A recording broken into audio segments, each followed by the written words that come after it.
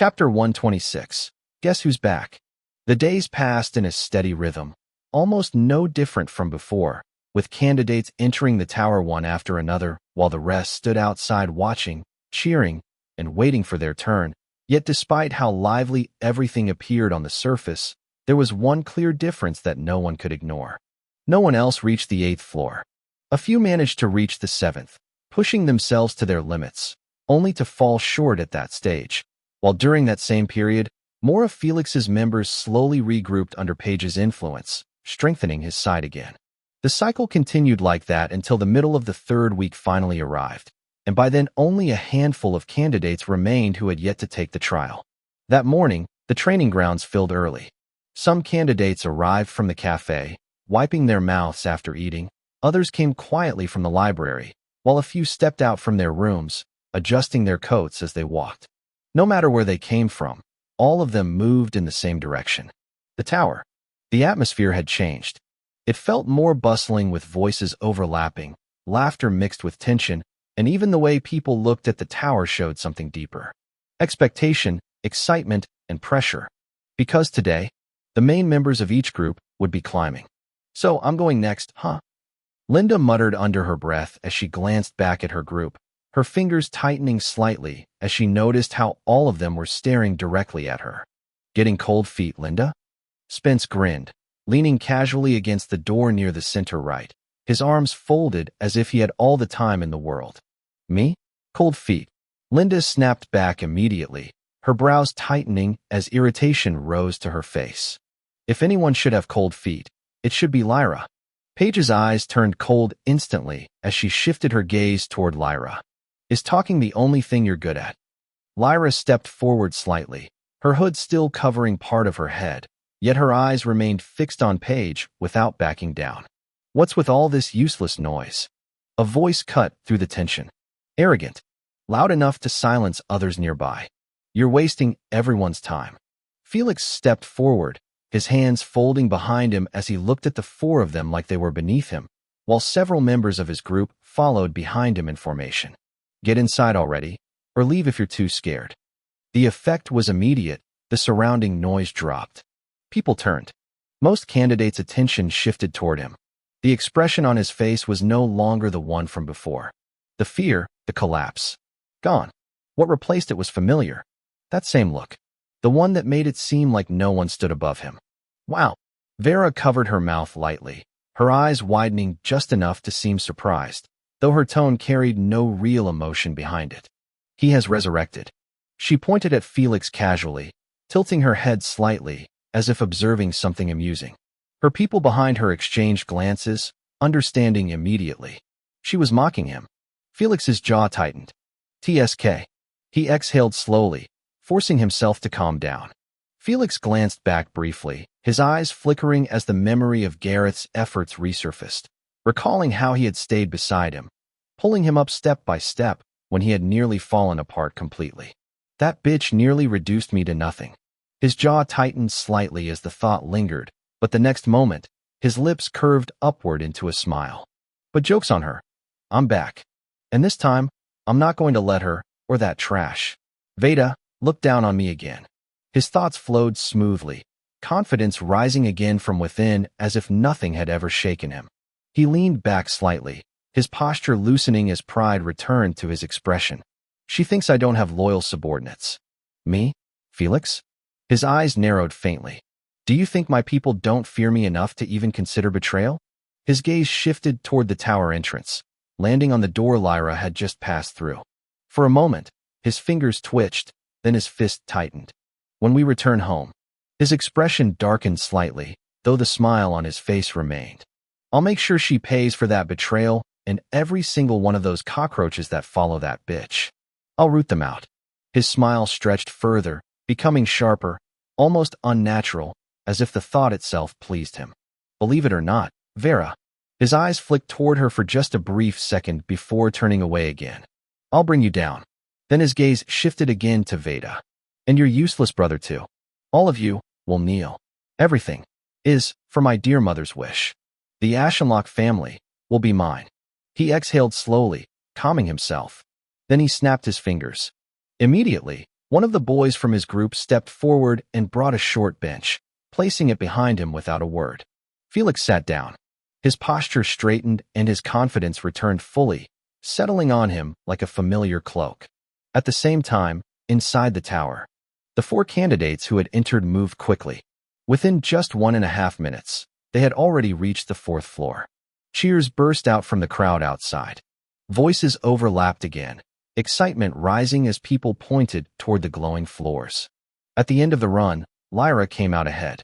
She had reached the 8th floor and remained there for a noticeable amount of time before losing. Yet her expression did not reflect pride. Instead, her brows were drawn together as she walked back, her lips moving in quiet complaints as she spoke to Vera. The same frustration Nina had shown earlier. The same dissatisfaction. Paige, Linda, and Spence all lost at the 7th floor after long, drawn-out Akai battles that had lasted for hours. The next group entered shortly after. Time passed. Another set, another attempt with nothing changing. The pattern repeated. Then, it was time for the vice-captains to step forward. Nicholas, Gareth, Bess, Nate, Faye, and from Vera's side, Pamela. She stood quietly among them, her presence almost faint, like a shadow that blended into the background, yet her eyes remained fixed on the tower without wavering even once. The crowd reacted immediately. Cheers rose louder than before with excitement surging again. It was as if the earlier shock of no one reaching the top floor, except Ezra, had completely faded from their minds. Now, all they cared about was how far these ones would go. Ezra arrived at that moment. He walked calmly toward Veda's group just as the vice-captains stepped forward. As he reached them, he could feel it. The energy. The noise was one thing, but the expressions on everyone's faces told more than their voices. Anticipation and curiosity, everyone wanted to see it. Who would go the furthest? He had also come for the same reason, especially to watch the leaders of each group progress in the trial. Sir Gareth. A wave of voices rose from Felix's side, most of them coming from the girls in his group. Bess, beat them all. Henry's group shouted just as loudly. Ah.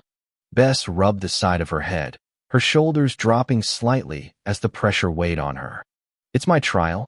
I can't afford to act carelessly, she said, her voice low, almost muttering to herself. Relax. Garrett's voice cut in, calm and steady. He looked at her softly, his expression gentle without any trace of tension. All you need to do is stay focused and trust what you've built up so far. His tone carried no force, no pressure, just quiet reassurance. Bess froze for a brief second. A faint red tint crept up her face before she quickly turned away, frowning as if to hide it. I already know that, and I didn't ask for your advice. She faced the tower door, arms slightly stiff at her sides. Humph. Nate narrowed his eyes as he glanced between them. How smooth, he muttered under his breath, irritation clear in his tone. Nicholas said nothing, but his gaze also sharpened slightly, while Faye remained silent watching everything unfold without interfering. Then, they moved. One after another, they scanned their cards. The doors unlocked. Gareth, Nicholas, Pamela, and Nate entered the tower while Bess and Faye stayed back, waiting at the side, their eyes fixed on the tower, knowing they would only enter once someone came out. Inside, the lights moved fast. The 1st floor lit up, then turned green almost instantly. The 2nd floor followed. Green again. Their speed was almost equal and fast. So fast that the crowd outside instinctively quieted down, many holding their breath as they watched the progression. Ezra moved like this too, Bobby said, his voice filled with excitement as he leaned forward slightly. He stood close to Ezra, along with Veda and Tracy. Yeah. Veda replied simply, his gaze shifting briefly toward Ezra. Ezra turned to look at both of them, one brow lifting slightly. Why are you saying that? Because you were just as crazy in there.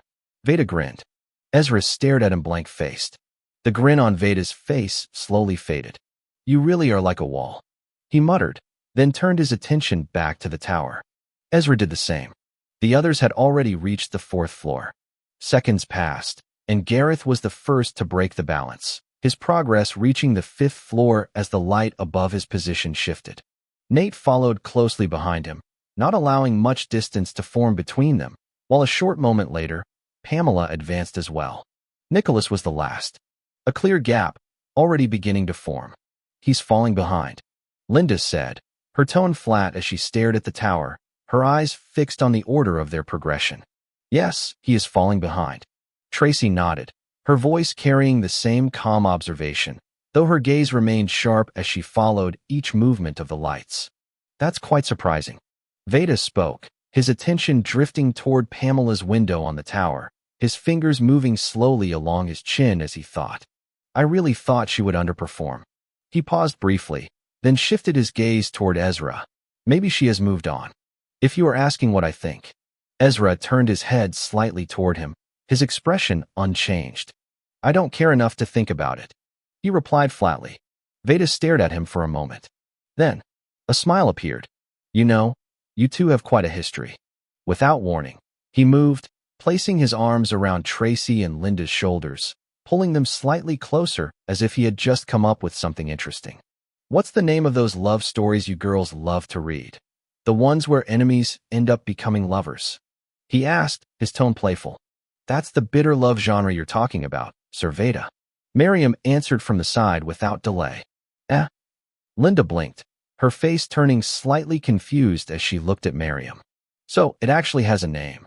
She placed one hand under her chin while the other supported it, her brows furrowing as she fell into thought.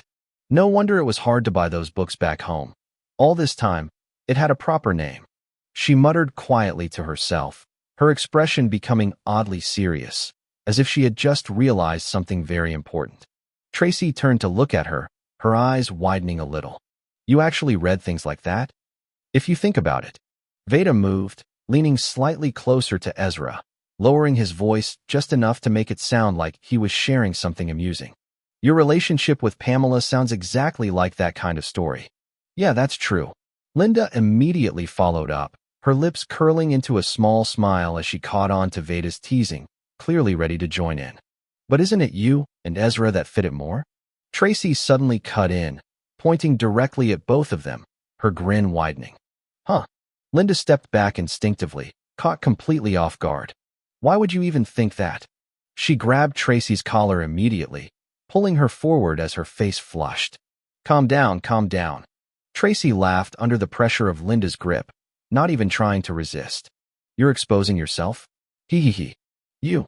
Linda's face burned red, her grip tightening slightly as embarrassment mixed with frustration. So, what do you say, Ezra? Veda continued, nudging him twice with his elbow, clearly enjoying himself. Want me to be your wingman? You're really enjoying yourself. Ezra sighed, his gaze resting on Veda. I guess I am. Veda replied without hesitation, stretching his arms slightly as he smiled. Then his tone softened just a little. You always look stiff and blank. He pointed at Ezra. I know you're introverted, but you don't avoid conversations, and you're confident in what you believe in. He paused, his eyes shifting briefly before returning. So, I just think, life will be sweet for you if you loosened up sometimes. A faint smile remained on his face. Maybe even smile for no reason once in a while. Ezra did not respond. He just listened in silence. I feel like, if you were in a group of friends, you'd be the quiet one. Veda added. But also, the one who says something unexpectedly funny. You overrate me, Veda. Ezra finally replied, his voice calm and even. Nah. Veda shook his head slightly. I've noticed some of the comments you make sometimes around Nicholas and Linda. He glanced back toward the tower. They were interesting, at least to me. After that, the two of them went silent.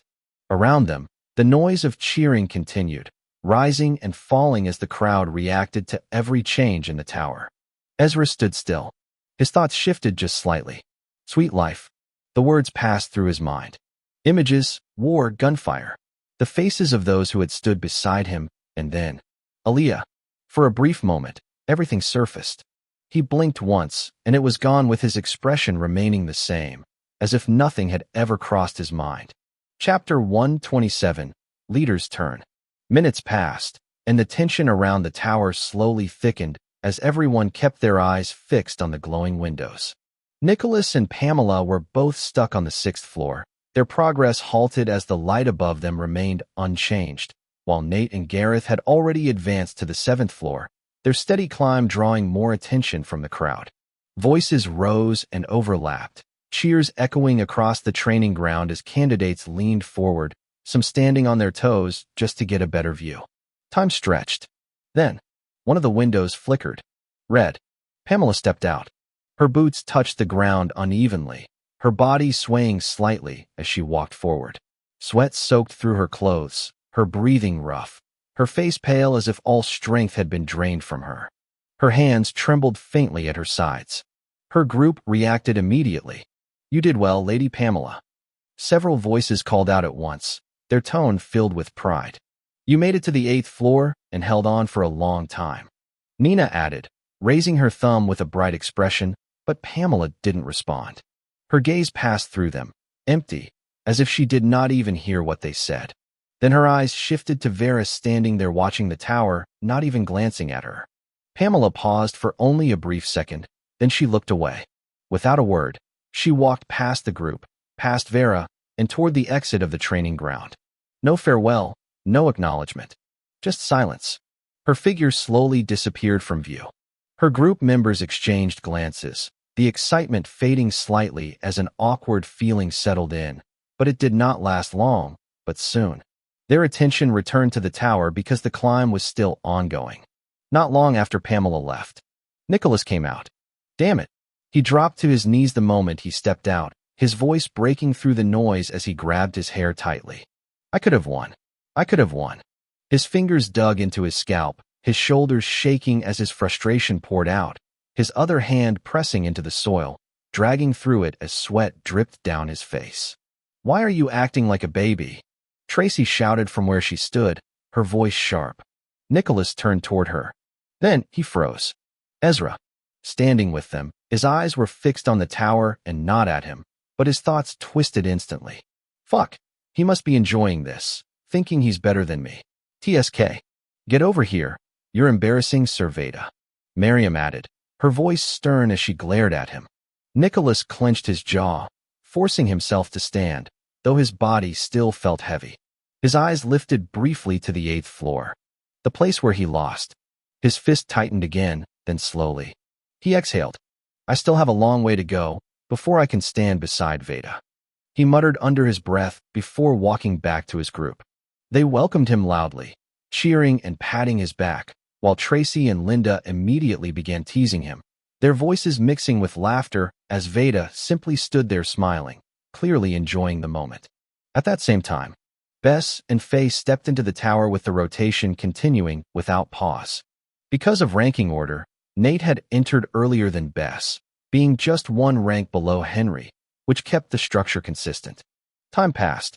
Then, movement. Gareth reached the 9th floor first. A surge of pride spread across his group, their faces lighting up as they watched his progress. Nate followed closely after him, stepping into the 9th floor not long after. Priscilla and her group watched with satisfied expressions, their confidence steady. Meanwhile, Bess and Faye moved quickly through the lower floors. 1st floor, 2nd, 3rd, and 4th. Each one passed within minutes. They broke into the 5th floor after a long pause. At the same time, Gareth and Nate were still engaged in their battles on the 9th floor, facing Lord Val. And like that, minutes stretched into nearly an hour. Bess advanced to the 6th floor, while Faye remained on the 5th. Around them, the crowd slowly quieted, the earlier excitement settling into focused silence as everyone watched carefully, waiting. Your highest reach is about to be broken, Ezra. Nicholas spoke quietly, his eyes still fixed on the tower, though he tilted his head slightly toward Ezra, waiting for a reaction. They are both high rankers, so it's expected. Ezra replied calmly. But you. Nicholas turned toward him, his tone sharpening. You're way below even me in rank, yet you reached the last floor. He pointed at Ezra, as if explaining something obvious. That means this trial doesn't determine who is stronger. He nodded to himself. So it doesn't count. A small, satisfied smile formed on his face. Ezra glanced at him once. Humph, skill issue. Then turned back to the tower. No reply. Tisk. Nicholas clicked his tongue, clearly dissatisfied by Ezra's no reaction. Time continued to pass with both Nate and Gareth reaching the final floor. Gareth doing it first, then Nate followed just moments later. Excitement surged again, but, It ended quickly in less than a minute because the light at Nate's window turned red. Disappointment spread across his group immediately. They had expected more from him. Nate stepped out, steam rising faintly around his boots as he walked forward, his breathing heavy, his face pale. His expression was tight, clearly unhappy. He walked straight to Priscilla, leaned close, and whispered something into her ear. Then, without waiting, he left the training ground. Not long after he left, Gareth emerged as well. Sweat covered his body, but his face remained calm, his expression gentle as always. His group erupted in cheers, declaring him as the current highest performer. Nearly 4 hours passed after that. Faye and Bess continued their climb. Then Faye lost on the 8th floor, almost instantly. She had already used too much cognizance against Elder Portia, and when she faced Lord Astria, she couldn't keep up. The moment the light turned green, she was defeated in a blink of an eye. In her case, Astria didn't even use the horn pistol, only a revolver. That fact alone made Faye grit her teeth in frustration because she understood what it meant. As for Bess, she lasted a bit longer, but in the end, she was forced into defense, pushed back step by step, her body slowly wearing down until Astria ended it with a single, clean shot. After that, all the vice leaders had finished their trial. The atmosphere changed to something heavier and more serious because now, the leaders stepped forward. Veda rolled his shoulders lightly as he walked toward the tower, raising a hand to wave at his group, who responded with loud cheers. Then, Vera. When she stepped forward, the sound from her group surged higher, louder than before, as if competing with the others. She walked calmly, her eyes moving across her people, a faint smile resting on her lips. Her gaze shifted to Ezra. Their eyes met. She held his gaze for a moment, then smiled softly before looking away. Henry, Priscilla, Bale, and Felix stepped forward as well. I wish there were 6 doors, Bale muttered, touching the door at the far end. It would have been more fun if all of us entered at the same time. Vera passed by him, casually placing her hand on his head and rubbing it lightly. They must have their reasons. One arm folded, the other resting lazily. Who cares? Priscilla scoffed, flipping her hair. At the end of the day, it's all about passing the trial. She said, calm and composed. Are you sure you'll be all right? Vera stepped closer as she spoke, closing the distance between them without hesitation. Her tone was soft, almost gentle, but her eyes remained steady, watching Priscilla carefully as if she was measuring her reaction. Huh. Priscilla instinctively took a step back, clearly caught off guard by how suddenly Vera had moved into her space. Why wouldn't I be all right? You see that your little boy? Vera tilted her head slightly, lifting her chin just enough to point with her gaze rather than her hand. Then she leaned in a little more, her expression shifting into something that looked almost harmless, like quiet curiosity. He's stronger than you. She paused, her eyes flickering. Yet he couldn't even last a minute on the last floor. For a brief moment, her face stayed blank. Then it changed into a small smile, appearing sharp and amused. Your final stop will probably be the 9th floor. She sighed lightly, as if she had just come to a simple conclusion. Priscilla's expression hardened immediately. You think I can't go past the 9th floor? Her voice rose, anger clear as she stared directly at Vera. Think again. She pointed straight at the tower, her finger firm, her posture straightening. I will pass this trial and defeat every one of them. Vera did not respond immediately. She simply looked at her, silent. Her gaze was steady, too calm. That alone made Priscilla's irritation rise further, her jaw tightening as she bit down on her lip. TCH. She turned away abruptly. Action speaks louder than words. Her voice carried a sharp edge as she stepped toward her door.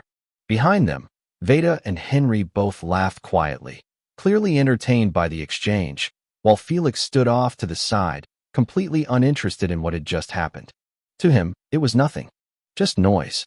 Inside his mind, only one thing repeated over and over again. I will win. I will win. I will win. A grin slowly spread across his face. What's the holdup? He said, glancing to his left at Veda, then to his right at Henry and Vera, his tone carrying a slight impatience. Priscilla and Bale stepped aside, giving space as the 4 moved forward. One after another they scanned their cards. The doors unlocked, and they entered almost at the same time. The moment they stepped inside, the blue light on the first floor shifted to white. Then, within a second, green. All four moved immediately, stepping onto the next platform without hesitation. The climb began. Second floor, green.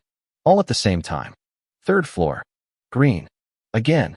No delay, no time difference. Fourth floor. This time, there was a slight pause. Not long, but noticeable. Then, movement. Veda and Vera advanced first, their lights shifting almost together as they stepped onto the fifth floor, their pace steady and controlled. A brief moment later, Felix followed, then Henry. The difference between them was small, but it was there. Outside, the crowd reacted instantly, voices rising again as the speed of their climb became clear. The total time it took all four of them to reach the fifth floor. 1 minute 22 seconds. Chapter 128, Leader's Turn Part 2. The time it took the four of them to pass the fifth floor was not very different from how quickly they had climbed through the first four floors, but as the seconds turned into minutes, the difference in their speeds began to show more clearly. At first, it was subtle, then it became obvious. Lady Vera has reached the seventh floor before Sir Veda. Nina's voice rang out sharply, leading the cheers from her group as she pointed toward the glowing window above. Sir Veda isn't far behind. Linda replied from her side, her eyes narrowing slightly as she looked toward Vera's group, clearly displeased with how loudly they celebrated. Not long after, Felix and Henry both stepped into the seventh floor, their pace steady, though slightly behind. Inside the tower, all four of them were now facing the same obstacle. Elder Portia. This floor slowed them down. The Akia matches stretched longer as Portia moved with precision, weaving, blocking, and countering each shot with careful control. On Vera's side, Portia wielded the big four-barrel revolver, firing in bursts that forced Vera to remain constantly aware, but Vera's choice of weapon allowed her to counter quickly. Her eyes remained calm and focused. Every movement were calculated. Round after round of gunfire echoed through the floor, bullets clashing mid-air, sparks flashing with each collision. After nearly 30 round exchanges, Vera found her opening. Her body shifted slightly with her gun aligned. Bang! Portia fell, fading into dust. While on Veda's side, the battle was more physical in nature. Portia used the ACU vector MK.I, unleashing rapid bursts that pressured him continuously. Veda moved, not just dodging, but weaving between needles after needles. His revolver was used almost like a baton, deflecting shots, redirecting force, keeping his body within the circle while minimizing damage. In close combat, Veda was overwhelming, but Akia was different. Here, precision mattered more than instinct. His accuracy lagged slightly behind Vera and Felix. So, the battle dragged on, then something changed. His movement sharpened and speed increased. Cognizance surged through his body as he performed alchemy mid-motion, creating bullets for his revolver while still evading incoming attacks. Bang! He fired, moved, and reloaded. Bang! The timing between his shots tightened, nearly overlapping. Portia could not keep up and 4 bullets struck her body, causing her to collapse and vanish before hitting the ground. The door appeared. Veda moved without hesitation. On Felix's side, the approach was different. He relied more on calculation and on advantage. That's why he created the AK-47. Using its size, he blocked incoming needles, absorbing attacks while waiting for openings. Then, he fired, controlled bursts with precision. However, his weakness showed blatantly that his physical reaction speed was not enough to fully capitalize on his advantage, and Portia, even in her novice form, was not someone who could be overwhelmed easily.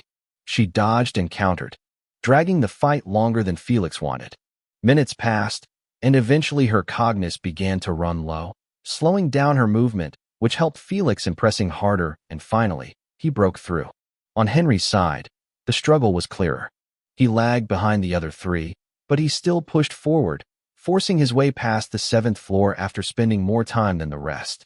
Outside, Priscilla and Bale watched closely, their eyes fixed on the tower, waiting for someone to fall so they could enter, while the noise from every group grew louder as the cheers overlapped, the energy in the training ground rising now that Veda, Vera, Felix, and Henry had reached what could clearly be called the first true wall of the trial.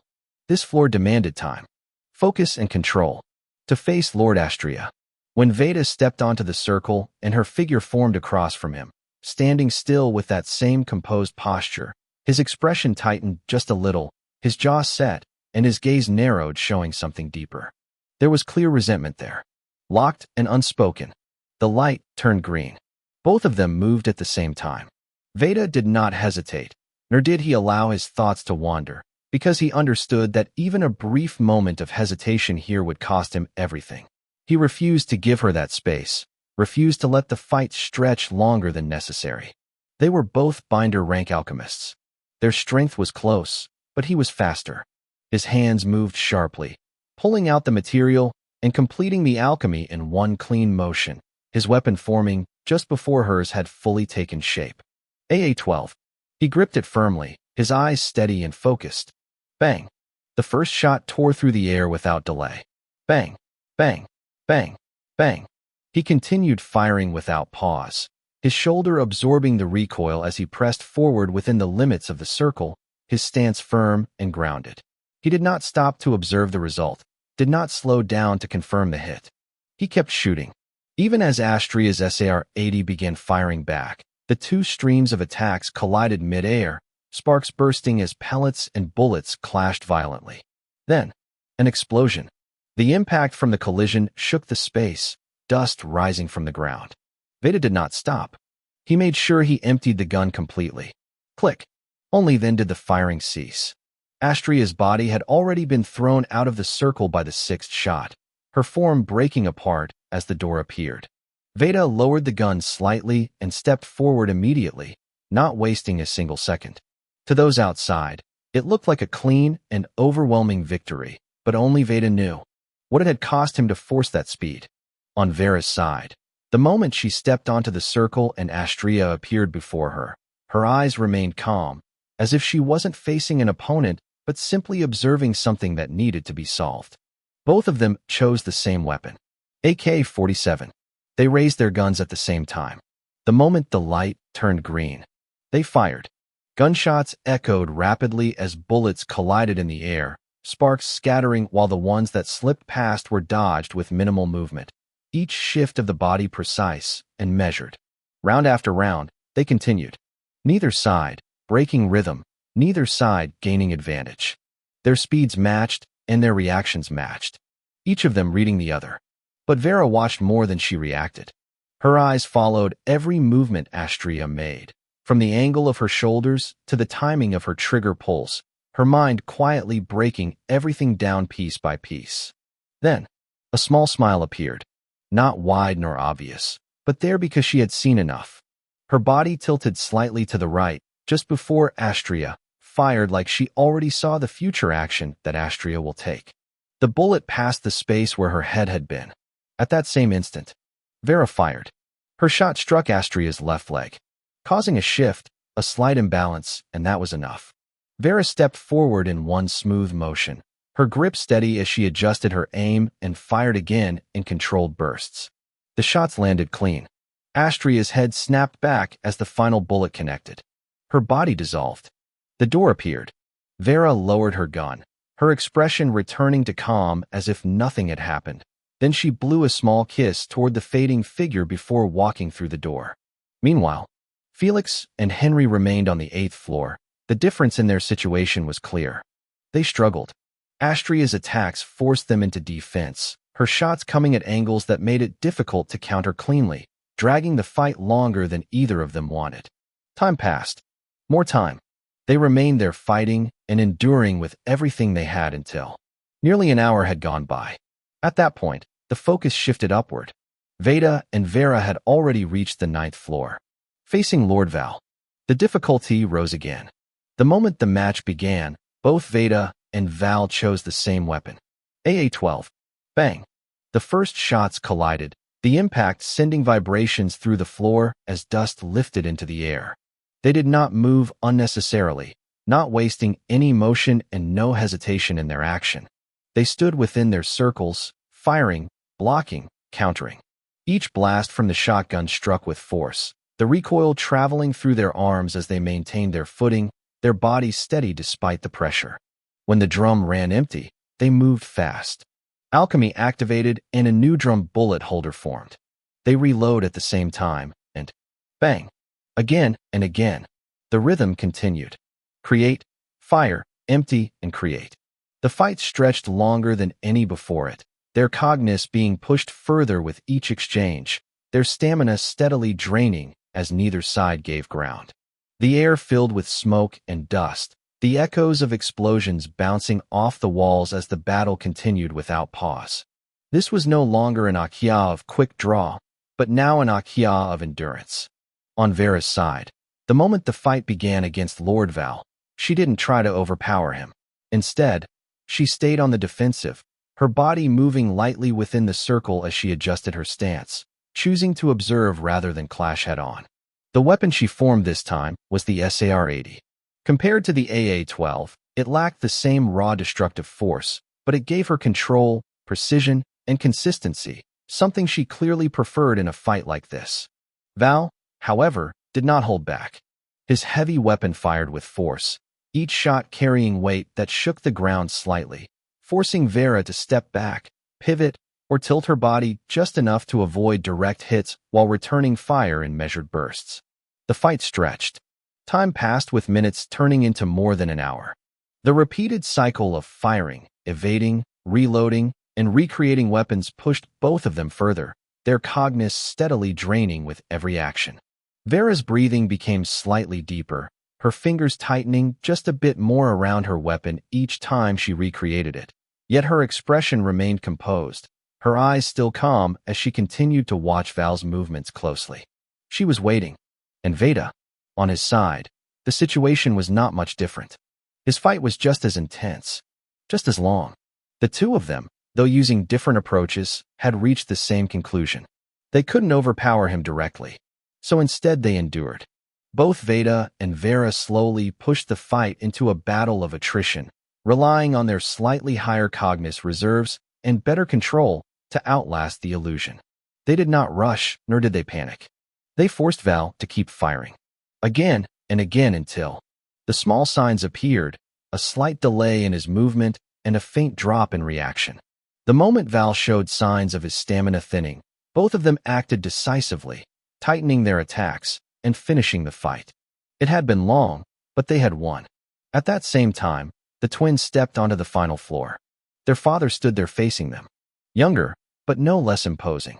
Down below, Felix had just reached the 9th floor. The moment he saw Val appear, something in him snapped into place. He did not think twice. Quickly, he pushed his cognition immediately. Higher, higher than before. His veins surfaced along his neck and arms as he forced the energy through his body, ignoring the strain as he performed his alchemy. A dual-barrel shotgun formed in his hands. Blood began to drip from his nose and from the corner of his eyes, but he didn't care. Across from him, Val raised the basket 1945. The light turned green. Val fired first. The shot came fast. Felix barely reacted immediately, his mind racing as he calculated the trajectory, his body moving as he pulled the trigger. Bang! His shot met Val's. The collision created a violent explosion between them, the force expanding outward and pushing against Felix's body hard enough to almost throw him out of the circle. His legs trembled under the pressure. But he held himself from falling by forcing more cognition into his legs, muscles tightening as veins bulged, anchoring himself to the ground while the wind from the blast pressed against him. Val stood firm, his body steady as he blocked the scattered debris and particles without shifting his stance. Felix's breathing became heavy and rough. Each inhale sharp, each exhale uneven, but Val still looked composed and barely affected. On the other part of the tower, Henry was still fighting Astria. Time continued to pass. Another hour. The battles dragged on. Above, Veda and Vera continued their fight against their father, neither able to gain a clear advantage anymore as their cognition reserves dropped closer to their limits, their movements slowing just slightly compared to before. Below, Henry finally broke through, but just barely. One of his arms had been blown off, blood staining his side as he forced himself forward, step by step, until he reached the circle on the 9th floor. He stepped in. The fight started and ended almost immediately. Val raised a different weapon this time. Springfield, M1903A4. A sharp sound cut through the air. Henry didn't even have time to react. The bullet pierced straight through his head. His vision blurred, and in the next moment, he was outside. Priscilla had already grabbed him and dragged him out of the door without hesitation. "Move it," she said plainly, not even looking at him. Henry blinked, his sight still unfocused as he looked down at his body, noticing the injuries had already been reset. A weak laugh escaped his mouth. His eyes were still a little hazy, but he steadied himself, then lifted his gaze toward the tower. Up there, Veda and Vera were already on the final floor. "I really did want to challenge the last floor," he muttered, letting out a quiet breath. He turned and walked back toward his group. The moment they saw him, cheers erupted, loud and proud, their voices overlapping as they celebrated the fact that their leader had reached the highest point among them. Henry raised a hand slightly in response, his expression returning to normal as he sat down. Behind him, Priscilla stepped forward to the door, scanning her card, and entered the tower. Chapter 129, End of the Sixth Trial. "Father." Veda stared ahead, his breath uneven as he tilted his head slightly, barely dodging the bullet that sliced past his cheek. The heat of it brushed his skin, leaving a thin trail of blood behind. For a moment, his eyes lingered. "He really does look like I'm seeing Bale." Clank, clank. The sound rang out sharply as he raised the H&K G41, the blade attached to it striking against incoming shots. His wrist twisted slightly, guiding the edge of the blade to deflect the bullets one after another. The instant metal met metal. Boom. An explosion burst out from the clash, the shockwave pushing against his body and forcing him a step back, his boots scraping against the ground as he neared the edge of the circle. Tisk. He clicked his tongue, his fingers tightening around the grip of his weapon as his hands trembled from the impact. He's supposed to be just a binder-rank alchemist, but he's already using a Meister-rank gun. Across from him, Valentine stood still. The dual-barrel shotgun rested in his hands, smoke drifting slowly from the two barrels as he calmly ejected the empty shells and placed a newly created shells into the gun. His foot shifted slightly, grounding himself with practiced ease as he prepared for the next shot. Cognizance surged through Veda's body, pushing against his fatigue as he forced his aching muscles to move. Bang, bang, bang. He fired rapidly, each shot aimed with intent. At the same time, Valentine fired. The pellets from the shotgun tore through the air, colliding with Veda's bullets, breaking some apart mid-flight, while the recoil twisted Valentine's body slightly. He spun with that motion, clean and controlled. The remaining bullets passed him by a hair's breadth. Veda adjusted his aim instantly, firing toward the incoming blast. But the force behind Valentine's shot overwhelmed his bullets, deflecting them aside as the attack still came through. He lowered his body quickly, bending at the waist, the blast rushing over him. He saw the bullets and felt the pressure of the moving force. Then, bang, another shot. Veda pushed himself up immediately, raising his weapon, the blade clashing against the incoming blast. Boom. Another explosion erupted. The force surged through his arms, nearly ripping the weapon from his grip. His body was pushed back, but before he could be thrown out, he slammed the blade into the ground. The metal dug into the surface. His body stopped barely. His arms trembled violently as he held himself in place. "Is this how powerful you were, father?" He breathed in deeply, then out. Blood dripped from his forehead, from his nose, running down past his lips as his cognizance reserves began to drop. And in that moment, a memory surfaced. 8 years ago, in the main family castle of Ash, inside the private room of the third wife of the head of the family, the atmosphere was calm and quiet, like the room itself was trying not to disturb the peace within it. "Mom," a small voice echoed softly. Veda, only 5 years old, rested his cheek gently on his mother's lap, his small body leaning into her warmth as if that alone was enough to keep everything in the world steady. The woman sat on a wooden chair near the window, the soft light from outside falling across her figure. Her light blue hair, almost white, flowed down past her shoulders in loose curls, slightly swaying whenever she moved.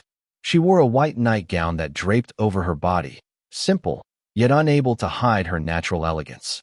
Even sitting down, there was something about her presence that drew attention without effort. The gentle curve of her neck, the way her chest rose slowly with each breath, the smooth line down to her waist and hips, and the calm stillness in her legs. It all came together in a way that made it clear without needing to be said. She was very beautiful. In her arms, Bale, who was 4 years old, slept quietly. His small body curled slightly as her arms wrapped around him in a protective hold. His breathing was soft, steady, unaware of anything beyond that moment. "Yes, Veda." Her voice came out soft and warm, like a gentle morning breeze that brushed lightly against the skin. Her fingers moved slowly through his hair, stroking it in a steady rhythm. She looked at him quietly, her clear white eyes steady and calm, while the soft afternoon light slipped through the window and rested on her light brown skin, giving her a gentle glow that made her presence feel warm and close. "Why haven't we seen our father since we were born?" Veda asked, puffing his cheeks slightly as he spoke, his brows knitting together in a small frown. "Era." She tilted her head just a little, her expression calm. "I already told you," she said gently. "Your father is out fulfilling his duties, both as the head of the family and as a protector of our nation." She smiled as she spoke, her tone steady, as if repeating something she had said many times before. "But we are already 5, Veda said, his voice lowering as he frowned more clearly now. "We don't even know how our father looks." His fingers tightened around her gown. "When my friends talk about their fathers, I can't say anything. I just stand there and listen to them talk about how strong they are, how cool they look." His voice dropped further. "But I couldn't say anything." He looked down.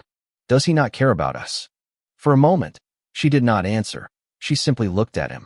Then her hand moved from his hair to his cheek, gently cupping it, her thumb brushing lightly across his skin.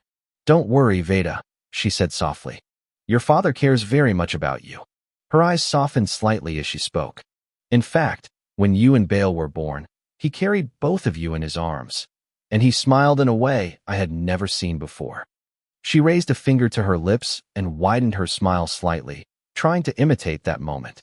"He cares about you," she continued, "but it's not only you he cares about." Her smile became a little brighter. "He cares about everyone in the family." Her hand returned to his hair, stroking it again. "So, be patient a little longer, okay?" Veda stayed quiet for a moment, still pouting slightly, but eventually he nodded. "Okay, big brother." A small voice came from behind him. Vera stood there, holding onto the back of his clothes with one hand, her face calm, almost blank as she looked at him. Veda turned slightly. "I'm okay now," he said, taking her hand and giving her a small smile. She looked at him for a second, no change in her expression. "My little cute Vera," their mother said, her eyes moving to her with a gentle grin. "Are you also curious about your father?" "I'm not interested," Vera replied flatly. Then she looked at Veda. "But if my big brother is, then I am." Her voice did not change, but the meaning behind it was clear. "On." Their mother covered her mouth slightly, her eyes softening as she looked at the two of them together, clearly moved by how close they were.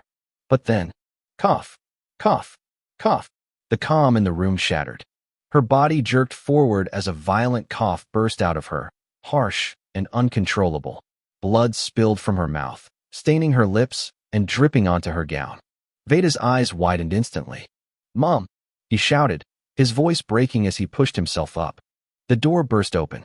Maids rushed in immediately, their movements fast and urgent. One of them quickly stepped forward and carefully took Bale from her arms, but the sudden movement woke him. He began to cry, loud and confused. Another maid supported their mother as she continued coughing, her body trembling slightly. "Call the doctor," one of them shouted toward the door. A guard outside responded immediately, footsteps rushing away. Veda stood there, frozen. His small hands clenched tightly at his sides as he watched them carry her away, her white gown now stained, her breathing uneven. Everything felt too fast, too sudden. Beside him, Vera stood still. Her face remained the same, blank, silent, and watching. "Oh." Veda snapped back from the memory, his eyes refocusing slowly as the present returned to him. Opposite him, Lord Valentine stood calm as ever, cognizance flowing through his body like a quiet current, moving across his arms and torso, repairing the strain left behind by the recoil of the previous shots. His movements were steady, controlled, as he reached into his space bag and brought out another steel bar. His gaze never left Veda. Not even once. Veda was still on one knee, his body heavy, his breath uneven as he tried to push himself up. I remember. His thoughts moved slowly at first, then clearer. Mum was very sick after giving birth to Bale. He lowered his head slightly, his hand pressing against the ground as he forced strength into his legs. During that time, her condition kept getting worse. Even though she wasn't an alchemist, with the money and influence our family had, treating her should have been easy. But his eyes lifted. Valentine was already creating the shells to reload. Her sickness had already gone beyond what flora or herbal alchemists could handle, and the family refused to get the help of a higher-ranked alchemist that focused on healing. Still, Veda's fingers tightened slightly. She kept smiling after they abandoned her. She kept talking about him, the man who never once came to see her. She kept telling us that he cared about us, that he cared about the whole family. She kept. Veda's teeth clenched. Care. The word felt heavy as another memory surfaced. He was in the council hall, with his maid dragged forward like a criminal who committed a grave sin. Veda, younger, desperate, his voice breaking as he pleaded again and again, his hands shaking as he begged them to spare her. At the center, Valentine Ashenlocke sat, silent, watching. Please. Bang. The gunshot echoed. Lord Astria had already fired with no hesitation and no permission needed. The maid's body dropped instantly. Veda's mind went blank. His body froze. He couldn't move, couldn't think. Then, his eyes met his father's. Cold, black and empty. There was nothing in them. No recognition, no emotion. Nothing. Just a gaze that looked at him like he was no different from dust on the floor. And then, he left, just like that. As if nothing had happened. That same gaze. Veda saw it again later. When Valentine looked at Vera after her loss, after she was defeated by Diana Bergwin, that was when it finally became clear. Everything, even his mother, was nothing, maybe just something small, something insignificant. Care. His father did care, but only for those he deemed worthy. Everyone else didn't matter. Veda let out a low, bitter laugh, which sounded rough and broken. Blood mixed with sweat as it dripped from his chin, from his nose, from his hands, falling onto the ground below him. I promised myself. His voice came out uneven, but steady enough. That I wouldn't become like you. He pushed himself up slowly. And that I would never lose to you. Across from him, Valentine finished loading the shells into the shotgun, his shoulders rolling slightly as he adjusted his stance. The weapon lifted again, aimed directly at Veda. Veda's eyes sharpened. A spark of determination lit within them. I won't lose to a clone version of you, father. His grip tightened around his weapon. The Akai resumed. Time passed. Long. One after another, the leaders finished their trials. After some time, Felix came out from the 9th floor. His expression showed frustration for a brief moment, his jaw tightening slightly, but he quickly forced it away, turning his back and leaving with his group without saying anything. Bale entered next, his energy still high as he rushed forward, clearly eager to take on the trial himself. More time passed. Vera eventually came out. Having lost on the final floor, her expression calm, though her eyes carried a faint hint of dissatisfaction. Priscilla followed later, after a long fight that stretched close to an hour, finally losing on the 8th floor after a prolonged Akia battle. Then, something unexpected happened that made everyone's attention shift upward to Veda's window side on the last floor. It didn't turn red, nor did it turn green. It turned yellow, signaling a draw. For a moment, there was silence.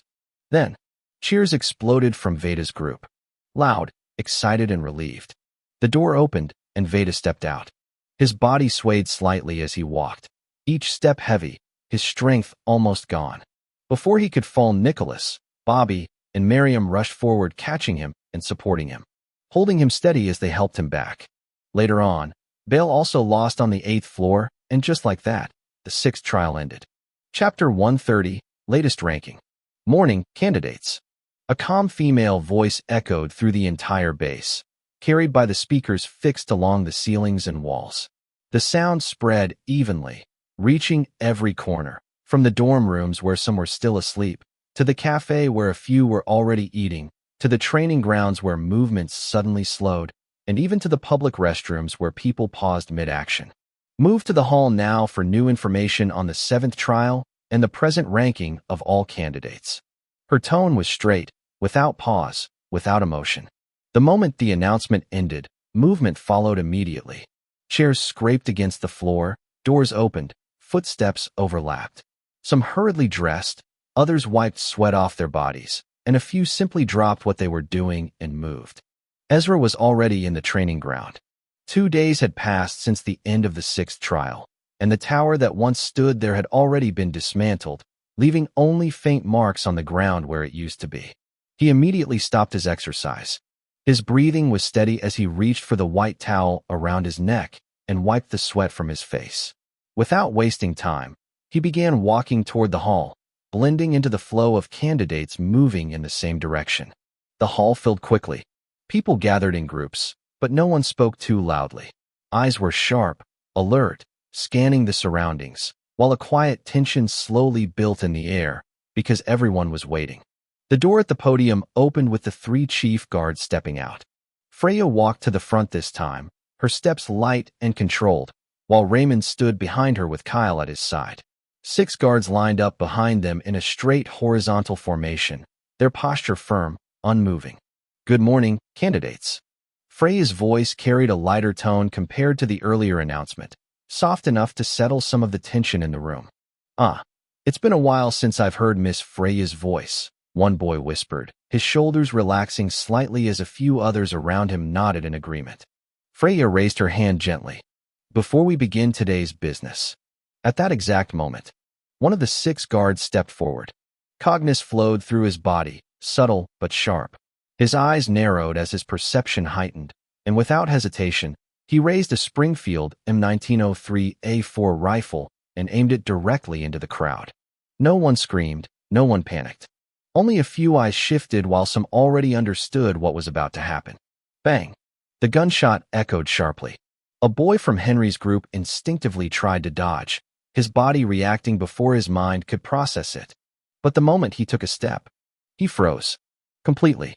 His body refused to respond. What is going on? Why can't I move? His thoughts raced wildly, panic rising, but his limbs remained locked in place. Then, he felt it. A presence, heavy and cold, pressing down on him, preventing his mind from executing any action. His eyes lifted slowly. Freya stood calmly, not even looking at him. Raymond's gaze, however, was on him. The bullet pierced through his head cleanly, and his body dropped. Silence filled the hall. Henry exhaled quietly as he watched the boy fall, his expression unchanged. No one reacted, nor did they shout. Just still faces, glancing at the boy's dead body. Guards at the entrance stepped forward, efficient and calm. They placed the body into a black bag and carried it away without delay, their movements practiced, as if this was something they had done many times before. So, that was the one who placed last in the 6th trial. The thought passed through many minds at once. Okay. Freya clapped her hands lightly, drawing attention back to herself. Her smile returned, untouched. It's good to see that some familiar faces are still alive, even with everything that has happened. Her tone carried no pity nor regret. But slowly, we are nearing the end of the trial. She placed a hand on her waist, tilting her head slightly. So, you should all prepare yourselves for what is coming next. A few shoulders stiffened. The 7th trial will begin in 2 weeks. Her words landed heavily. You should all rest, prepare, and improve your alchemy strategies. Especially since. She paused briefly. No information will be given about this next trial. A smirk appeared on her lips. Some candidates' expressions tightened while others remained still. You don't need to be afraid, she continued. All of you are gun alchemists who have defeated some of the strongest figures in this family. Her gaze moved across the crowd. That means the seed planted by this trial is beginning to grow inside you. She smiled. And soon, you might become figures who lead this family to greater heights. She turned slightly. All right, Kyle. Show them the latest ranking. The large screen lit up with the ranking list of names appearing. Old ranking. First, Ezra Ashenlocke. Second, Felix Ashenlocke. Third, Vera Ashenlocke. Fourth, Gareth Ashenlocke. Fifth, Henry Ashenlocke. 6th, Nate Ashenlocke. 7th, Priscilla Ashenlocke. 8th, Paige Laverdale, Count. 9th, Nicholas Baylor, Count. 10th, Lyra Ashburn, Count. 11th, Bale Ashenlocke. 12th, Nina Ashenlocke. 13th, Bess Ashforge, Viscount. 14th, Cedric Ashenlocke. 15th, Linda Baylor, Count. 16th, Freed Ashenlocke. 17th, Keith Baylor, Count. 18th, Zach Ashenlocke. 19th, Zara Ashenlocke, Baron Sterling. 20th, Spence Laverdale, Count. New ranking. 1st, Vera Ashenlocke. 2nd, Veda Ashenlocke. 3rd, Gareth Ashenlocke. 4th, Nate Ashenlocke. 5th, Felix Ashenlocke. 6th, Henry Ashenlocke. 7th, Priscilla Ashenlocke. 8th, Nina Ashenlocke. 9th, Lyra Ashburn, Count. 10th, Bale Ashenlocke. 11th, Zara Ashenlocke, Baron Sterling. 12th, Nicholas Baylor, Count. 13th, Bess Ashforge, Viscount. 14th, Paige Laverdale, Count. 15th, Zach Ashenlocke. 16th, Keith Baylor, Count. 17th, Paige Laverdale, Count. 18th, Linda Baylor, Count. 19th, Spence Laverdale, Count. 20th, Faye Ashenlocke. Wow. Ezra blinked once as his gaze settled on the ranking board. His eyes moved slowly from name to name, not rushing, not reacting immediately. It wasn't his own rise that caught his attention. That part felt expected, almost obvious after everything that had happened. What held his focus was the top 5 and more than that. A certain name that had dropped. His eyes lingered there for a second longer before he looked away, his expression staying calm, almost indifferent, though his thoughts were clearly moving. Faye, you're finally in the rankings. A group of girls from Bale's side rushed toward Faye, their voices overlapping as they surrounded her. Some grabbed her hands. Others tapped her shoulders, their excitement obvious as they spoke over one another. Faye stood in the middle, slightly overwhelmed, her lips parting as if she didn't know how to respond to the sudden attention. Bale, standing a little behind them, smiled brightly. His eyes were fixed on the board, clearly pleased. It's only by one position, though, Keith said lazily from the side, pointing at the screen with little interest. He didn't even bother to look fully invested, his posture relaxed, almost slouched. Who cares?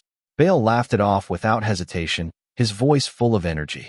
He clenched his fist slightly as he spoke. Me, you, and Faye, we didn't drop. That means we're improving. His words carried a simple confidence, not loud, but firm. While on Felix's side, Paige dropped to her knees. Her mouth hung open as she stared at the board, her eyes wide with disbelief. From 8th to 14th. No. She slammed her fist against the ground, her reaction exaggerated, almost dramatic, drawing a few glances from nearby groups. Lyra, standing near Vera, heard her and let out a short laugh, unable to hold it back. Her shoulders shook slightly as she glanced toward Paige. Serves you right, she muttered under her breath.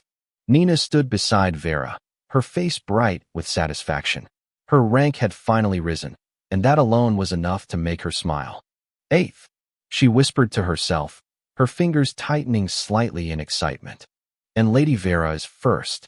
Her smile widened. Around them, their group burst into celebration. Voices rose, some clapping, others praising Nina and Zach, their mood light and energetic, but Vera didn't join them. Her gaze rested on the board, more precisely on Ezra's name. Her lips curved slightly, a faint smile forming, one that carried a quiet amusement, as if she had expected it, or perhaps had been waiting for it. Gina, standing nearby, also smiled, her eyes soft as she looked between the rankings. All of them went up. She murmured quietly, clearly pleased. Back at Veda's group. I still can't believe Lady Vera passed you, Linda said, shaking her head slowly, her tone filled with disbelief. I know. Right, Tracy added immediately, nodding in agreement, while Miriam beside her also nodded without hesitation. At least he's still number 2, Nicholas cut in, trying to sound reasonable. Then his eyes moved to his own name. His expression changed. My rank dropped from 9th to 12th. Why? He complained, his voice dragging slightly as he looked genuinely troubled. The 3 girls turned to him at the same time. Their expressions were flat. Who cares about you? Linda said coldly, folding her arms as she looked at him with clear annoyance. Nicholas froze for a second, his mouth opening slightly, but no words came out. Veda, watching from the side, let out a small laugh. It doesn't matter where you rank, he said calmly, stepping closer and placing a hand on Nicholas' shoulder. Even if you're not on the list, the important thing is that you're still here. His smile was steady. You're alive. You can still fight. That's what matters. He gave his shoulder a light pat. Let's keep working. Yes. Tracy clenched both her fists, her eyes lighting up. I'm fired up. She threw a couple of light punches into the air like a boxer, making Miriam laugh, while Linda shook her head but still smiled faintly. The mood around them loosened. More members stepped closer, some praising Veda, others joking with Nicholas, their voices blending into a lighter atmosphere. Where's Ezra? Nicholas suddenly turned, scanning the area, clearly intending to say something to him. But Ezra was already gone with no one noticing when he left. Just like that. As the crowd slowly began to disperse, groups moved together, talking among themselves as they left the hall. Later that afternoon, those whose ranks had changed returned to collect their updated cards and badges, while those who got removed from the ranking had their cards and badge taken. The base gradually returned to its usual rhythm, and with new points added to their cards, many candidates moved toward the marketplace, some walking quickly, others discussing what to buy. Materials, equipment, supplies. Everyone was preparing. Days passed. Ezra kept to his routine, training, studying, and adjusting some of his gun's alchemy circle. He spent long hours reworking the alchemy circles of the guns he had brought from his past world, sitting quietly with tools and notes spread around him. Lines and symbols were added, erased, and redrawn. Again and again. When he wasn't training his body, he was refining his knowledge, using his book of memories to recall details about weapons, mechanisms, and structure. Sometimes, he didn't sleep. The nights stretched longer, his eyes staying open as he worked, his fingers moving even when his body felt tired, but not every night was peaceful. Sometimes, when he finally closed his eyes, his past memories and nightmare returned as fragments, short flashes, scenes that came without warning. He would wake up, breathing slightly heavier, his body tense for a moment before he forced it to calm down. It didn't happen every night, but it kept happening enough. Enough to remind him why he couldn't stop training hard, why he couldn't relax, and why he had to keep moving forward, no matter what. Chapter 131, 7th Trial. The Children of Ashenlocke versus the Orphans of Ashenlocke. 2 weeks passed just like that. Ezra finished his morning training early, his breathing steady as he wiped the sweat from his neck with a cloth. After that, he went to eat, then returned to his room to clean up. Now, he stood in front of the mirror. The reflection staring back at him wore the Ashenlocke military cap, the symbol placed neatly at the front. His coat rested properly on his shoulders, his gloves fitted tightly around his fingers. He adjusted the cap slightly. Let's go. He turned and left the room. Outside, doors were opening one after another. Candidates stepped out, some quiet, some stretching their arms, others already walking ahead without looking back. Their footsteps overlapped in the hallway as they all moved toward the same direction. The arena. The air along the path felt different. It wasn't because of fear, nor was it because of worry. It was something sharper. Expectation. That something interesting was about to happen, and everyone could feel it. The arena was already filled when Ezra arrived. Rows of candidates stood in formation, all dressed the same. White inner shirts, black long coats resting behind them, caps fixed properly, gloves tight, trousers for the boys and skirts for the girls with black leggings fitting neatly. Their space bags were strapped diagonally across their bodies. No one looked relaxed, with their breathing steady and eyes were focused, patiently waiting. Then, a few minutes passed. The opposite entrance opened. Raymond, Kyle, and Freya stepped in, followed by 2 other chief guards. The 4 men moved up to the seats above the arena and sat down, their gazes fixed on the candidates below without speaking. Freya stepped forward alone. Her boots made a light sound against the platform as she climbed up, stopping at the center. She looked around slowly, her eyes scanning the entire arena as if she was counting, measuring, or confirming something. Then she nodded once with a small smile appearing on her lips. All right, everyone. She spread her arms slightly. Let's begin the 7th trial. The reaction was immediate. Confusion and slight frowns. Some glanced at each other. Others looked around as if expecting something else to happen. No instructions, no explanation. Just that. Then, the entrance where Freya and the other chief guards walked out from. 2 guards walked out first. Behind them, a group of children followed. They were around the same age, with a lot of them looking older. Their numbers matched exactly with the same number as the remaining candidates. Ezra's eyes narrowed slightly, with everyone noticing the same thing. First, they were commoners. That much was obvious. Second, every single one of them carried cognus and not weak cognus. It flowed around them in a controlled way. And third, their eyes. Those eyes weren't unfamiliar to the candidates. They were the same kind of eyes seen on people who had faced death and survived many times. Immediately, the arena grew louder with whispers. Who are they? They all have cognus. I don't like the way they're looking at us. Are we fighting them? Whispers spread quickly, growing louder with each second. Enough. Freya's voice cut through everything. The noise stopped instantly. As you can see, she said calmly, turning slightly and pointing behind her. These are the orphans of Ashenlocke. Orphans. The words settled heavily. Eyes shifted again, this time with more attention. Just like you, children of Ashenlocke, Freya continued. They have gone through training. Harsh training. They were raised to become soldiers of this family. She turned back. So, a small smile formed. This 7th trial will be a friendly contest. She pointed forward. Children of Ashenlocke. Then behind her.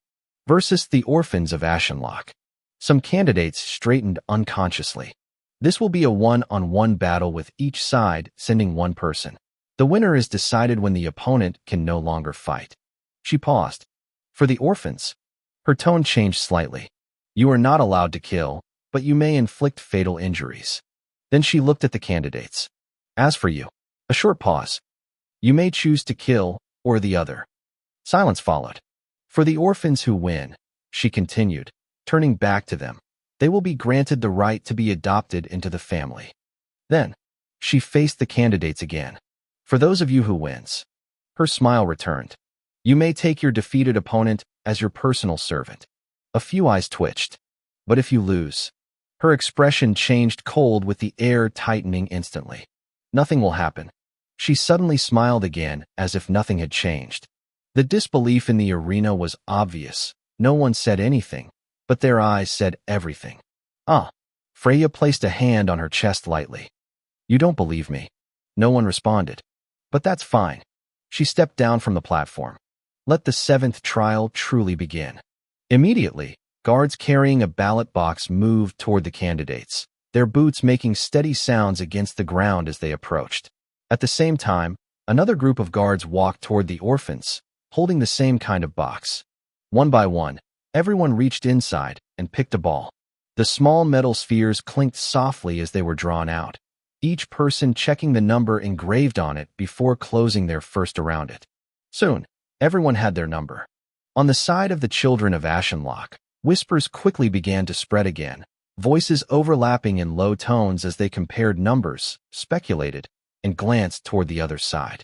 Meanwhile, the orphans remained silent with not a single one of them speaking. Their eyes moved slowly across the arena, landing on faces one after another, measuring, observing, quietly deciding who they would be facing. The difference in atmosphere between the two sides was clear. After a few minutes, when everyone had settled and taken their places sitting as a holographic image appeared above the platform. 00. The glowing numbers hovered in the air, flickering faintly. Then, they changed. 01. A guard stepped onto the platform, his presence firm. Those with number 1 stepped forward. His voice carried across the arena clearly without needing to be raised. From the orphan side, a tall boy stepped forward. He looked around 16. His body was slim, but the muscles along his arms and legs were defined, not bulky but trained. His limbs were long, giving him a slightly stretched appearance as he walked with slow, steady steps toward the platform. In his hand, he carried a kusarigama. The blades rested against his shoulder as if it weighed nothing. From the other side, Vera stood. The movement was calm, almost casual. Immediately, Nina and several girls beside her stood up as well. Good luck, Lady Vera. Their voices rang out together, echoing through the arena. Vera didn't turn fully. She lifted her hand slightly and waved, a small, relaxed smile on her lips as she walked forward. Behind her, more voices joined in, the cheering growing louder as members of her group added their support. She walked without rushing, with each step, even and measured, as if this was nothing more than a routine task. "This is quite surprising," Veda said, his arms folded across his chest as he watched the stage. His expression remained calm, but his eyes were focused. "A fight against another group that went through the same training as us," Ezra replied, his gaze following Vera as she moved. "The win and lose conditions feel a bit plain," Tracy added, resting her chin on her palm as she looked ahead. "But for the orphans, it means everything," Veda said, turning his head slightly toward her. Linda crossed her legs as she spoke. "I don't know about you, but I wouldn't mind having a personal servant who can fight, and an alchemist at that. Think about it, an alchemist as a bodyguard without having to pay for one." She tilted her head slightly. "You know how hard it is to hire an alchemist as a guard. It costs too much." "That's true when you say it like that," Tracy replied with a small nod. "Well," Nicholas suddenly said, "it's a good thing Lady Vera is going first." "Huh?" They all turned to him. "Why?" Linda asked. "To set the tone," Veda answered before Nicholas could respond. "The first match matters. And how you win matters even more," Ezra added quietly. "Yeah," Veda nodded once. On the platform, the guard looked between Vera and the boy. "Are you ready?" he asked. The boy rolled his neck slowly, first to the left, then to the right, a faint cracking sound coming from his joints. A grin slowly formed on his face. Vera stood straight, her posture relaxed, her arms resting naturally at her sides. She didn't take a fight stance, didn't raise her guard, didn't show any sign of preparing. She simply looked at him, expressionless. "Fight!" The guard waved his hand and stepped off the platform, giving them space. No one moved when the signal was given. The arena held still for a moment, as if both sides were waiting to see who would break first. The boy tilted his head slowly to the left, then to the right, stretching his neck in a loose, careless manner. Then, he burst into laughter. At first, it was low, a small chuckle that barely carried any weight, but it didn't stop. It grew louder and sharper, until it echoed across the platform, drawing attention from every side. "Ah, he's actually going to do it," one of the orphans said, watching with clear amusement, his arms folded as if he had been expecting this. "Poor girl," another girl muttered, shaking her head lightly, though her eyes stayed fixed on Vera with contempt. The boy's laughter rose further, turning rough, almost unstable, as if he had lost control of it. Vera watched him. Her expression didn't change, even slightly. "Mind telling me why you're laughing like an idiot?" she asked flatly. The boy stopped. The laughter cut off almost instantly. "Huh?" He blinked once, then let out a breath. "Oh, sorry," he said casually, rolling his shoulders. "I just found it funny." His gaze dropped to her, slow and deliberate, moving from her face down to her body, then back up again, not hiding the way he looked at her. "That my opponent is just some fragile princess." His lips stretched into a wider, ugly grin. "But I guess that makes things more interesting." His thoughts were obvious. He wasn't even trying to hide them. "If I beat her badly, tear her clothes right here in front of everyone." The grin on his face twisted further to a perverted look. What kind of face will be this ice princess reaction? "Ah, I can't wait. I want to mess her up so bad." His breathing grew slightly uneven, excitement creeping into his expression. "I want to see it. I want to break her." His gaze shifted toward the children of Ashenlocke, scanning and judging, looking down on them. All these pampered kids, they're girls, all of them look good. His fingers twitched slightly. "I came from nothing, and I fought to stand here with all I had. Now, once I beat her, this golden jackpot of beauty, once I get adopted." His grin widened again uncontrollably. "Then, I would have all these ladies to my heart content." "Ah!" He lifted his hand and covered part of his face, tilting his head back slightly, only his eyes visible through the gap between his fingers. "They said we went through the same thing." He almost laughed again. "Lies. They told us not to kill them, because they were scared we would kill every one of them." Vera looked at him, not reacting nor interrupting him. Her eyes stayed calm, almost distant. Everything he thought, everything he imagined, was laid bare in front of her. Clear and simple, very predictable. She had already read through his face like an open book she didn't care to finish. She folded her arms slowly across her chest, her posture relaxed as she stood there without moving. "Why haven't you made your move?" the boy asked, lowering his hand and looking at her again. "I even gave you TI. Stop talking." Vera cut him off without hesitation. Her gaze didn't shift, her tone didn't rise, but it landed clean. "Fight. Or leave." A short pause. "You're wasting everyone's time." The boy's eyes widened slightly. For a moment, he didn't respond. "Oh." His lips pulled into a darker smile. "Yes, yes." His eyes changed. The ugly grin disappeared with something sharper replacing it. In the next instant, he moved. His figure blurred forward, closing the distance in a single step. He appeared right in front of Vera. "I'll stop wasting time now." His arms stretched forward, reaching to grab her.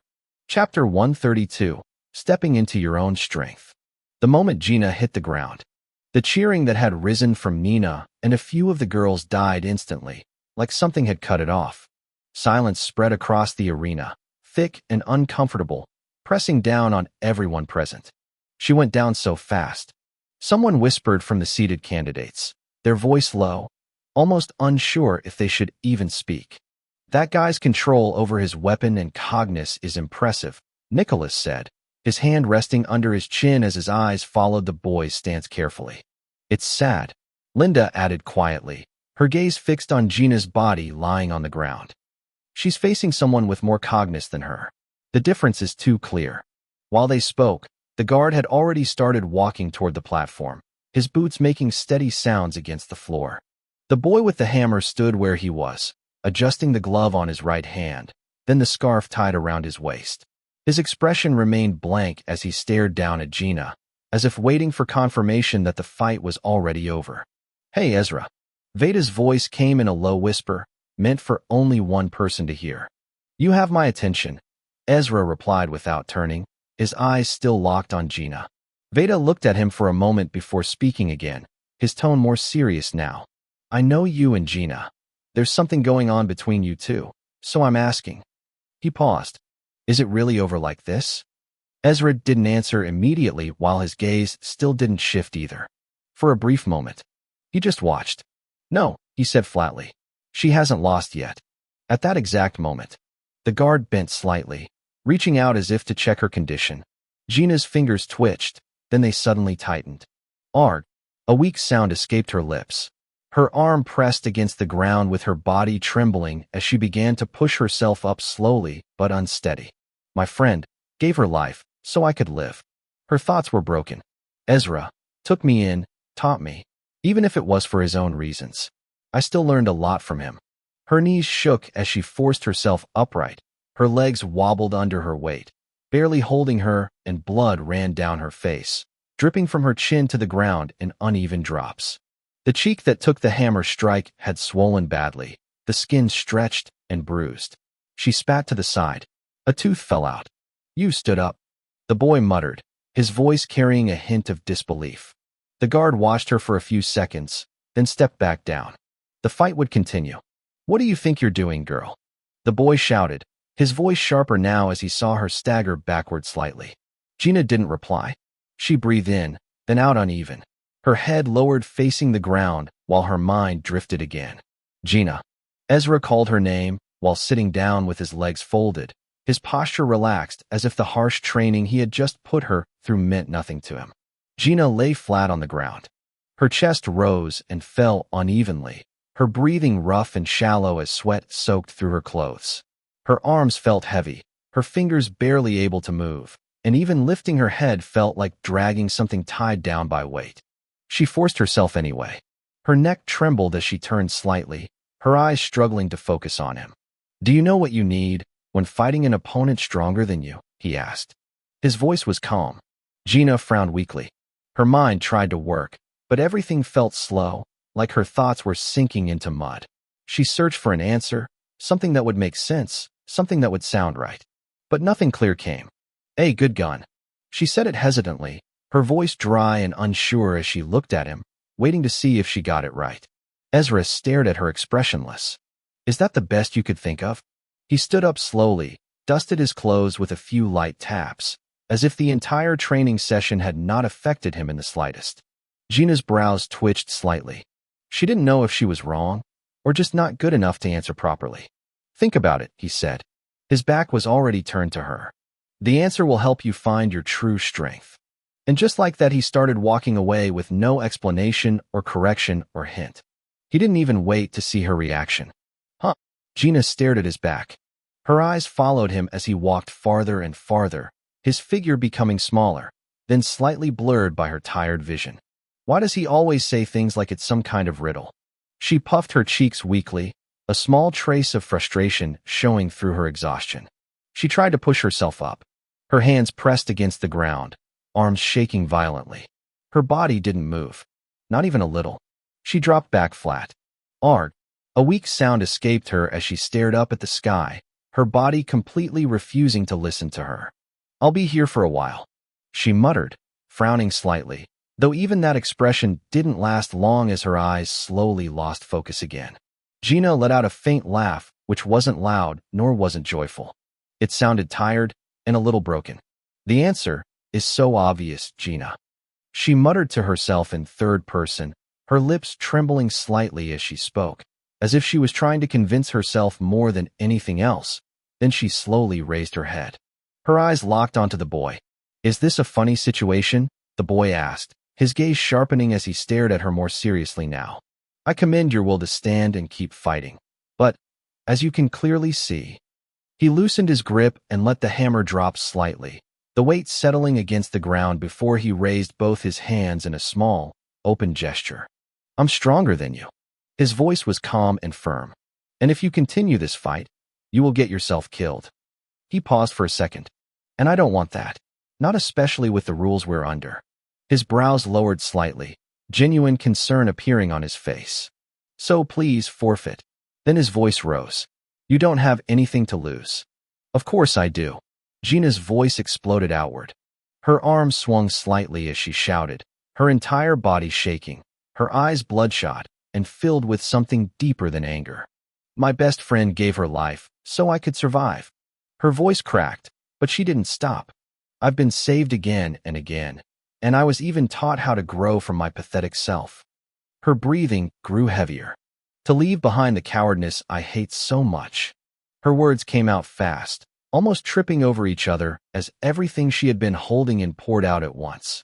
"I know a boy who stood alone against a whole group and still defeated them without even breaking a sweat." Her fist tightened, her nails digging into her palm. "I know a girl who fought monsters that were at the level of binder rank alchemists, even stronger than that, and she still stood on top." Her voice dropped slightly. "They're amazing, really amazing people." Her teeth clenched. Yet, her shoulders trembled. "I can't even compare to them." Her head lowered for a split second, then snapped back up. "But I want to." Her voice rose again, louder, sharper. "I want to be like them. I want to be someone who doesn't run from death. I want to be someone others can trust, someone who can stand as their support." Her mind flashed. Mina, the gun, the sound of gunfire, the fall of Mina's body. Her body trembled harder. "I want to do my best." Her scream echoed through the arena. Tears streamed down her face without control, but her gaze remained locked onto the boy, steady and burning with intent. The air in the arena tightened. Even the spectators felt it. The boy stared at her face. Swollen, bloodied, barely holding together. She can barely stand. So how is she still awake after taking that hit? He exhaled slowly, then his grip on the hammer tightened. "I'm sorry," he said. Cognizance surged through his body, the air around him shifting slightly. "I underestimated you." His stance lowered. "This time, I'll face you properly." Gina stared back at him. Her eyes flickered once, then steadied. She raised her arms slowly and took her stance. Her breathing became controlled. The pain in her body screamed louder than before, spreading through her limbs and chest, but she forced it down, pushing cognizance through her body to keep herself from collapsing. "Don't die," the boy said, his tone deeper now. "I won't," Gina replied. He moved first with swift speed. The air split as his hammer swung toward her face. Gina's eyes followed it fast. The view of the hammer was already close. She bent down at the last second. The hammer passed just above her head. Before she could recover, he spun it. The handle rolled smoothly in his grip like a staff, and the head of the hammer came around toward her stomach in one continuous motion. She jumped back, barely avoiding the strike, but her footing slipped. She stumbled and dropped to the ground. The boy didn't hesitate. The moment she touched down, his hand moved to his space bag. 3 daggers flew out, moving fast in the air. Gina reacted immediately. She rolled backward, her body flipping into a rough back motion, the daggers stabbing into the exact spot she had just been sitting. As she completed the motion, her hand moved into her space bag, taking out another revolver. She pulled it out mid-movement. Her feet hit the ground. She raised the gun and aimed, but he was gone. Her eyes widened, then instantly shifted upward, sensing danger. The boy was already in the air. His body dropped down toward her, both hands gripping the hammer as he brought it down with force. Gina stepped back quickly. Boom. The hammer struck the ground with a heavy sound, the impact shaking the floor beneath her feet. Bang! Bang! She fired instantly. The boy moved. The hammer spun again in his hands, light and controlled as if it had no weight at all. Clang! Clang! The bullets were deflected. Before she could adjust again, he was already in front of her again in close range. The hammer came swinging again in one smooth, continuous motion. The fight did not slow down in any way. Gina stepped back again and again, her feet scraping against the ground as she barely avoided each heavy swing of the boy's hammer. Every movement was late by just a fraction, every dodge tighter than the last, her body reacting more on instinct than control. She raised her gun and fired. Bang! Bang! But clang! Clang! The hammer spun in his hands, blocking her shots cleanly, the metal ringing sharply as each bullet was deflected away. The gap was clear, and everyone could see it.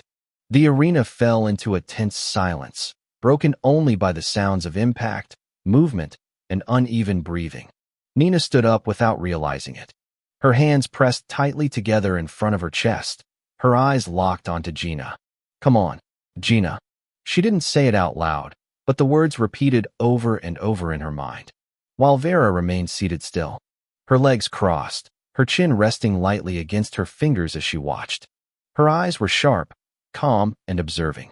Ezra stood the same way, silent, his gaze fixed on Gina, unmoving, as if waiting. Gina's movements began to slow. Her steps lost their rhythm, and her vision blurred. Blood ran down her face, slipping into her eyes, mixing with sweat, making everything unclear. Her head throbbed with every heartbeat, each pulse sending a dull, heavy pain through her skull. Her breathing broke, in and out, too fast and uneven. Her body was now reaching its limit. The boy saw it, and he didn't hesitate. Click, click. Her revolver ran empty before she could react. He moved, spinning the hammer. The handle struck her right hand. Smack. The gun was knocked clean out of her hand, flying away. Her right arm followed the motion upward, leaving her body open. Completely open. The boy didn't waste it. Boom. The hammer slammed into her stomach. The impact drove through her body, her feet lifting slightly before she staggered backward, step after step after step, her body trying to hold itself together. But she didn't fall. The boy closed the distance immediately. No pause, no hesitation. He stepped in and swung again. Boom. The hammer crashed into her other cheek. Her head snapped to the side, blood sprayed out with her body tilting. But still, she stayed on her feet. His attacks continued. Left. She managed to raise her arm and blocked. The impact slammed into her forearm, sending a sharp, burning pain through it, her fingers twitching from the force. Then right. Boom. Another hit. This time her other arm moved, and she blocked again. All attacks blocked barehanded. Her body shook from the impact. The fight changed. It was no longer skill against skill, it became hit, block, bleed, and endure. Over and over again. This is cruel. Someone from the orphan's side whispered, her voice filled with unease as she watched Gina's body take hit after hit. But why isn't she going down? The question spread quietly with no answer coming. Why? Boom. Why? Boom. Why? The boy's strikes grew heavier and faster with more force behind each swing. Why won't you fall? Boom. The hammer struck her face again. Gina staggered backward, her steps uneven, her legs shaking violently beneath her. Her vision flickered and her body screamed, every part of her telling her to stop, to fall, to give up, but she didn't.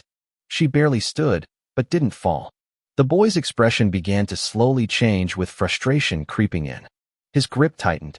Then, he ran fast, closing the distance in a single burst of movement, and he jumped high, both hands raising the hammer above his head, his body tightening as cognizance surged through him, veins rising visibly under his skin as he gathered strength into the strike. The air shifted with the pressure increasing. Everything focused into that one attack. He swung down, aimed straight at her head to end it for good, and Gina still stood there unmoving. Chapter 133. From the spectator to the spectated. Gina's thoughts felt scattered, like pieces that no longer fit together properly. The world in front of her blurred, the edges of everything melting into each other as if someone had poured water over her vision. And even though she could still hear the boy's voice somewhere in front of her, the words came out broken, distant, like echoes bouncing inside a hollow space. Oh, what am I even doing? Her breathing was uneven, her chest rising and falling without rhythm, and for a brief moment, just a brief moment, her body stopped resisting. Is it really necessary for me to keep going like this? Her fingers twitched weakly at her sides. I'm not even like them. Her mind dragged her backward. Lady Vera and Ezra. Images of them flashed past her thoughts, clear, sharp, untouchable, strong, confident, and unshaken determination. I'm not talented like them. I'm not even that smart. Her lips parted slightly as she struggled to breathe through the blood running down her face. I'm just someone who watches. A spectator. Her body swayed. If that's the case, then all I need to do is survive, right? Her thoughts tried to convince her. Survive. Go back home. See my family again. That should be enough, right? Above her, the boy's shadow grew larger. He had already jumped. His hammer rose high above his head, both hands gripping it tightly as cognizance surged into his arms, into his shoulders, into the weapon itself, preparing to crush everything in a single strike. But Gina didn't move. Her eyes stayed half open, fully unfocused. When did I start wanting something else? Her pupils trembled slightly. When did I stop being okay with just watching? A memory surfaced. Ezra standing alone facing Felix and his lackeys, not stepping back, not hesitating. The way he moved, the way he fought, he was really amazing. Gina tried to smile, but her lips only trembled weak, allowing her to smile slightly. Maybe that was when it started. Her fingers slowly curled. Maybe that was when I stopped wanting to just watch. Her teeth clenched. I didn't want to stay behind anymore. Her body trembled. I didn't want to be the one who just watches others move forward. Her fist tightened fully now. I want to grow.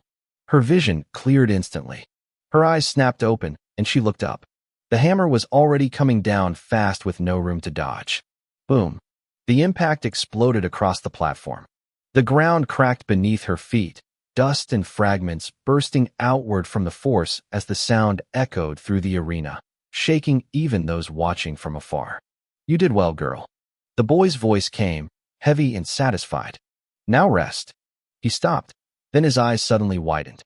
Gina was still standing. Her legs shook violently, part of her clothes torn, her body covered in blood, her breathing rough and broken. But her hand was gripping the hammer tightly. The boy reacted immediately, trying to pull his weapon back, but it didn't move. Gina's fingers tightened further. Her grip didn't loosen, instead it only grew stronger.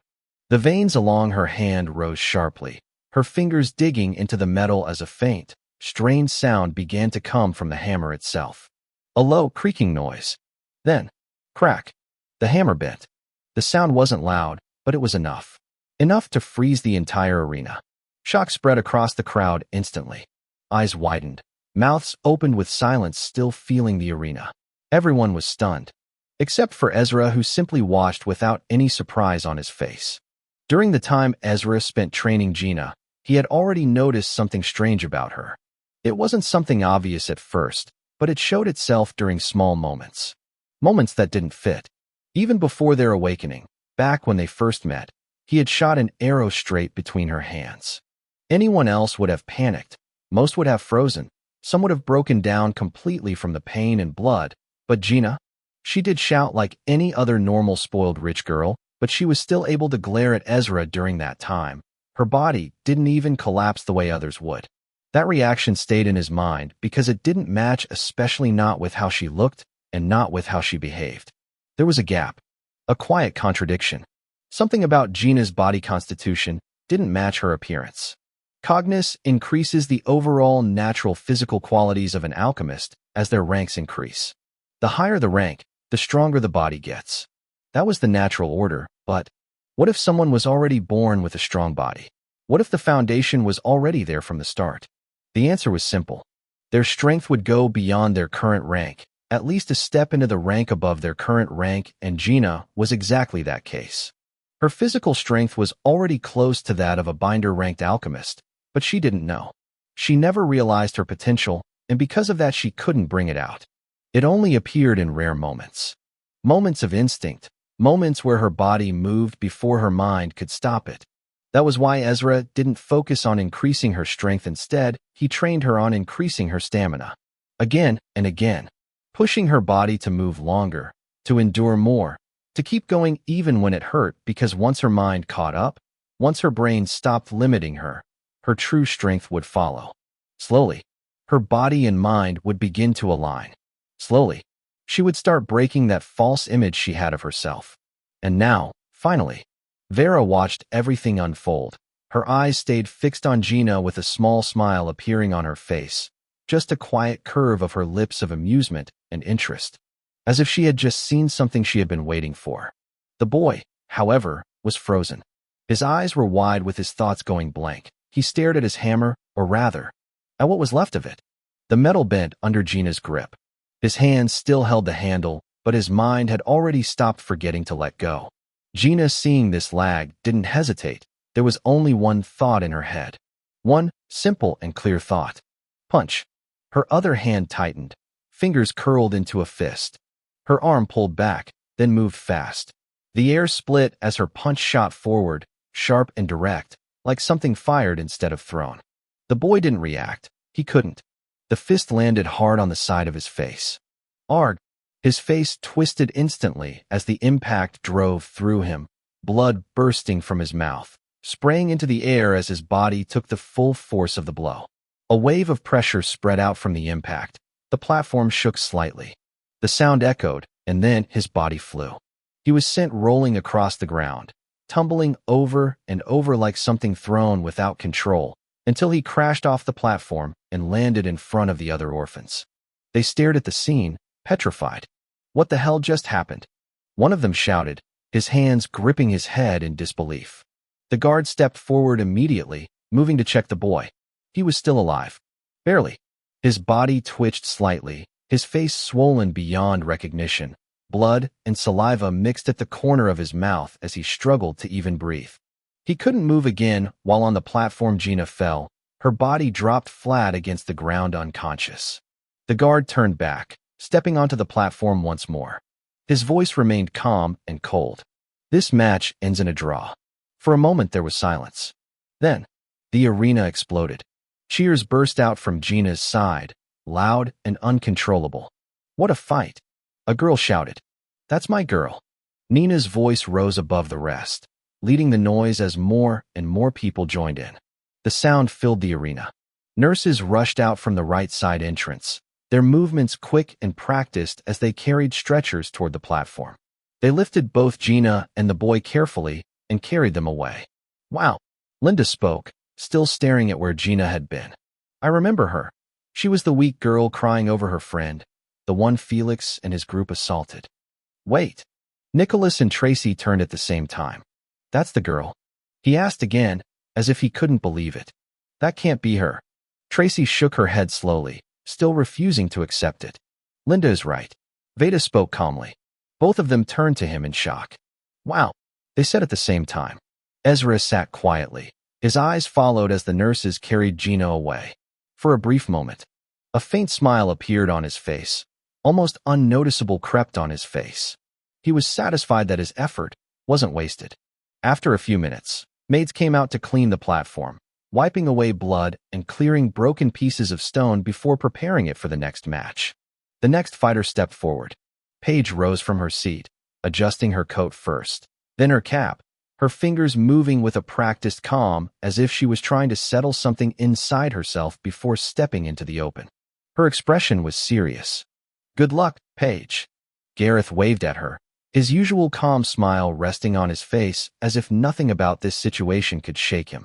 "Don't embarrass Sir Felix," Freed added from the side, adjusting his glasses slightly, his tone sharp and direct, while Felix himself said nothing, his gaze fixed on the platform without even sparing her a glance. Paige didn't turn, nor did she reply, but her steps slowed for just a moment, just enough to show she heard them. Then she continued walking. "Paige, you sour loser. If you lose, I will make your life miserable." Lyra's voice cut through the air. She stood up from beside Vera, waving her hand widely with a bright smile, her tone loud and cheerful, as if she was cheering rather than threatening. Paige's expression twitched. "TSK. This idiot really doesn't think before she talks." Her eyes shifted sideways for a second, glaring at Lyra, her tongue clicking softly as a vein rose faintly at the side of her head. She turned back and stepped onto the platform. Her opponent was already there, a girl holding twin blades in hand, standing steady and watching Paige with clam eyes. The guard stepped forward. "Ready?" His voice was flat as his eyes moved from one to the other. The orphan girl tightened her grip on her blades while Paige rolled her shoulders slightly, stretching her arms as if loosening them. Both stood ready. "Fight!" The guard's hand dropped and stepped off the platform. The moment the signal was given, the girl moved fast. Cognus surged through her legs, boosting her speed as she rushed forward, her body cutting through the distance in seconds. The ground barely had time to echo her steps. She was already there, both blades swung forward sharp. Paige didn't move back, instead she smiled. A small curve of her lips, almost mocking. Her hand moved into her space bag fast and precisely, pulling out a folded paper and flicking it open in a single motion just before the blades could reach her. She blew. Powder burst into the air, spreading forward. The girl's instincts reacted immediately from the danger the powder held and jumped back hard, her feet skidding slightly as she landed, her body almost losing balance before she forced herself upright again. Her eyes narrowed. That was close. She exhaled, steadying her breathing. "Lucky you." Paige smirked lightly, lowering her hand as if disappointed. "I was about to poison you immediately." She spoke casually, like she had just missed an opportunity she didn't really care about. The girl's gaze sharpened. She didn't rush again. Instead, she started walking slowly in a curved path, analyzing. Her eyes stayed locked on Paige, recalling what she just did, her smile slowly forming as something clicked in her mind. "You?" She pointed her blade slightly. "You're a flora alchemist, aren't you?" Her tone carried confidence now. "And what about it?" Paige frowned immediately, irritation flashing across her face at the way the girl spoke and the way she looked at her like she had already figured her out. "Do you think you can beat me because I'm a flora alchemist?" Paige folded her arms, her gaze turning colder as she stared back. "Well, I don't mean to be disrespectful." The girl grinned. "But flora alchemists are only good for healing, not fighting." She lifted her twin blades slightly, flexing her grip. "I'm a steel alchemist." Her voice grew firmer. "And there's clearly no alchemy you can use to stop me from cutting you down." She pointed one blade directly at Paige. "Eh." Paige stared at her dumbfounded. For a second, she looked like she couldn't understand what she just heard. Then, she laughed softly like she had just heard something ridiculous. "What's so funny?" The girl frowned, her brow lifting slightly in irritation. "Do you think you'll beat me because you have more cognus than me?" The girl's body tensed as her cognus surged outward, the air around her tightening as faint sparks of energy flickered across her skin. "Sorry, but I hate to break it to you, Noble." Her tone turned mocking. "But our cognus levels aren't that far apart. I can already tell." "Ah." Paige let out a slow sigh as she shook her head. "First," her voice lowered slightly, "I got my head slammed hard by Lady Vera." Her teeth clenched. "Second, my rank dropped." Her eyes darkened. "And now," she looked straight at the girl, "I'm being underestimated." Her voice turned colder. "By an orphan barely at the novice rank." Silence hung between them for a moment. Then Paige exhaled slowly. Her hand moved up. She gathered her loose hair, pulling it back, tying it into a ponytail in one smooth motion. She muttered under her breath.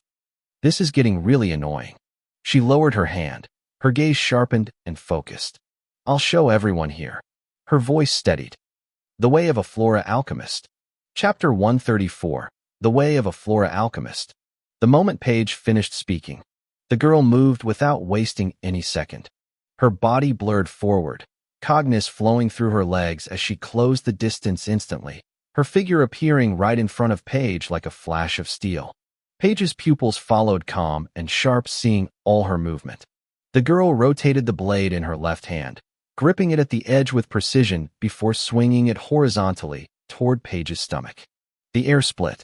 Paige stepped back, just one step. The blade passed her clothes by less than an inch, the fabric trembling slightly from the wind pressure. Then, the second attack came. The girl's right-hand blade came down hard, a clean vertical slash aimed to cut through Paige entirely. Paige turned her body smooth and measured. Her feet slid backward one step at a time, her upper body weaving naturally as the blade passed by her again with no panic on her face. The attacks continued. Left, right, a thrust, a feint, another slash. Again and again and again. The rhythm built, fast pace. The girl pressed forward relentlessly, her blades flashing under the sunlight, her movements growing faster, sharper, and more aggressive. Paige kept retreating barely. Each attack missed by the smallest margin. An inch or half an inch, sometimes less. From the outside, it looked one-sided. The girl was advancing while Paige was retreating. Anyone watching might think Paige was losing, but no one said it because everyone could see it clearly. Paige had not been touched. Not once. Not even a scratch on her clothes. The girl noticed it too, and her frustration showed clearly on her face with her brows tightening. She stopped instantly. Her right foot slammed firmly into the ground. Cognizance surged into her arm, increasing the strength as she threw her blade. The blade tore through the air at high speed. Paige leaned slightly to the right. The blade passed her face cleanly with her eyes following it calmly. But before the blade even finished its path, the girl had already thrown the second one. Throwing your weapons away? Out of frustration now? Paige said, her tone light, almost mocking, as she prepared to evade again. The girl didn't react to Paige's provocation. Instead, a slowly curved crept of her lips, turning into a smirk, and immediately, she ran forward. This move made Paige pause for a brief moment. Not because she was afraid, but because something about it felt off. The girl had thrown both blades without hesitation, and yet her expression showed no panic, no regret, not even a trace of carelessness. It didn't match the situation. Still, Paige did not overthink it. Her body moved first. She leaned to the side and avoided the second blade cleanly, her feet sliding lightly across the ground as her eyes tracked its path. Then, her senses reacted. A faint shift in the air brushed past her neck, so light it almost felt like nothing, yet sharp enough to send a warning straight to her mind. Her body lowered instantly without any hesitation. The first blade returned. It cut through the air right where her neck had been, slicing clean strands of her ponytail as it passed. Hair drifted down slowly. Paige's eyes flickered as she caught sight of it falling. For a split second, her thoughts paused. Then she moved her arms up as a shield, sensing another attack. The girl had already closed the gap. Her figure appeared in front of Paige, her body lifting slightly as she moved forward, her left leg snapping out in a straight kick while her hand reached up and caught the returning blade with perfect timing. Boom. The kick landed on her arms, hard. Paige's body was pushed back several steps, her shoes scraping lightly against the ground as she regained balance. But even in that motion, the warning came again, sharper this time. Her body reacted on instinct. She turned, spinning as the second blade passed by her side, cutting a small part of her coat before flying past. The girl caught it smoothly. Now holding both blades again, she straightened her posture, her lips curling into a smug smile as she lifted one blade and pointed it forward. "Is this your way?" she asked, her voice filled with mockery. "Oh, great Flora Alchemist." Paige didn't reply immediately, but the vein at the side of her head twitched slightly. "This bitch," she muttered under her breath, her patience wearing thin. Without delay, She reached into her space bag and brought out a small pouch filled with seeds. Her hand moved in a clean arc, pouring them on the floor. The seeds scattered across the ground in front of her, spreading unevenly across the stone surface before she tossed the empty pouch aside. The girl saw it and understood she was about to perform an alchemy. She dashed forward again, faster this time, aiming to interrupt before it could be completed. Clap. The sound echoed lightly. Cognizance surged through Paige's body, flowing into the space between her palms as the alchemy circle formed instantly. She dropped down. Both hands slammed onto the ground. The seeds reacted glowingly. A faint green light spread across their surface before they began to move, pushing into the cracks of the ground as if something beneath was pulling them in. Then, the ground split. Cracks spread outward. From those cracks, green veins burst out. Thick and thin strands twisted together, smooth yet alive, stretching upward and forward toward the girl. The girl halted immediately. Her feet pushed against the ground as she leaped backward, her blade cutting down the first vine that reached her. She flipped in the air and landed on one knee, her body lowering into a ready stance, her eyes locked onto Paige. Paige stood up slowly. A small smile formed on her lips. "Now," she said, raising her hand slightly, her fingers curling. "Let's get this fight started." Her hand moved towards the girl's position and the vines followed. They surged forward, faster than before, stretching aggressively across the space between them. Just like that, the flow of the fight changed. The girl was no longer advancing freely. Instead, she was forced back running, but even then, she did not panic. Her blades moved with precision. Each strike clean, each motion controlled. She cut through the incoming vines one after another, sometimes slicing 2 or 3 at once as her body twisted and turned with practiced rhythm. "If this is all you can do," she spoke mid-motion, her body spinning as she cut through another set of vines. "Then I'm ending this." The moment her feet touched the ground again, cognizance surged into her legs. The ground beneath her cracked slightly as she pushed forward with force. She lunged, straight through the incoming vines. Her body spun, her blades cutting outward in wide arcs, slicing through the vines like a rotating fan as she advanced. Paige responded immediately. Her hands pressed forward, directing more vines to block and push her back. But the girl adapted quickly. She stepped onto the vines instead, using them. Her feet landed on one, then another, turning them into stepping platforms as she ran upward and forward at the same time, cutting away any vine that tried to stop her. "You see," she shouted, her voice filled with excitement, her movements growing sharper. "You can't stop my blades." She threw one blade again. At the same time, her body twisted sideways in a somersault, avoiding 2 vines that shot toward her. Paige raised 2 fingers up. More vines surged up, instantly intercepting the blade mid-air, stopping it, but the girl pulled a thin wire attached to the blade handle tightened, dragging it back into her hand. That brief moment, that single shift of attention, was enough. The girl closed the distance. Her blades moved in one clean motion. Slash. The vines in front of her were cut apart instantly, their pieces falling uselessly to the ground as cognizance enhanced the sharpness of her weapons. Then she thrust forward, both blades aimed straight at Paige's chest. But Paige dropped. Her body fell backward before the blades could reach her. A vine curled up from behind, catching her before she hit the ground and pulling her sideways at speed, moving her out of the attack path like a sliding platform. The vine lifted her back up. At the same time, another vine wrapped around her arm, tightening and shaping itself around her fist like a gauntlet. She stepped forward and punched. Boom. The girl reacted quickly, raising one blade to block, not looking at the attack or Paige. Her face was forward while the attack came from her side.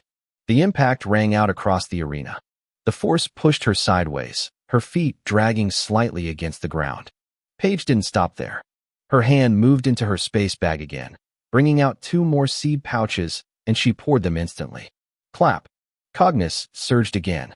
The ground cracked wider this time, with more vines bursting out, thicker, more violent, rushing toward the girl from multiple angles and at the same time.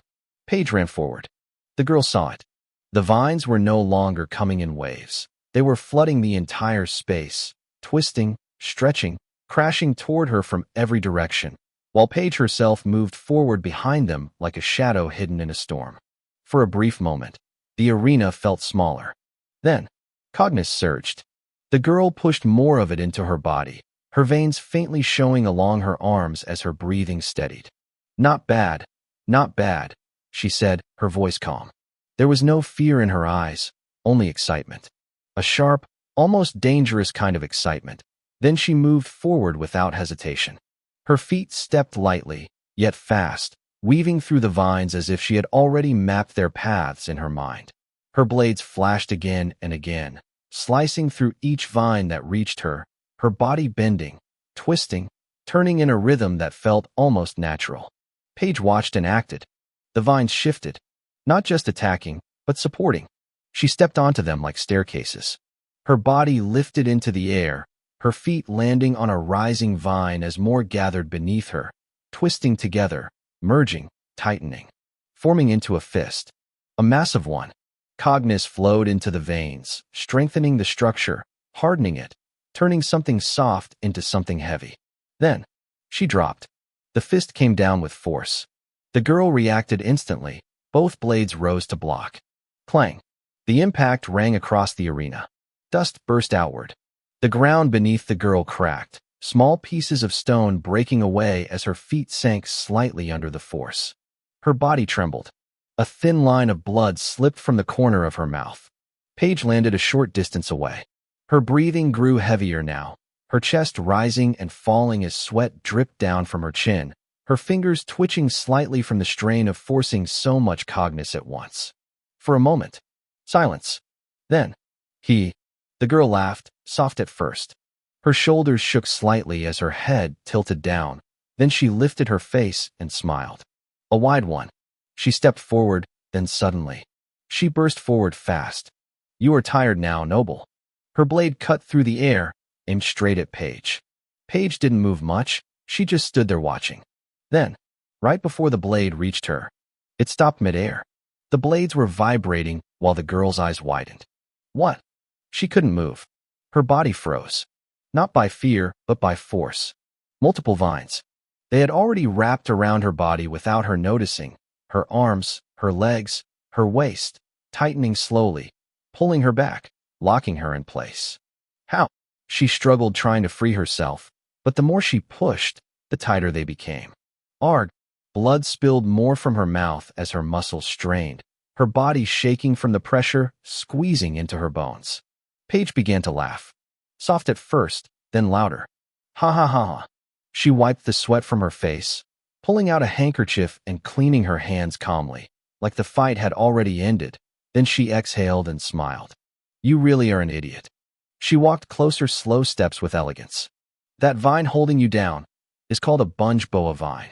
Paige's voice came out calm, almost soft, as if she was explaining something simple to a student who had failed to understand a basic lesson. She continued to step closer slowly. Her shoes made faint sounds against the cracked ground as she stopped beside the girl and bent slightly, her fingers reaching out to touch the vine wrapped tightly around the girl's right leg. She rubbed it gently, almost like she was petting it. A small, twisted smile formed on her lips. They can grow in any environment, she continued, her tone steady.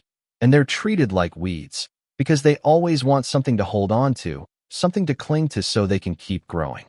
Her fingers tapped lightly against the vine. At that moment, the vine tightened. Ah! The girl's scream tore out of her throat as her body jerked violently, her teeth grinding together as she tried to endure the pressure crushing into her leg. Paige straightened up slowly. They search like hunters, she went on, folding her hands behind her back as she walked in a small arc, her posture relaxed, almost elegant. They stretch and stretch and stretch, always looking, always reaching, and when they finally find their prey. She stopped, turned and smiled again. They never let go. The girl's breathing became rough and uneven. Her body trembled as the vines tightened further, digging into her skin, restricting her movements, crushing her muscles. Paige tilted her head slightly, as if she had just remembered something. Oh, before I forget. She raised a finger. Bunge boa vines don't have a single root, she said, her voice light, almost playful. Every piece you cut becomes a new plant. Her eyes narrowed slightly. That's why your idiotic brain didn't notice it. She pointed down. The vines you cut earlier, they were already growing. Quietly and slowly. From where I first stood. She let out a soft laugh, then another louder this time. Honestly, how stupid can you be? She asked, shaking her head lightly. You didn't even try to understand what you were fighting. Not even once.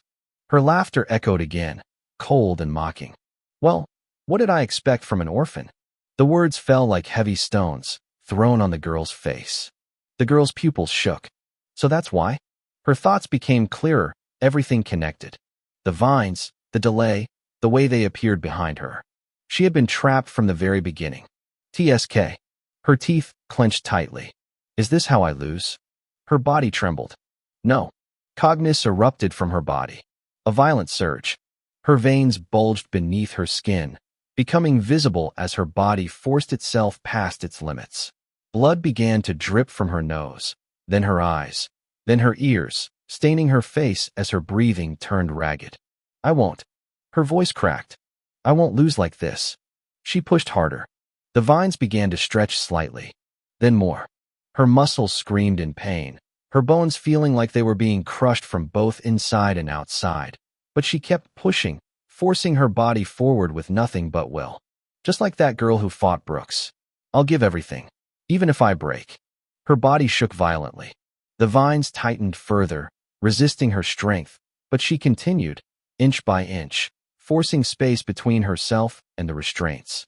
She was close, so close. Then, heat. A sudden wave of heat spread from her front. Her body froze with her instincts screaming. Another lesson, orphan. Paige's voice came again calm and unbothered. Her hands were already on the ground, cognition flowing smoothly through her arms as alchemy activated once more. Behind her, a thick green stem had grown and at its peak. A large flower. A sunflower.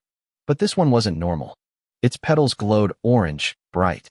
The light gathered at its center, pulling heat from the sun above, compressing it, focusing it into a single point. This, Paige said, her tone filled with quiet pride, is a mutated sunflower. She turned her head slightly. With alchemy, we flora alchemists can take any ordinary plant or flower and turn it into something that destroys. The glow intensified with the air around it distorting from the heat. The girl's eyes trembled. Her will broke. Her cognition collapsed, like it had been wiped away. Wait. Her voice came out weak, barely a whisper. Her body stopped resisting, with fear filling her completely. Paige looked at her, a small smile of satisfaction on her face. Are you scared now? The light grew brighter and brighter. Then, it fired. A beam of pure heat shot forward. Boom. It struck her directly. Ah! Arg! Her scream echoed violently across the arena, raw and broken, as the beam burned through her body, consuming everything in its path. The vines holding her caught fire and turned to ash, dropping her body on the ground. Flames still clung to her as she rolled on the ground, her limbs jerking uncontrollably, her voice breaking into painful cries. The smell of burning filled the air. Her movements slowed gradually with her strength fading, her hand stretched forward weakly, reaching for nothing. Then, it fell on the ground, her body not moving again. She was dead. Chapter 135, Absolute Dominance. The guard stepped onto the stage the moment the girl's body stopped moving. There was no hesitation in his steps, no change in his expression, as if what had just happened was nothing more than routine. Winner. His voice echoed across the arena, cold and direct, as he pointed toward Paige. Paige stood there for a brief moment, her chest rising and falling as she steadied her breathing. Then a satisfied smile slowly spread across her face. Without a word, she lifted her hand and untied the rope holding her mixed black and pink hair. The strands fell freely, swaying slightly in the air before settling against her back as she turned and walked down from the stage. That smile never left her face. Almost immediately, cheers erupted from Felix's group. Nice one, Paige. Gareth stood up, clapping slowly, his calm gaze resting on her without any exaggeration, yet his approval was clear. Around them, voices overlapped, some loud, some sharp, all focused on her victory, but not everyone looked at her. Some eyes were elsewhere. A few candidates stared quietly at the burnt body being carried away by the guards and maids. The smell of heat and ash still lingered faintly in the air, mixing with the cold breeze that passed through the arena. Their faces showed pity, especially the orphans. Yet, none of them spoke, protested nor reacted beyond that silent look. It wasn't due to indifference. It was due to familiarity. They had all seen too much already. Death was no longer something that could shake them the way it once did. It had become something that simply happened. That was unnecessary. Miriam spoke softly, her gaze still fixed on Paige, who had now returned to her seat and was talking with Gareth and Freed, her tone slightly elevated as she recounted her victory. If someone looked closely, though, they would notice. Her breathing was still uneven, her pink eyes had dulled slightly, and a faint trace of exhaustion lingered in them. She quietly took out a white handkerchief and wiped the thin line of blood that had slipped from her nose, hiding it almost naturally. I mean, it's not like this trial requires killing, Miriam added, folding her arms as she leaned back in her chair. Linda clicked her tongue. It can't be helped, she replied, her tone carrying a hint of irritation, especially when it's someone from that jerks group. She waved her hand dismissively, as if ending the topic. But a voice came from behind them. Bobby. He hesitated before speaking, his hands slightly clenched. She's really amazing. Silence. 3 heads turned toward him instantly. What? Linda raised a brow. Tracy leaned slightly forward while Miriam narrowed her eyes. Bobby froze. Cold sweat formed at the side of his face as he waved his hands quickly. No, that's not what I meant. I mean, not like that. I didn't mean she's amazing for killing. His words tumbled over each other as he tried to explain. I just meant her strength, her control over her alchemy. That's what I meant. The 3 girls stared at him with plain expressions. So, our little healer now thirst for blood? Tracy said with a grin, clearly enjoying herself. No, Bobby almost cried out, his voice cracking slightly. I could never think of killing. He looked like a cornered puppy. Veda, who had been listening quietly, let out a soft laugh. You girls should stop teasing him, he said, his tone relaxed. Then his gaze shifted to Bobby. I understand what you meant. He pointed at him lightly. She is definitely impressive. He exhaled slowly. She's the prodigy of Laverdale County, and the one most people in the family expect to become the next head of the Laverdale Alchemist line. His eyes flickered slightly. I actually wanted her in our group at first, but... He scratched the side of his head and gave a dry laugh. Ezra, who had been quiet, turned slightly. So, the great leader couldn't convince a girl to join his group? His tone was flat, but the hint of sarcasm was clear. PFF. Tracy almost burst out laughing, covering her mouth. Not every girl likes nice guys, she added, barely holding herself together. At least he gets attention, Nicholas muttered, his voice filled with jealousy. But what about me? He pointed at himself. Silence. Complete silence. Only the little noise of conversations and cleaning on the stage sounded around them. No one responded. It's clearly her loss.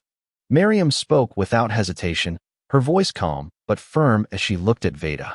There was a faint admiration in her eyes that she didn't even try to hide, and around her, the others seemed to silently agree, completely ignoring the question Nicholas had asked earlier. You can say that again, Linda added, shifting slightly in her seat as she adjusted her posture, crossing one leg over the other while her gaze stayed fixed ahead. Wow. Ezra's voice came out flat, almost emotionless, yet not empty. He stared at Veda. You're really popular. Veda's lips twitched slightly at that. He smiled, but it wasn't a confident one this time. There was a hint of discomfort in it, like the way Ezra had said those words carried something more than just observation. Why would you say it like I'm some kind of playboy? He leaned forward, slightly past Nicholas, narrowing his eyes as he looked directly at Ezra, trying to read his expression. You're definitely getting back at me because of how I teased you during the 6th trial, right? Good guess. Ezra replied without delay. A small smile formed on his lips, soft and almost harmless at first glance, yet his eyes told a completely different story. They were dull and flat with a faint trace of smugness hidden beneath them. Damn. Veda leaned back into his seat, letting out a breath as he shook his head slightly, a low laugh escaping him. Nicholas, however, wasn't laughing. He stared at all of them, his jaw tightening as his fingers curled slightly. These bastards, they really ignored me. The thought echoed loudly in his head. For a moment, he almost felt like crying, but he forced himself to hold it in, swallowing whatever emotion tried to surface. Around them, the stage had finally been cleared. It took longer than usual this time due to the ground being badly damaged, cracks spreading wide, pieces of stone lifted and broken apart from the force of Page's alchemy and the earlier clashes. Several guards moved around the arena, unrolling earth-type alchemy scrolls and activating them one after another. The ground shifted, reformed. The broken parts slowly closed, smoothing out as if nothing had happened. By the time they were done, the stage looked almost untouched, as though the previous battle had never taken place. The guard who had been refereeing the fights stepped back onto the platform. His boots made a dull sound against the restored ground. Without wasting time, the holographic number appeared again above the stage, glowing faintly as they hovered in place, signaling the continuation of the matches. And just like that, the fights resumed, one after another. The rhythm was steady, predictable, and dominant. The children of Ashenlocke continued to overwhelm the orphans. Some battles ended quickly, almost one-sided, while others dragged on longer, filled with struggle and resistance. Yet even then, the result remained unchanged. Victory, always on one side. Time passed slowly with match after match until the 60th match ended. The guard stepped forward again, this time no numbers appeared. The air grew slightly still, the faint noise from the crowd lowering on its own as attention returned to the stage. Today's trial ends for now. The guard's voice echoed across the arena, cold and steady, carrying no trace of emotion as he stood at the center of the stage. Tomorrow, we will continue. The moment he finished speaking, he didn't wait for any reaction. He turned immediately. His boots struck the ground with quiet, firm steps as he walked off the stage, heading toward the exit where the chief guards were already leaving. Freya walked ahead, her arms folded as she spoke to Kyle and another guard beside her. Their conversation flowed casually, their expressions relaxed, as though they were discussing nothing more than an ordinary day. It was clear they were talking about the fights, the interesting ones, and the ones worth remembering. Behind them, Raymond walked in silence alongside the last chief guard, his expression unreadable, his gaze fixed forward as if none of it concerned him. Soon, they were gone. The arena began to empty. The two guards who had escorted the orphans earlier stepped forward again, guiding them out in an orderly line. Among them, the ones who had lost carried their frustration openly. Some clenched their fists, others kept their heads lowered, their thoughts clearly unsettled, still stuck in the moment they had failed. The few who had won didn't celebrate. They just walked quietly, faces blank, eyes calm as if victory itself meant nothing. Behind them, the children of Ashenlocke also began to leave, but unlike the orphans, they were loud. Voices overlapped. Some laughed, pointing at their teammates who had lost, teasing them openly, while others praised those who had won, clapping them on the back and retelling parts of the fights with excitement. The contrast was clear, sharp, and impossible to ignore. Time passed quickly, before long. The next day arrived, and with it, the same atmosphere and the same confidence from the Ashenlocke side. Fight after fight. Victory. Again, and again, and again. Their dominance wasn't subtle anymore. It was obvious. Not just in strength, but in control, in understanding, in the way they approached every battle with structure and precision. The gap between both sides wasn't just about talent. It was deeper than that, because it was something that started from the beginning of their birth. Every child of the Ashenlocke family had undergone baptism as an infant, a preparation for their bodies to adapt early, their minds to open early to the power of Cognis. Their connection to Cognis was formed before they even understood what it meant. By the time they awakened, their foundation was already solid. Their physical attributes had already enhanced before awakening, but after fully awakening, they underwent a boost in their physical stats. Their control over Cognis was more refined and more stable, but the orphans were different. They did have the experience that made them understand survival better than most, not to even talk of a noble child who lived his or her life in peace. But that lack of foundation, that fact that they never went through the baptism was enough from them to be way behind the children of Ashenlocke. To awaken, They had to force Cognis out from their mind through the SA elixir. A harsher method and a very dangerous one. The concentration they were given was higher than what the Ashenlocke children had taken because it had to forcefully stimulate their brains to produce Cognis. Many died instantly. Some lost their minds, becoming nothing more than broken shells, and those who survived barely formed a complete first star. Their Cognis unstable, low, and their control was weak. And now that gap showcased itself perfectly. Though there were a very small number of orphans who had grown adapting through the trials and had begun to close that distance. These groups had yet to step forward. The holographic number appeared again, floating above the stage. The next match. 2 figures stepped out from the orphan's side. A girl. Her expression, calm and mature. This time, the orphans cheered. It wasn't loud at first, but it grew with voices rising, overlapping, as if something had changed among them, as if they had finally decided to stop watching silently and to stop accepting defeat quietly. Nate stood up from his group, about to walk out to the stage. Priscilla reached out, holding the edge of his coat lightly between her fingers. Nate. Yeah, he turned. Her eyes met his. Show those idiots the strength of our group. Her voice was low, but firm. Her gaze flickered briefly toward Vera, Henry, Felix, and Veda before returning to him. Nate tilted his head slightly, understanding what she meant, then smiled. I'm obviously going to win, stylishly. His tone was confident and natural. Good luck, Nate. Nikki and Mira called out, their voices bright as others from the group joined in. Nate gave a faint smile, then turned. His expression changed to a calm and cold look. He walked toward the stage with each step steady while his thoughts moved quietly. I didn't expect this. He kept his eyes forward. I thought all these noble children would be the same. Spoiled and soft. People who would panic the moment things turned real. People who would fall apart under pressure. He exhaled slowly. I thought I would be easily above them. I mean, I've already lived through things like this. He shook his head slightly. But now, Veda, Felix, Henry, even Bale, Priscilla, and that girl, Vera. His gaze hardened. All of them, leaders who are able to lead the children through all this trial even better than I could. They are monsters. They shattered everything I thought I knew about nobility. He stepped onto the stage. At the same time, the girl from the orphan's side also climbed up as well. He glanced at her briefly, just once, then looked forward again. The world of nobles is not as soft as I imagined. It's worse. Chapter 136. 2 strangers from the same cloth, but different rise.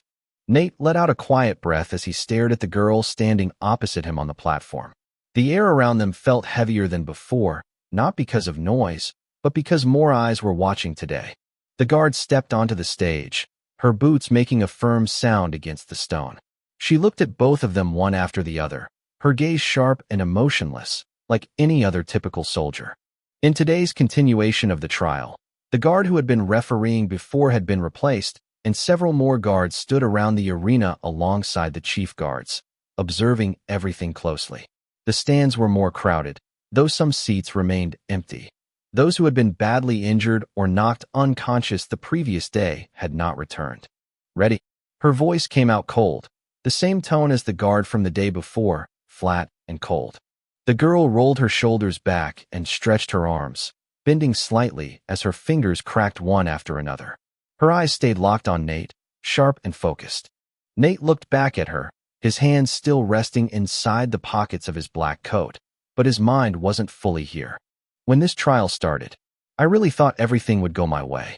His eyes drifted for a second toward the guard, then to the ground beneath his feet. I did kill the boy in front of me during the first trial with no difficulty, but it wasn't really that easy. Not even close. His head tilted slightly, his pupils following the motion slowly. I didn't even know what a revolver was, not to even talk about assembling it from scratch. He exhaled quietly. If they hadn't allowed me to read those books on general guns before coming here. The guard raised her hand, deeming the two ready for battle, not waiting for him to finish thinking. Fight! Her hand dropped, and she turned immediately, stepping off the platform. The moment she left, the girl moved. Her hand dived into her space bag in one smooth motion, pulling out 2 steel bars which she threw into the air. Clap! Cognis surged through her body, flowing into her hands with control. In less than a quarter of a second, Her alchemy was completed. A 30-inch sword formed. She caught it cleanly. Her right hand tightened around the handle first, firm and steady, while her left hand slid slightly lower along the grip, supporting the base to stabilize the weight of the blade. Her fingers wrapped fully, not loose, not stiff, just enough to allow movement without losing control. She adjusted her footing. Her left leg stepped forward, knee slightly bent, while her right leg stayed behind, planted firmly to anchor her balance. Her weight shifted lightly between both legs, ready to move at any moment, not locked in place. The blade angled diagonally, not too high or low, with the tip pointed toward Nate's midsection. Her elbows stayed close to her body, not flared out, reducing openings while keeping her strikes compact and fast. Her shoulders lowered, relaxed, but ready. Her eyes remained focused, watching his chest, not his face, tracking movement before it even happened. A proper sword stance and concentration. It was clear she had practiced this over and over, her body remembering the form even without thinking. Then she rushed forward. Her cognition flowed into her legs and arms, boosting her strength as she closed the distance in an instant. While Nate was still lost in his thoughts, but his body moved as the sword swung low toward his legs. He jumped up instinctively, evading the slash neatly. The girl's eyes widened for a brief second. He was definitely distracted, and she had noticed it. Yet, he dodged her attack effortlessly, but she immediately continued attacking. Her sword cut through the air again and again, sharp and fast. Each strike aimed to pressure him, to force him into reacting late, but Nate moved lightly, barely stepping forward or backward. He didn't even shift too much. He just moved within the same space, weaving around her attacks like he already knew where each strike would land with his mind still lost in thoughts. In Nate's mind, he remembered the incident that happened to him during the second trial.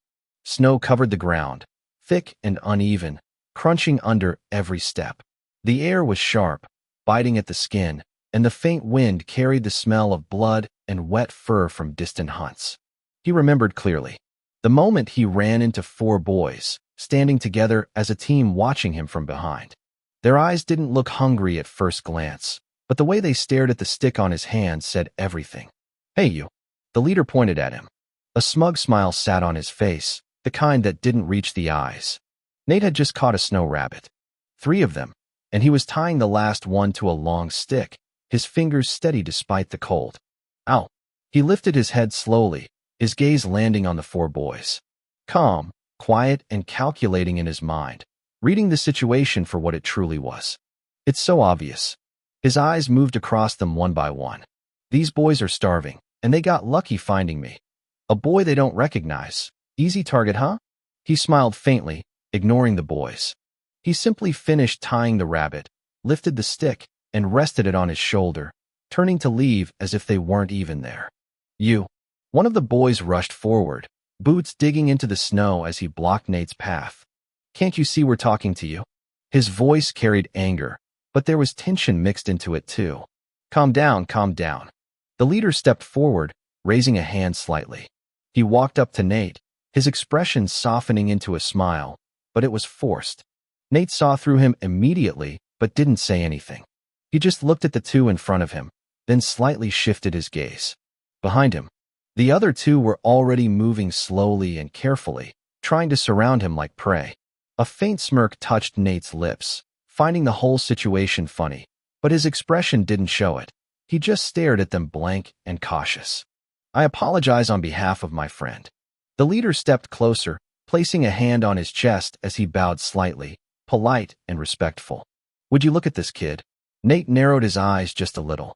We just saw you alone, and as you can see, the leader gestured toward the others. We are just 4 and are trying to build a group of 7 so we can survive better. So, I'm giving you a chance to join us and guarantee your survival. His voice carried confidence, as if he truly believed what he was saying. That was it. Nate couldn't hold it in anymore with how absurd the boy sounded. A laugh escaped him, low at first, then louder. He raised a hand, covering part of his face as his shoulders shook slightly.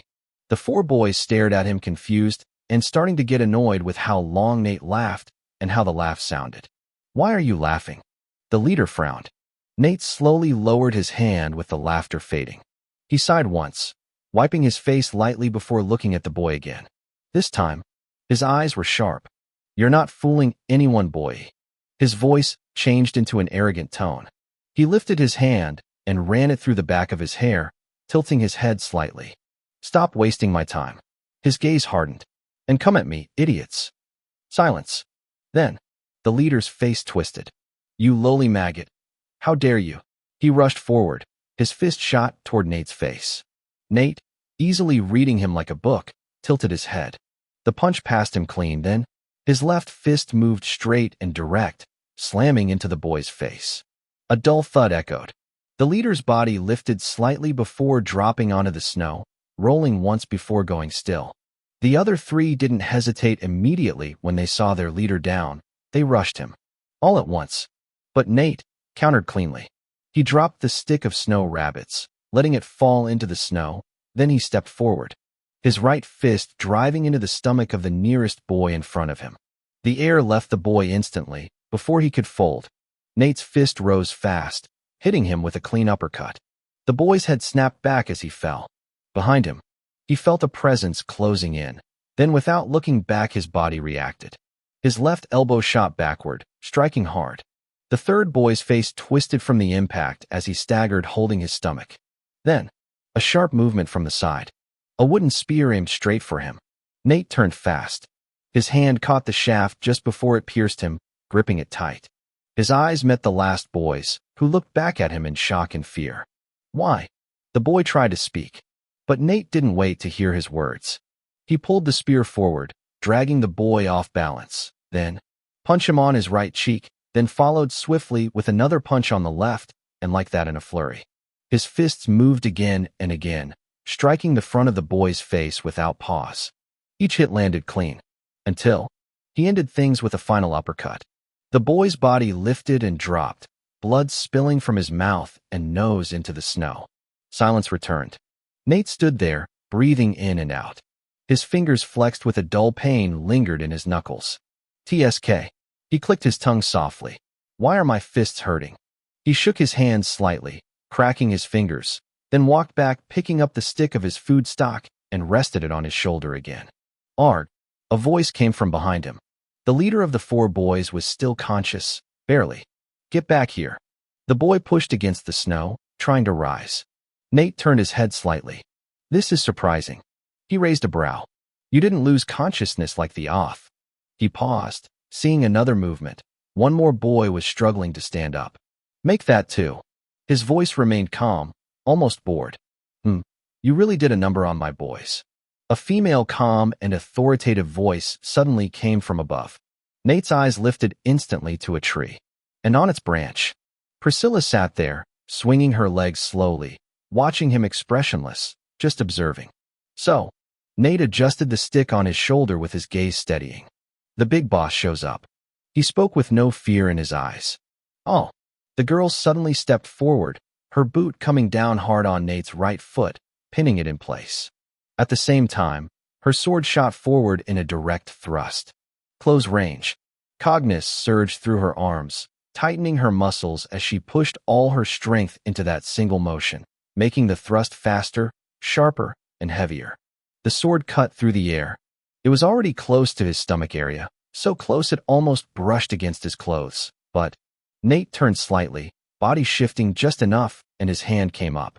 2 fingers. Caught the sword right on the sharp edge, but it didn't cut him. The edge stopped, held tightly between his fingers as if the blade had lost all force the moment it met him. The girl's eyes widened as she pushed harder. More cognizance flowed into her arms, her muscles straining as she tried to force the sword forward. The blade trembled slightly, but it didn't move.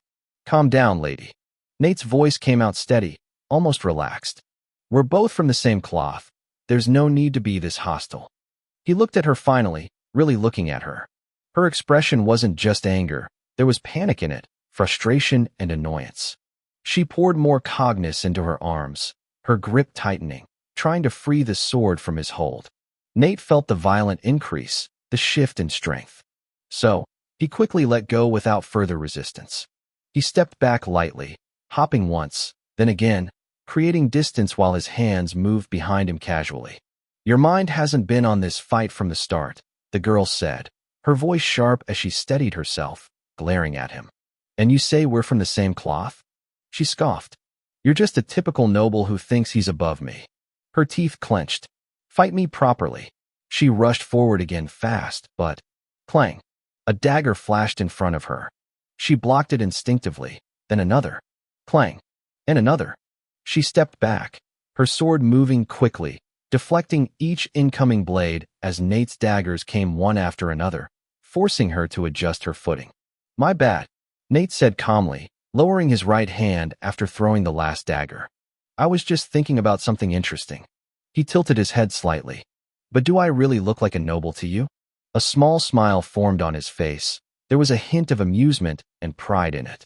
Sadly, I'm not one. Or at least that's what I used to think. He shrugged lightly. But I guess I am, since they consider lowlines as nobles too. His tone stayed casual, as if the fight didn't matter, even though she could attack him at any moment. He pointed at her. You? His gaze sharpened slightly. You look strong. He paused for a moment. And I need a subordinate after this trial ends. His voice stayed polite and calm.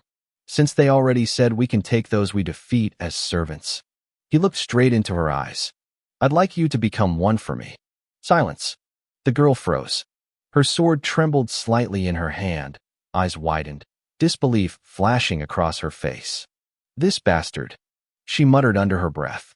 You already think you can beat me? Easily. Her glare intensified, her thoughts already picturing stabbing him again and again. Isn't it obvious? Nate replied immediately, tilting his head, genuinely confused. For a brief moment, the platform went quiet with the girl's eyes darkening from clear embarrassment. Then, if you really want me to be your servant that badly, then you'll have to beat me, you motherfucker. She screamed. Her voice tore through the air, cognizance burst out from her body. Rising to its limit, blood began to drip from her nose, and her breathing grew rough. I didn't want to end this with you forfeiting, though. Nate smiled faintly, moving his body. In the next instant, he was in front of her, so fast that her eyes barely caught it. Her body couldn't even react. He's fast, too fast. Her mind registered it, but her limbs stayed frozen. Making you forfeit on your own accord would have been more stylish for the boss lady. Nate glanced briefly to the side.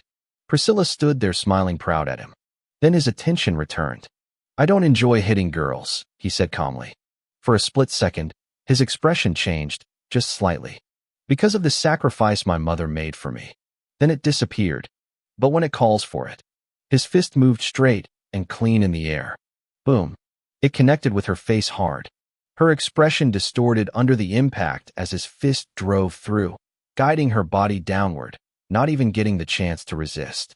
Her body slammed into the platform, the sound echoing loud in the arena.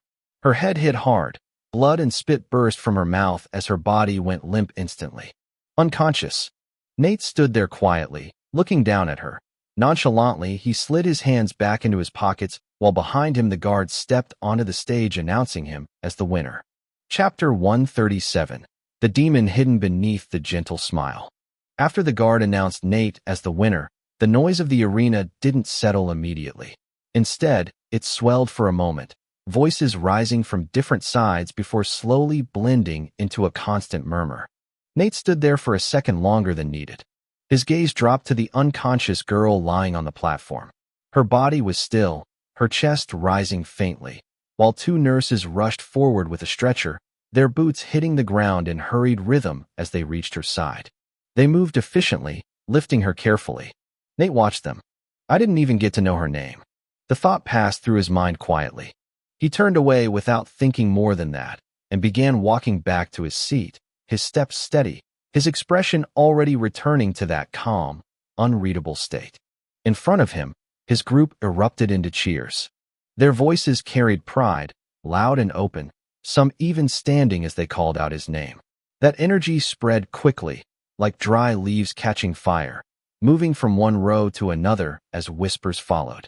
So that Nate guy is that strong.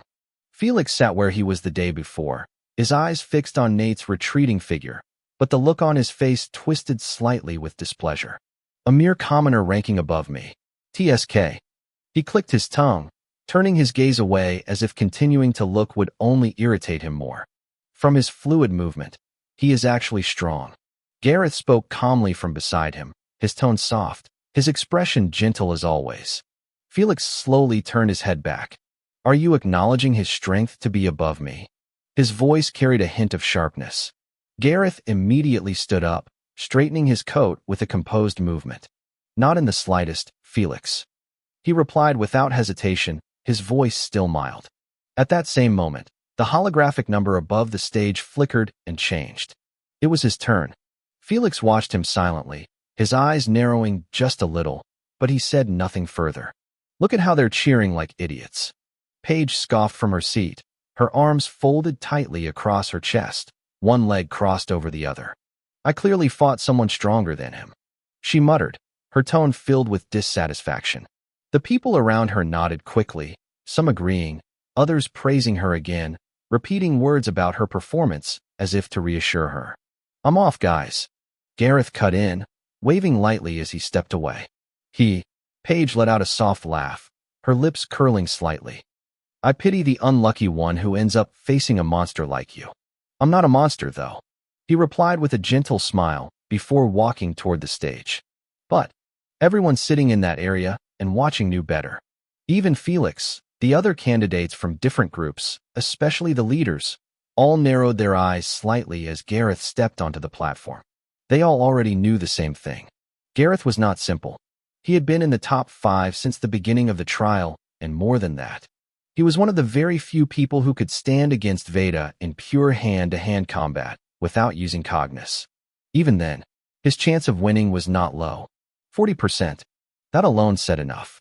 The guard raised her hand, then dropped it without waiting to confirm if the boys were ready. Fight! Her voice echoed. The fight had barely begun when the guard left the stage. Gareth immediately moved in a blink. His body shifted forward, weaving past a heavy downward slash from the boy opposite him. The sword cut through the air with force, but it meant nothing. Gareth had already stepped inside the range within a second counting. His right leg lifted. A clean, sharp kick. It struck the flat of the blade near the handle. The force was precise. The sword flew out of the boy's hand instantly, spinning through the air before crashing near the front row where the Ashenlocke children sat. Gasps followed, and in that motion, his hand moved forward, gripping the boy's neck with one hand, lifting him off the ground as if his weight meant nothing. Surrender. His voice came out flat and cold. Yet, his face still held that same soft, gentle expression. That contrast was what exactly made it worse. The boy's eyes widened in fear. At that moment, he understood this was someone who would not hesitate, someone who could snap his neck without blinking, but he still tried to struggle. His hands grabbed Gareth's wrist, trying to pry it loose, but it didn't move. Not even slightly. Arg. His breath tightened, body shook as Gareth's grip grew stronger and tighter. The boy's vision blurred quickly. He immediately tried to force Cognis through his body. Boy. Gareth's voice dropped lower and colder. The moment you do that, his fingers tightened just a little more. Enough to end it. The boy's legs kicked weakly, his hands trembled, breathing broke, and the world spun. He couldn't hold on anymore. With the last bit of strength, he had forced himself to tap Gareth's hand. Twice. Gareth released him immediately. The boy collapsed to the ground, gasping violently, his chest rising and falling as he coughed uncontrollably. Cough, cough, cough. Saliva spilled from his mouth as he struggled to breathe. I surrender. His voice came out broken, barely audible. Gareth adjusted his coat calmly, as if nothing had just happened. The guard stepped onto the stage again, almost at the same speed the fight had ended. Winner, she pointed, at Gareth. He stepped down from the stage without delay.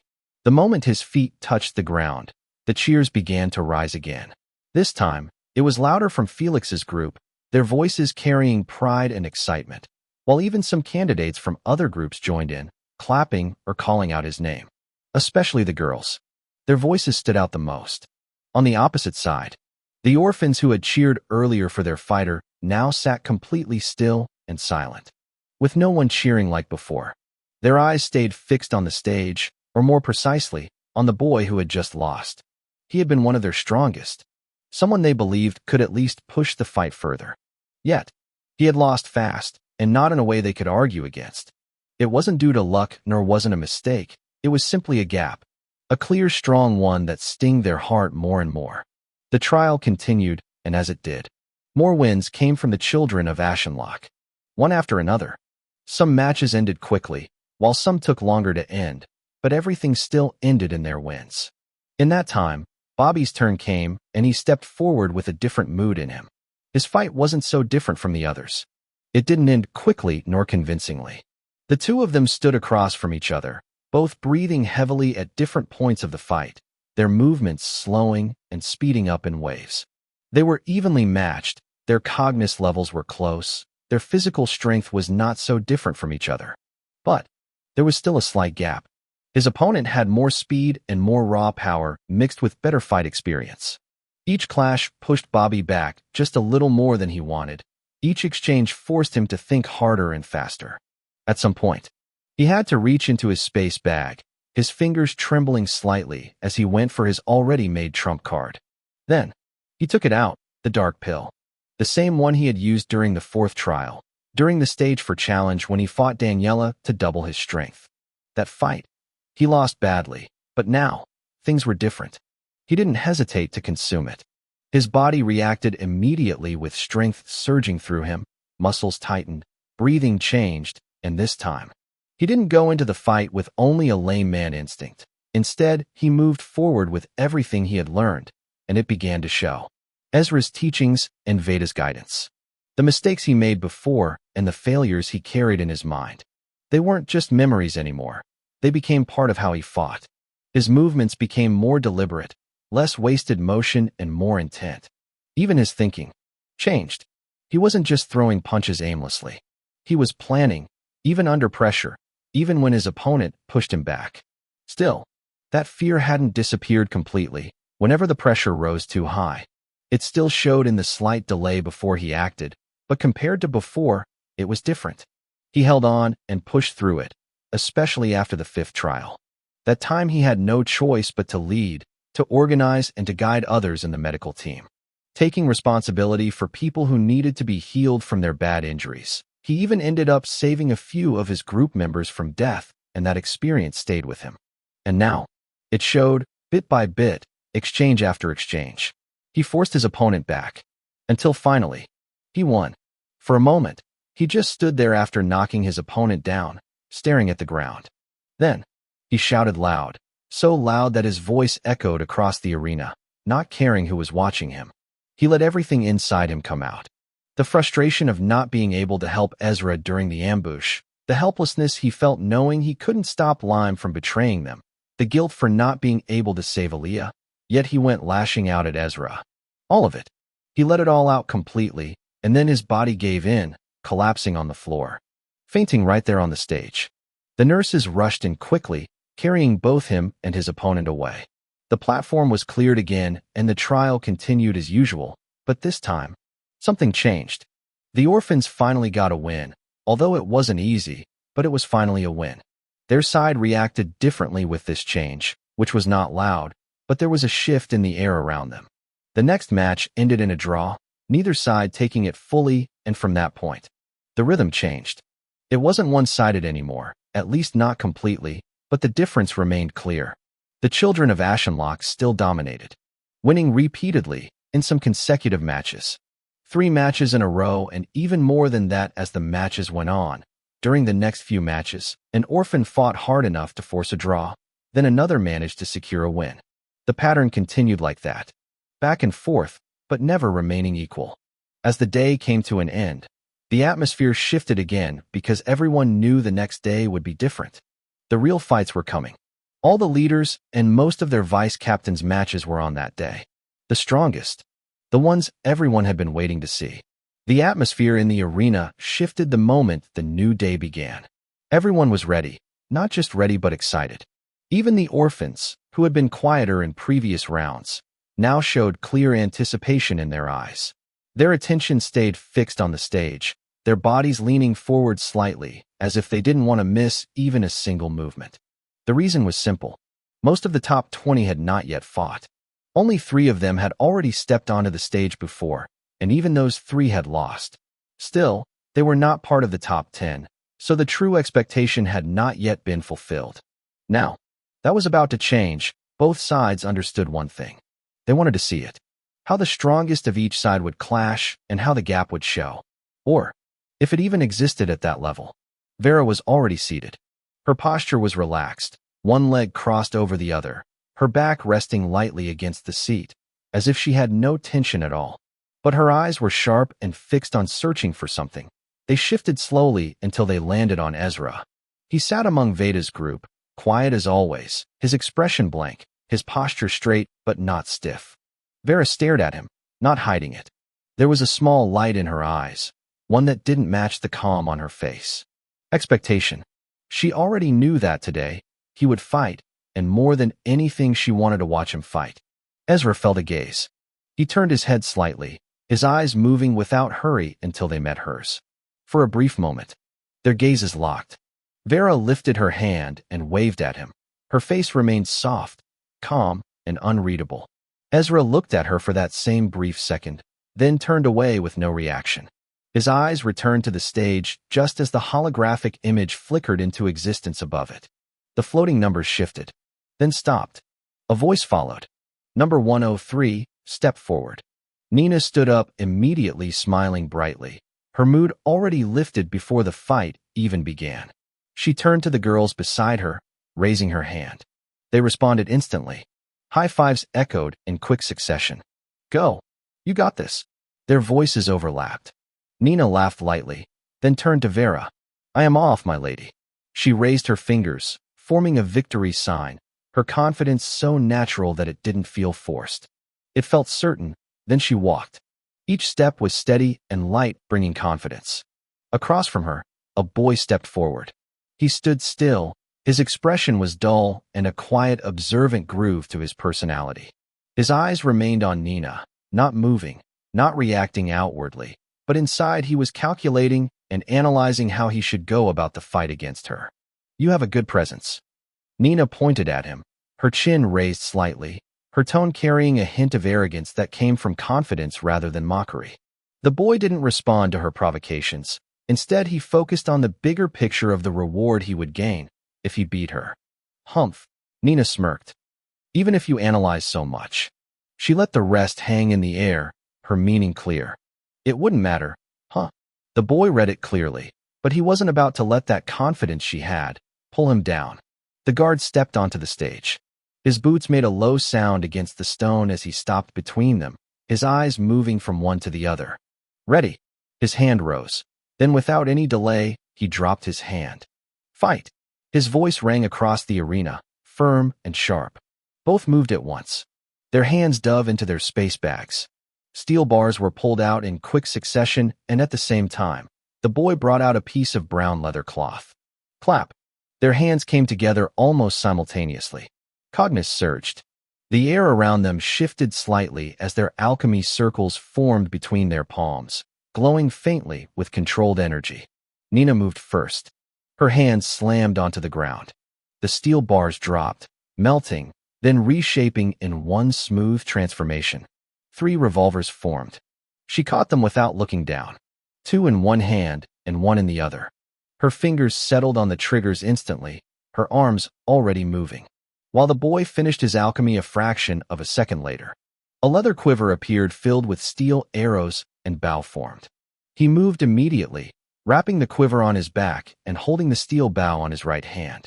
He rolled across the ground. Bang! Bang! 2 shots rang out. The bullets cut through the air where he had been standing just a moment ago. He rose from the roll smoothly, already drawing an arrow. His fingers moved fast, placing it against the bowstring, pulling back. At the same time, Nina adjusted her aim, her eyes locked onto his new position with no wasted motion. For a brief moment, they stood, both aiming at each other. The tension between them stretched tight, like a string about to snap, and then they moved to fire. Chapter 138, The Rancors of Ash.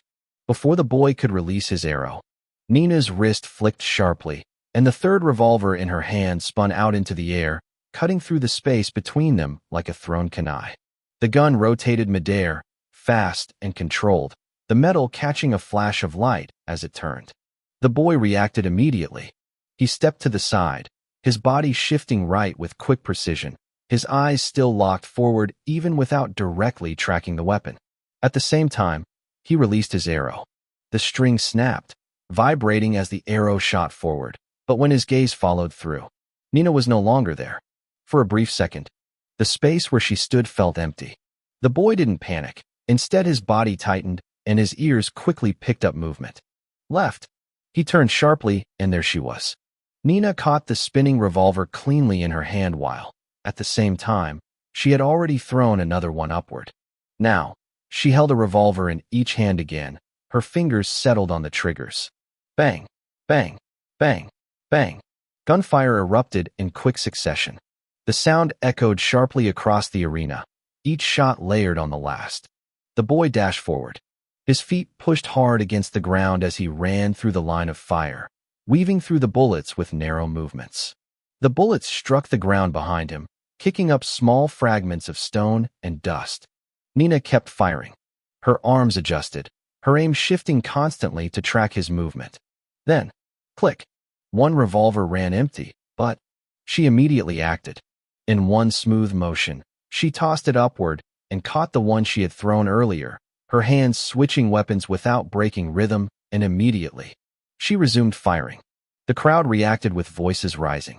Some orphans shouted for their fighter, their voices tense while members from Vera's group cheered for Nina, their energy sharp and loud. Others just watched quietly, but their eyes stayed locked on the fight. Even among the crowd, a few leaned closer, whispering, "That's fast. The way she's switching her guns mid-fire. And he's still managing to dodge." Their voices stayed low, but their focus was intense. Back on the stage, the boy continued weaving, his body twisted and shifted with each step, but not all the bullets missed. Some grazed him. His sleeve tore slightly with a thin line of blood appearing on his arm, then another on his cheek. Still, he didn't stop moving and dodging with all he had. Then, click. The second revolver emptied. Now only one remained, and even that had barely 2 shots left. The boy saw this as his opportunity, and his eyes sharpened immediately. He stopped running. Then in one motion, he grabbed 3 arrows between his fingers, dropping to one knee. Cognus surged into his arms and into the arrows. His aim wavered slightly, then it steadied, and he released. The arrows shot forward, faster and sharper in the air, like missiles cutting through the air. Nina caught the first revolver she had thrown earlier, her fingers closing around it with precision.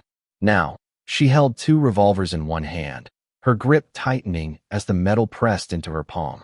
The strain showed slightly, thin veins surfacing along the back of her hand from how firmly she held them together. The third revolver in her other hand clicked empty at the same time the 3 arrows closed in. At that moment, she didn't try to weave. Instead, she pulled the hand holding the 2 guns slightly behind her, shifting her balance, while the other hand swung forward. Clank! The barrel of the revolver struck the sharp tip of the first arrow, knocking it off its path with a clean metallic sound. At that same moment, she jumped. Her body twisted midair, smooth and controlled, like someone who had repeated the motion countless times. Her spin wasn't rushed, but it wasn't slow either. It was just enough for the remaining 2 arrows, past her. They slid past her body with barely an inch of space, the edges brushing against her clothes without cutting through. She landed lightly, but the boy had already moved again. This time, he held 4 arrows between his fingers. His posture lowered slightly, his focus sharper than before. Nina saw this action and she smiled, a small excited smirk. "You are definitely good with your arrows," she said, her tone carrying a kind of thrill. "But let's move things faster." She threw all 3 revolvers upward. Then, her hand moved into her space bag, bringing out 3 steel nuggets in her palm. Without clapping, Cognus flowed directly into her palm. An alchemy circle formed in her palm instantly. A sharp intake of breath spread through the orphan's side. Did she just activate alchemy with one hand? A girl's voice came out, stunned. But how? Another followed, confusion clear in her tone. Whispers spread. Some of the stronger ones among the orphans leaned forward, their eyes narrowing as they tried to understand what they had just seen. Analyzing, breaking it down, and trying to make sense of how she did it. On the other side, The children of Ashenlocke didn't react the same way because they already understood the trick behind the one-hand ignition, which was actually a simple act, but it was only possible for full alchemists. They were watching more closely and more interested in seeing how the fight would progress. At that moment, Nina caught one of the falling guns. Her fingers moved quickly, flipping open the cylinder and inserting bullets in one smooth motion.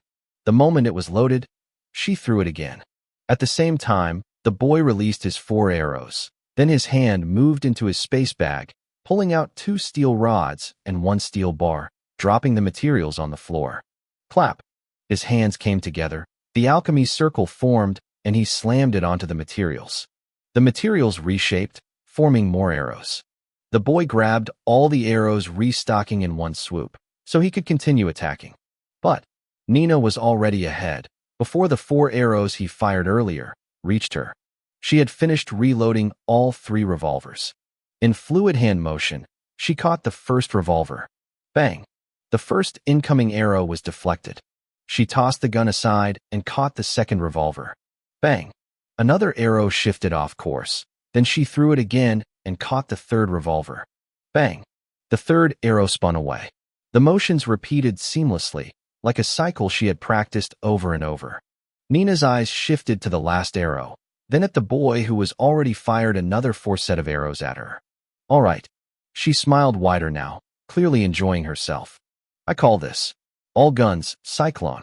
Her voice carried a playful tone, as her hand movement got faster and faster with cognizance surging through her arms and eyes, sharpening her precision and doubling her movement. Her hands rotated, switching guns from one hand to the other, firing again and again and again. From the outside, it looked like a storm of a spiral of gunfire or a cyclone made of bullets with each shot following the last, curving in rhythm and creating pressure from every angle. The bullets clashed with the arrows midair. Metal struck metal, creating a sharp sound echoing repeatedly. Some bullets broke through rushing toward the boy's position. He dodged barely, his body twisted, stepping, ducking and shifting as quickly as he could. Still, he couldn't avoid everything. Some bullets grazed him, his sleeve tore further, another cut opened across his other cheek and another along the side of his forehead. Blood began to stain his clothes more and more, and his breathing grew heavier. But his eyes still stayed focused, tracing all the gunshots and observing Nina. He noticed she wasn't just firing. She was also creating bullets to reload while continuing the cycle all at once. His eyes widened in shock. How much has she trained to be able to do something like this? He barely managed to dodge more gunshots, feeling the pressure of Nina's all-gun cyclone. But he clenched his teeth, not backing down in the slightest. I've trained too. More cognizance surged through his body as he forced his breathing to steady. Then his fingers gripped 3 arrows at once, even while dodging. He began firing, not at Nina, but at the bullets. His pupils tracked each shot, faster and more precise. Arrow after arrow, colliding with bullets midair, clearing a path step by step as he pushed forward. Getting closer. Even as more cuts appeared across his body, he still pressed forward. Ah! He roared, pulling out a dagger, using it to block the remaining shots as he forced his way through the storm. Then, Nina stopped, completely. The sudden stillness was unnatural that it caught him off guard, but only for a fraction of a second. He reacted quickly, reaching for 2 arrows. Good reaction. Nina spoke with a small smile, one that carried a hint of approval rather than mockery, her eyes fixed on him as if she had already expected that level of response. But, at that same moment, the 3 revolvers she had thrown earlier hovered slightly in front of her, suspended just long enough for what she intended to do. Clap! Her hands came together. Cognizance surged through her veins, flowing cleanly into her palms as the alchemy circle formed between them with a faint glow. She pushed her hands forward, onto the guns. Midair. The metal reacted instantly. The revolvers melted where they floated, their shapes collapsing inward, then merging together. The liquid metal twisted and folded over itself, compressing, restructuring, refining, until it formed into a basket 1945. The boy released his arrows at that exact moment. The string snapped sharply as the arrows shot forward, a lot faster than before, driven by a large portion of his remaining cognizance. It was clear. This was his final push, his last attempt to end the fight. The arrows tore through the air. But Nina had already finished, her fingers wrapped around the basket. Her stance shifted slightly, her feet grounding firmly against the platform as she aligned her body with the recoil she knew was coming. She fired, with no hesitation in her mind. Bang! The gunshot exploded across the arena. It was way louder than the revolvers. The recoil slammed into her shoulders, pushing her entire body backward as her feet lost contact with the ground for a moment before she dropped onto the platform. At the same time, the boy reacted, although he couldn't see the bullet clearly, but his instincts screamed. He raised his steel bow in front of him, using it as a shield, his arms trembling slightly from the strain his body had already endured. Impact. The bullet struck the bow. Hard. The force transferred instantly. His body was thrown backward, his feet leaving the ground as he was sent flying. Even as he tried to guide the force away, angling the bow slightly to deflect the trajectory, it wasn't enough. The bow bent violently under the pressure. His grip almost broke and body hitting the ground. He rolled once, twice and again like a rag doll thrown without control. Until finally, he stopped for a brief moment. Silence. Both fighters lay on the ground. Still, the guard began moving, stepping onto the platform, his boots echoing lightly against the surface, before he could fully reach the center. Nina's body flipped upward in a smooth, controlled motion, her legs pushing off the ground as she regained her footing in one clean movement. She stood up, breathing out slowly. Her hand moved to her face, wiping away the thin line of blood that had trickled down from her nose and the corner of her eye. I pushed my cognus far, she muttered, stretching her arms slightly, rolling her shoulders as if testing the tension in her body. Then, her gaze shifted to the boy. He was trying to stand, his hands trembling violently as he pressed against the ground, his muscles refusing to respond properly. He lifted himself slightly, then collapsed again. His body no longer obeyed him. The guard watched for a second longer, then raised his hand. Winner. He pointed at Nina. Nina smiled brightly, her mood lifting instantly as she turned her head toward Vera. She raised her hand, forming a victory sign with her fingers, her expression full of satisfaction. Vera looked back at her. Her lips curved slightly into a small smile, calm and elegant, almost as if she had expected nothing less. Nina left the stage without delay. Soon after, the nurses entered, moving quickly to carry the boy away from the platform. The moment they cleared the stage, the holographic image flickered back into existence. The numbers shifted, then stopped on the next fighter. Bale stepped forward. He raised both hands high, hyping his group as he moved, his energy spreading to those around him. Good luck, Bale. Voices rose from his group, loud and encouraging. Don't go losing. Keith spoke lazily, lifting one side of his eye covered just enough to peek at Bale, his tone dragging like someone who had just woken up. Well, if you lose, it would be hilarious. He chuckled, folding his arms. Smack. Faye's hand came down on his head. Ouch. Keith sat up straight immediately, grabbing his head with both hands. Woman, why do you like hitting my head? He looked at her, clearly annoyed. Huh. Faye turned to him slowly, her expression scary like she was ready to start something if he said one more word. Keith froze. Then he shrank slightly in his seat, his gaze dropping to the ground as if nothing had happened. Nothing. His voice came out low, almost like a scared puppy. Faye let out a small sigh, shaking her head before turning her attention back to Bale. Win, leader, she said, her tone firm this time, joining the others as they cheered. Bale smiled, confident, then stepped forward toward the platform. Chapter 139, The Rankers of Ash Part 2. Within 15 minutes, Bale's match had already ended. His opponent, who ranked 13th among the orphans, didn't go down easily.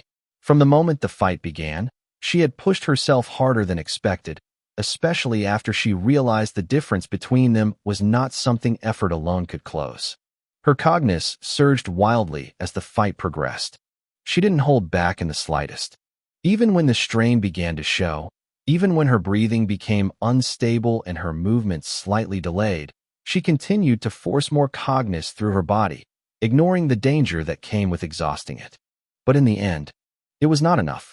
Bale defeated her without showing much signs of struggle. His movements remained steady, controlled, and most importantly, careful. He never allowed the fight to turn into something excessive and majorly avoided pushing her into the state where low cognitive backlash could damage her body permanently. When it ended, his group cheered loudly, their voices carrying pride as he walked back to his seat with a calm expression.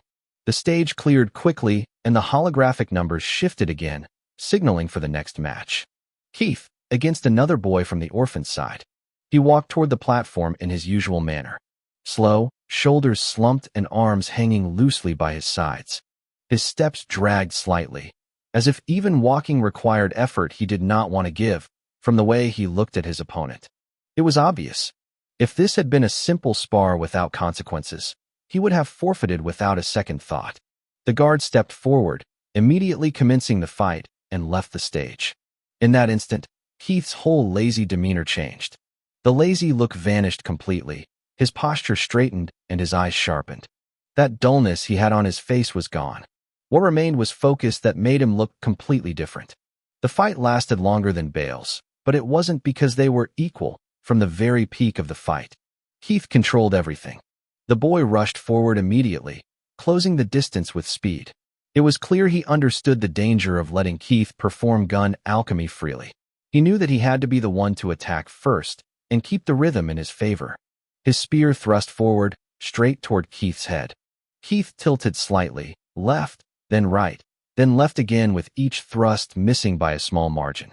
The boy continued attacking, not giving him any space or time, pushing forward with relentless pressure. To an outsider, it clearly looked like Keith was being pushed back. But, to the boy, thrusting his spear at him, he felt something was off. The movement, the flow. It was like watching a snake coil around its prey without being noticed. Then, it happened in a blink. Keith's right arm moved, hooking the spear under his armpit, trapping it. Then at the same time, his other hand shot forward, grabbing the boy's wrist. Before the boy could react, his body was flipped, thrown onto the ground. Hard. He barely had time to process what happened before he saw something coming down toward his face. A shadow moving fast. He rolled instinctively. Keith's hand slammed down on the ground where his head had been, holding a steel bar. The metallic sound of the bar hitting the ground echoed little in the arena. Clap. In that same motion, Keith activated his alchemy, and the steel reshaped, forming into an ACU vector MK.I. TSK. It would have been better if you just took the hit to the face, Keith muttered, frowning slightly. He exhaled, standing straight. This is getting really stressful. He raised the gun, his eyes locking onto the boy again as the boy rushed him, throwing daggers. Super stressful. Keith lifted the gun slightly, deflecting the first 2 daggers with minimal movement. His sharp gaze slowly faded, now returning to that lazy look again. Mega stressful. He stepped aside, weaving through the remaining daggers, then shifted back just enough to avoid the spear that came at him again. I don't understand you people. His voice rose slightly, enough for the boy to hear clearly while he continued dodging the boy's spear attacks effortlessly. Why are you orphans doing your best? He tilted his head, then paused. No, that came out wrong. He leaned back, avoiding another thrust, then bent low as the spear swung across him. What are you talking about? The boy shouted, frustration showing clearly. Keith continued as if he didn't hear him. Why are you risking your lives to beat us when you already know the difference in power? He stepped back again, avoiding another strike without urgency. I mean, the reward isn't even that worth it. He pointed the ACU vector MK.I at the boy, which made him flinch and ready himself for impact.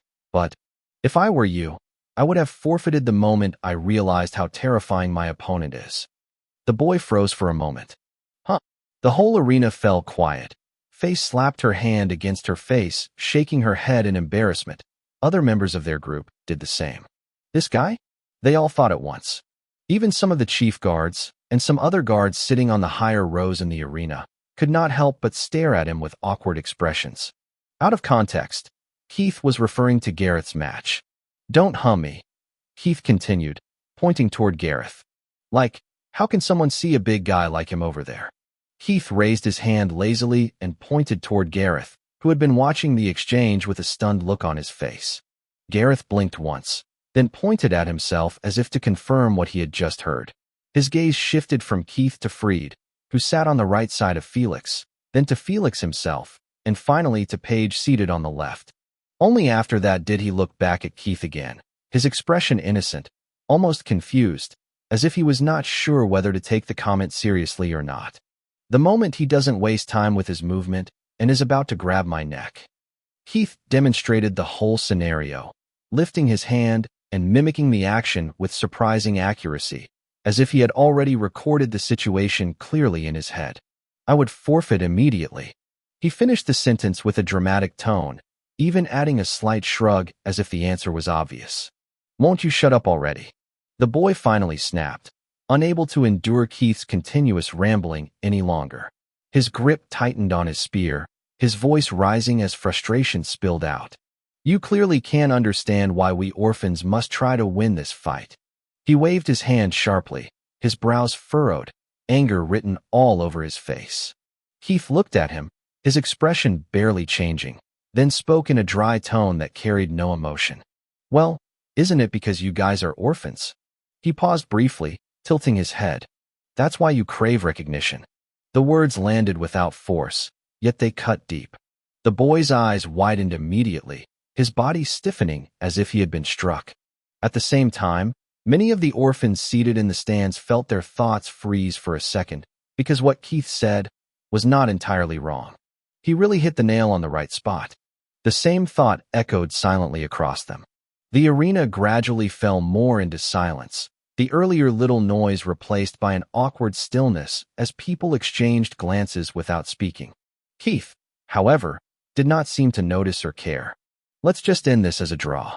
He spoke casually, scratching his back with the ACU vector MK.I in his hand, while his other hand rose to cover his mouth as he yawned lightly. Why would I agree to that? Why would you even suggest that? The boy's voice rose again, this time filled with more confusion as well as anger. Keith lowered his gaze slightly, looking at the gun in his hand. It's because... He paused, as if choosing his words slowly. Looking at this gun, I know that if we continue this fight, even though I don't plan on killing you, at the end of the day, I'm not as strong or as skilled as those monsters over there. He tilted his head slightly toward the stands, subtly referring to the higher-ranked candidates without naming them. So, I'll have to use this to injure you badly, and I don't want to do that. His voice remained calm, almost tired. I don't even like killing, talk less of making a person bleed. He exhaled quietly, his eyes half-lidded again, but there was something deeper beneath that laziness. But I have already killed someone, and I've watched people close to me die. For a brief moment, his gaze lost focus.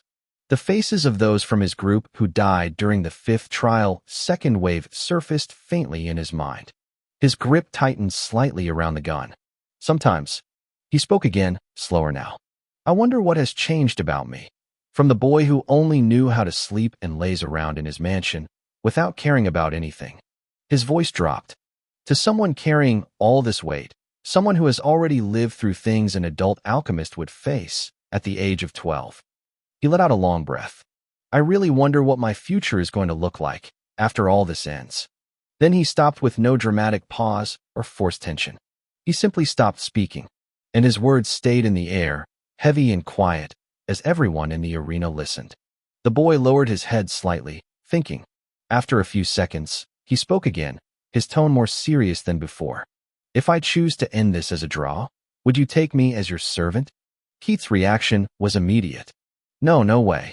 He shook both his head and hands at once, his face showing clear rejection. Huh. The boy stared at him, completely stunned. You're the one asking for a draw, and you don't even want to help me by taking me as your servant? Why are you saying it in such a weird way? Keith frowned, clearly uncomfortable now. What is weird about it? The boy stepped forward, gripping his spear tightly. I will keep fighting, even if I get seriously injured or die, unless you agree to take me as your servant. Keith stared at him. For a moment, he looked like he wanted to refuse again, but then he glanced at the arena. Ah. He sighed loudly. Okay. He raised his hand in surrender. I agree. The boy's face brightened immediately. All right. He turned toward the guard without hesitation. I forfeit. His voice was loud and clear. The guard nodded and stepped forward. Winner. He pointed at Keith, his expression holding a mix of awkwardness, after watching Keith rant his way from actually fighting. No one cheered, especially not from his group. They simply just stared at him. Faye covered more of her face with both hands, clearly embarrassed, while Bale gave an awkward smile, unsure how to react. It wasn't that they wanted a brutal fight. It was just that they understood him too well. Everything Keith said, all those deep and thoughtful words. At the end of the day, he just didn't want to fight because he found it too stressful. So, he used what he was best at, talking and convincing to escape situations he didn't want to deal with. His so-called talk alchemy. Keith walked back slowly to his seat, dragging his steps again as if all the earlier seriousness had never existed. He sat down heavily. Arg, this is so stressful. Without waiting for Faye or anybody to say anything, he lifted his arm, covered his eyes, and fell asleep. Chapter 140, Planning for the Future. Ha!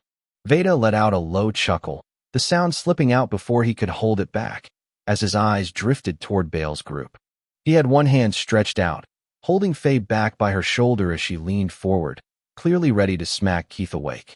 Keith, on the other hand, had already sunk into sleep like nothing had happened, his breathing calm, completely detached from the noise around him. What got you laughing? Nicholas asked, narrowing his eyes slightly as he studied Veda's face, trying to catch what he found so amusing. It's nothing. Veda waved his hand lightly, brushing the question aside as if it held no weight, but his attention quickly shifted when he noticed Linda stepping away from the group. She was already walking toward the platform, her posture stiff but steady, while some members of the group called out to her. Good luck, Linda. Veda raised his hand and gave a small wave, his tone carrying quiet encouragement. The others followed, their voices overlapping as they cheered, creating a small wave of sound behind her. Ezra remained quiet, where he sat. He leaned back slightly against his chair, his body relaxed, but his mind was far from calm. His gaze stayed forward, fixed on the stage, yet his thoughts were elsewhere, caught on a single word Keith had mentioned earlier. Future.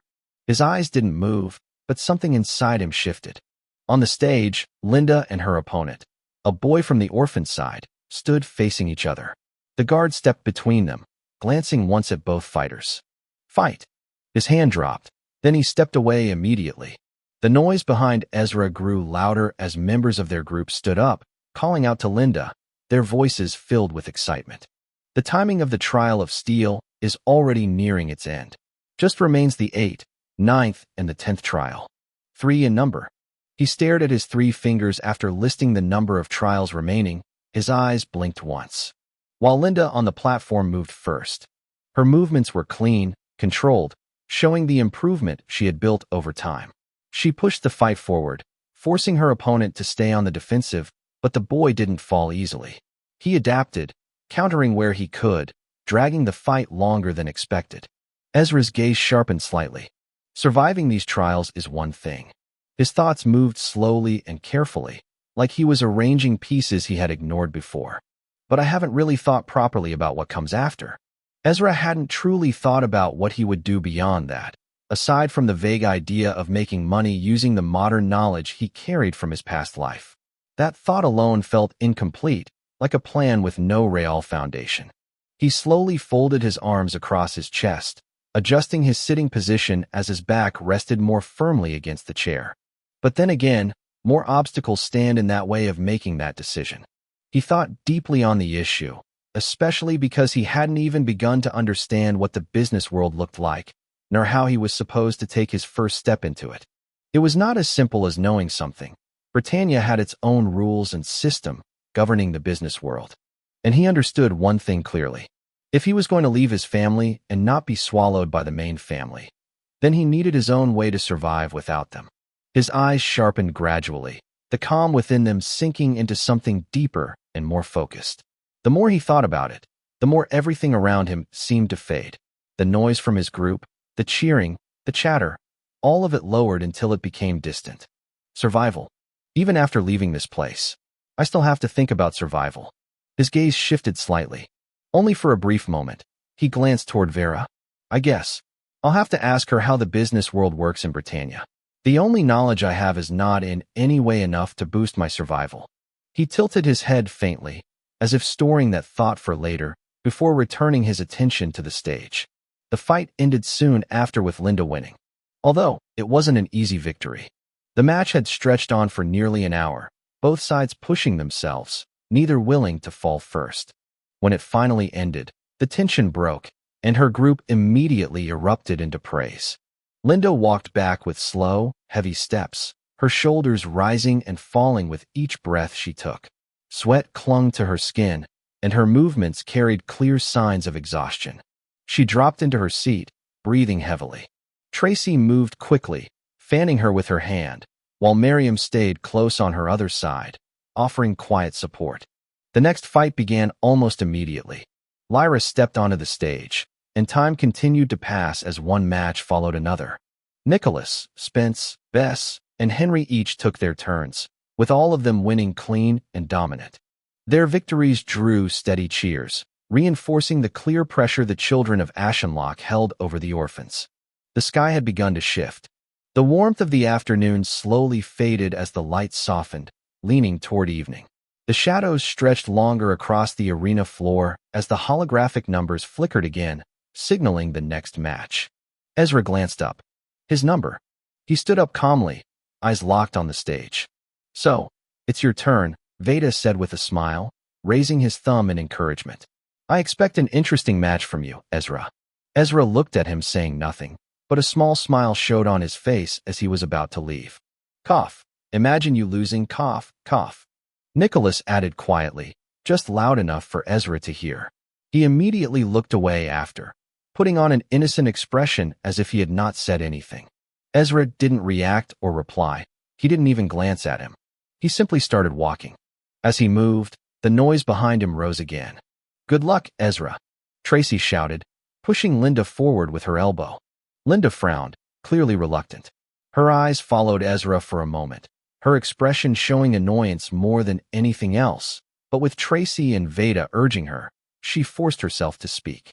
"Go, Jigu." Her teeth clenched as she struggled with the words, her voice uneven. "Good luck." The words came out low and strained, almost swallowed by the surrounding noise. Only Tracy, Veda, and Miriam heard her clearly because they sat closest to her. Ezra still didn't turn back. He stepped down from the stands and walked toward the platform while the cheers of his group members echoed loudly in the arena. Vera watched him. Her posture remained relaxed, but her gaze followed him steadily. Unlike how her expression was, there was a clear change in her look. The boredom that had filled her eyes during most of the earlier fights was gone. Now, there was interest, a quiet amusement, and a sharp curiosity hidden behind her calm face. During the previous matches, she had watched with little care, already knowing how they would end. Only when Nina, Gina, and Bale fought had that expression shifted slightly. But now, it changed again with more effort that she never showed to anybody. Nina noticed. Her eyes moved from Vera to Ezra, then back again. She saw the way Vera's gaze lingered, the faint softness in her expression, and something inside her tightened. She took a deep breath. "Whoa." Her voice cut through the noise. "Lose, you asshole." She raised her thumb and turned it downward with exaggerated motion. "You think you're some hot shot just because you got lucky and my lady stepped on you once." Her voice carried across the arena. Around her, some boys who had been whispering quietly suddenly grew more attentive. The rumors about Ezra being close to Vera had not been forgotten, and now, hearing Nina's words, that small envy began to stir again. No one said it openly, but it was there. Ezra stepped onto the stage ignoring all of it, although the memories of that incident where Vera stepped on his back still came to haunt him over and over again. Can't people just forget that already? He sighed faintly while feeling the sharp dagger stares, from Vera's group, from Henry's, from Felix's, from Priscilla's. All the boys and girls that all see Vera as their untouchable queen, stared at him with envy, jealousy, hatred, and curiosity. Even Priscilla herself watched him, her gaze moving over him slowly, measuring, unimpressed. So that's the boy who jumped ranks and also was the first to reach the top floor in the 6th trial. Her eyes traced his figure, from his posture to the way he stood, searching for something that justified the reputation, Something that would make sense on why Vera of all people would be interested in someone like him. Maybe it's because he's wearing a coat, and his body isn't that big. Nate said calmly beside her, his arms folded as he observed Ezra carefully. But he's tall for his age, and I've seen him training early in the morning a lot of time, so he must be fit, just not bulky. His tone remained steady and thoughtful. I already had my eyes on him after the rumors about him started spreading. Nate spoke calmly as he turned his head slightly toward Priscilla, his gaze still resting on Ezra even as he talked. I also had my eyes on him. Priscilla continued, her tone carrying faint disdain as she folded her arms. Especially when those rumors about him and Vera, about the infirmary and the library, started circulating quietly. She paused for a moment, her eyes narrowing as she looked Ezra up and down again, measuring him without restraint. But nothing about him showed anything worth looking at. She scoffed lightly, waving her hand in a dismissive manner, as if brushing away something insignificant. I'm actually surprised someone like him managed to survive this long. Maybe. Her lips curved slightly, a malicious smile forming as her gaze shifted away from Ezra and toward his opponent. We might even get to see a ranker lose for the first time. On the stage, the girl stood still. Her posture didn't change, nor did her expression. Her eyes remained fixed on Ezra, empty of hesitation, carrying a quiet coldness that made it clear. Killing was not something unfamiliar to her. It was already part of her. She held nothing in her hands, yet that only made her presence more tense. Her body was relaxed, but not careless, and the flow of cognizance around her revealed her level clearly. A full-star novice. She's clearly the rank one among the orphans. Nikki spoke, leaning forward slightly as her eyes sharpened with interest. Yeah, from the looks of it. Mira added, her gaze focusing more intently on the girl, as if trying to read deeper into her movements, her stance, and her breathing. At that moment, the guard stepped onto the stage. It's better to watch and not assume, Priscilla. Nate spoke again, his tone steady and his eyes calm as he returned his attention fully to the stage. That Ezra. He looks like someone who might be in the level where he can hide his cognizant presence. Priscilla and the two girls turned to look at him at the same time. Then, they laughed. A short, dismissive chuckle. I doubt that. Nikki scoffed, shaking her head slightly. Ready? The guard's voice cut through the moment. His eyes moved from Ezra to the girl, observing both of them carefully. Neither of them moved much, yet the tension between them was already forming, their gazes locked, each silently studying the other. At that moment, Ezra's mind moved quickly, catching every detail he could analyze from just looking at the girl. She looks tough. His eyes shifted slightly, catching the smallest movements. Her fingers twitched from both hands. Subtle and controlled. She must be good with both hands. He tilted his head slightly, his gaze sliding toward her left arm. And she's mainly left-handed. That alone narrows the possibilities, which means dagger user or possibly dual stilettos. I should also expect thrown attacks. His eyes sharpened further, noticing the marks on her thumb and index finger on both hands, due to repeated friction of throwing practice. Then, his hearing picked up something. A shift. Her leg moved slightly backward, her stance changed, her footing pressed into the ground more firmly. Her grip on the ground is stable, which means she has good balance over her body. His gaze moved up and down her body once more, his expression remaining neutral, unreadable to anyone watching. She's also flexible. He reached a conclusion. Now, Ezra. He spoke to himself in third person, a habit that helped him think clearer. Should I fight normally? Or use her as practice for the martial techniques I learned recently? His eyes flickered briefly toward the guard. The guard's hand rose. At the same time, the girl's eyes twitched slightly. TSK. I can't read him. Her brows tightened faintly before returning to normal, her breathing controlled but her thoughts slightly disturbed. His posture shows composure, which means he's not weak, but his appearance. She glanced at him again. He looked clean, a pretty harmless boy, like someone girls would want to protect all the time. Is it because of his coat? That I can't tell if he's trained in close combat? Her thoughts began to overlap slightly. Arg. I can't think clearly. She exhaled quietly, forcing herself to reset. Fight. The guard's hand dropped, and he turned, stepping off the stage. Well, it doesn't matter. Her voice came out low with resolve. Cognus surged through her body, flowing smoothly as a dagger slid down from her right long sleeve into her waiting hand. The motion practiced and clean. I will do everything I can to secure my life. She moved immediately. Her arm snapped forward, and the dagger left her hand with speed, cutting through the air, straight toward Ezra. Chapter 141. Planning for the Future Part 2. Ezra's left hand moved before most people could even register the motion, his thumb and index finger closing around the incoming dagger with precise timing, stopping its path cleanly, as if it had simply chosen to rest there rather than pierce through him. Without pausing, and without even shifting his stance too much, he flicked his wrist and sent the dagger back. Clank! The sharp collision of metal echoed across the arena as the dagger he threw struck another dagger midair, one that had been launched immediately after the first. The sound rang clear, cutting through the overlapping murmurs of the crowd. Another dagger followed, then another. The air itself seemed to split as multiple blades cut through it, all aimed directly at him. Ezra didn't step back to dodge. Instead, his left hand moved in a smooth arc as his fingers closed one after another, catching each dagger in a single flowing motion, gathering them together like he had done this countless times before. Only then did he glance forward. She's gone. His eyes sharpened slightly. There was no sound of footsteps, no shift in air that a normal person would notice, yet his body reacted first before his thoughts finished forming. He turned sharply to his right. At the same time, his arm moved, sending the daggers in his hand flying outward. Clank, clank, clank. They collided with another incoming set of daggers.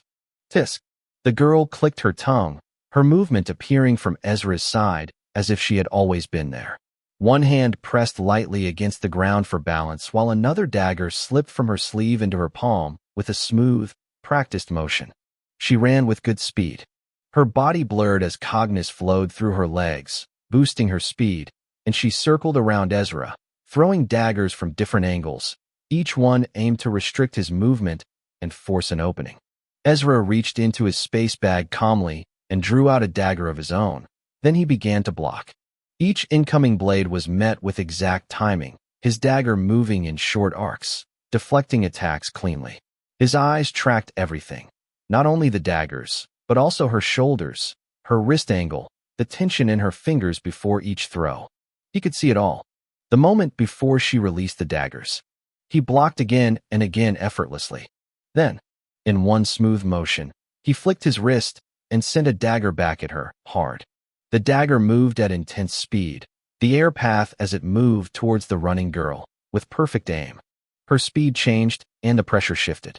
She blocked it, but the force forced her to halt her movement.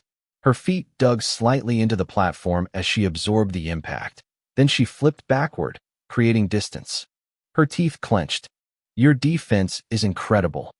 Her voice came out low, controlled, though a hint of strain could be heard. She stabbed the dagger in her hand on the ground. Every time I think of getting closer, I feel your eyes already waiting for me. She narrowed her gaze. But, clap.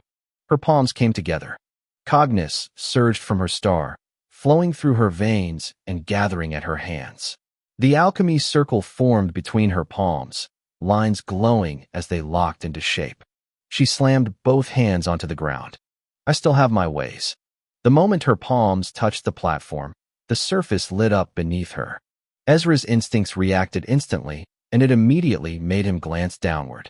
The daggers that she threw at him, some of them weren't thrown randomly. They were placed into a formation. His eyes narrowed slightly. This. His voice came out low, not shocked, but attentive. A stream of gray lightning flowed from her circle into the nearest dagger, then spread outward, connecting each blade one after another like veins of energy linking together. The entire area beneath Ezra lit up. A large alchemy formation formed under his feet. Gasps rose from the audience. Even the guards leaned forward slightly. That's like joint alchemy, right? Someone amongst the Ashenlocke children whispered. Wow. Freed adjusted his glasses slowly, the lenses catching a faint reflection of the glowing formation on the platform as his eyes sharpened with interest. That's a very old method of alchemy ignition. No one really uses that anymore. His voice carried a quiet excitement as he leaned forward, then rose from his seat without thinking, just like a few other candidates around him whose curiosity had already taken over their restraint. Their bodies leaned toward the stage, eyes locked on the glowing lines of cognates spreading across the ground, trying to understand the structure forming beneath Ezra. "Sit down, Freed." Felix's voice cut through that small wave of movement, calm but carrying clear displeasure. Freed paused mid-step. Felix didn't even look at him fully, only shifting his gaze slightly while keeping most of his attention on the stage. That alchemy ignition is only possible because she's a steel alchemist, and it's not some outdated technique. He lifted one hand lazily, making a small, dismissive motion in the air, while his other arm remained folded across his chest, his back resting comfortably against his seat, as if nothing on the stage could truly shake him. Most steel alchemists don't use it at the early stages of their alchemy rank, he continued, his tone steady, almost bored. Instead, this kind of method is usually seen at Meister rank or higher, and while I don't know the exact process behind it. His eyes narrowed slightly. It definitely has something to do with conduction and very precise cognitive control. He scoffed lightly, as though what the girl was doing, even at that level, wasn't enough to impress him. Freed immediately sat back down, nodding quickly. "I see." Then, after a brief pause, his eyes returned to the stage again, more focused this time. But even so, doing that at the novice rank is still very impressive. Gareth smiled faintly, his gaze fixed on the girl, watching the way she controlled the flow of her cognitions. "That's true." He rested his elbow lightly on his knee. "Too bad she isn't my opponent. I would have liked to face her myself." His smile didn't change, soft and calm, but his words carried a clear intent. "And after that, I would have made her my servant." He turned his head slightly toward Felix. "Well, she is quite pretty, now that I'm paying attention." Felix shifted his posture at that, finally turning his full attention toward Lucy. His tongue brushed lightly against his lips as he leaned forward, resting his chin between his thumb and index finger, his gaze sharpening with interest. His eyes moved over her slowly. Her short, dark brown hair rested just above her shoulders, strands moving slightly with each breath she took. Her brown eyes held a steady fire, not wild, not unstable, but focused, like someone who had already decided she would not back down no matter the outcome. Her skin was pale from years spent under harsh conditions, yet it made the faint flush on her cheeks stand out more clearly, especially as her breathing grew heavier. Her figure, though not as refined or polished as the noble girls of Ashenlocke, still carried a natural shape that drew attention, one that hinted at her nearing maturity. She looks around 15. Maybe 17, and is already looking close to her prime. Although, she can't be comparable to the girls raised within the family. But even so, she stands out amongst the other female orphans. Felix's lips curled slightly. "I want her." He leaned back again, resting the side of his head against his hand, his legs crossing slowly as his gaze lingered on her with a clear, predatory interest that didn't even try to hide itself. Around the orphan side, the mood was completely different with how the cheers broke out. "Lucy, show them." Voices rose one after another, sharp and loud, carrying hope, pressure, and desperation all mixed together. Back on the stage, inside the glowing formation, Ezra stood quietly. The light from the alchemy circle reflected faintly against his coat, but his expression did not change. Then, Lucy pushed more cognitions into the formation. The strain showed with a thin line of blood slipping from her nose, trailing slowly down toward her lips as her breathing grew uneven, yet she didn't stop. The glow intensified. The daggers embedded in the ground began to tremble. Then, they melted. The metal softened, lost its shape, and began to stretch upward, forming thin, spiraling threads that twisted and rose into the air, each one connecting, weaving together into a growing structure. Ezra moved at the exact same moment. Boom. The platform split. The section where Ezra had been standing was cut cleanly into multiple pieces, the stone breaking apart as if sliced by invisible blades. Dust rose immediately, thick and heavy, spreading across the area and blocking the view for a brief moment. The crowd fell quiet.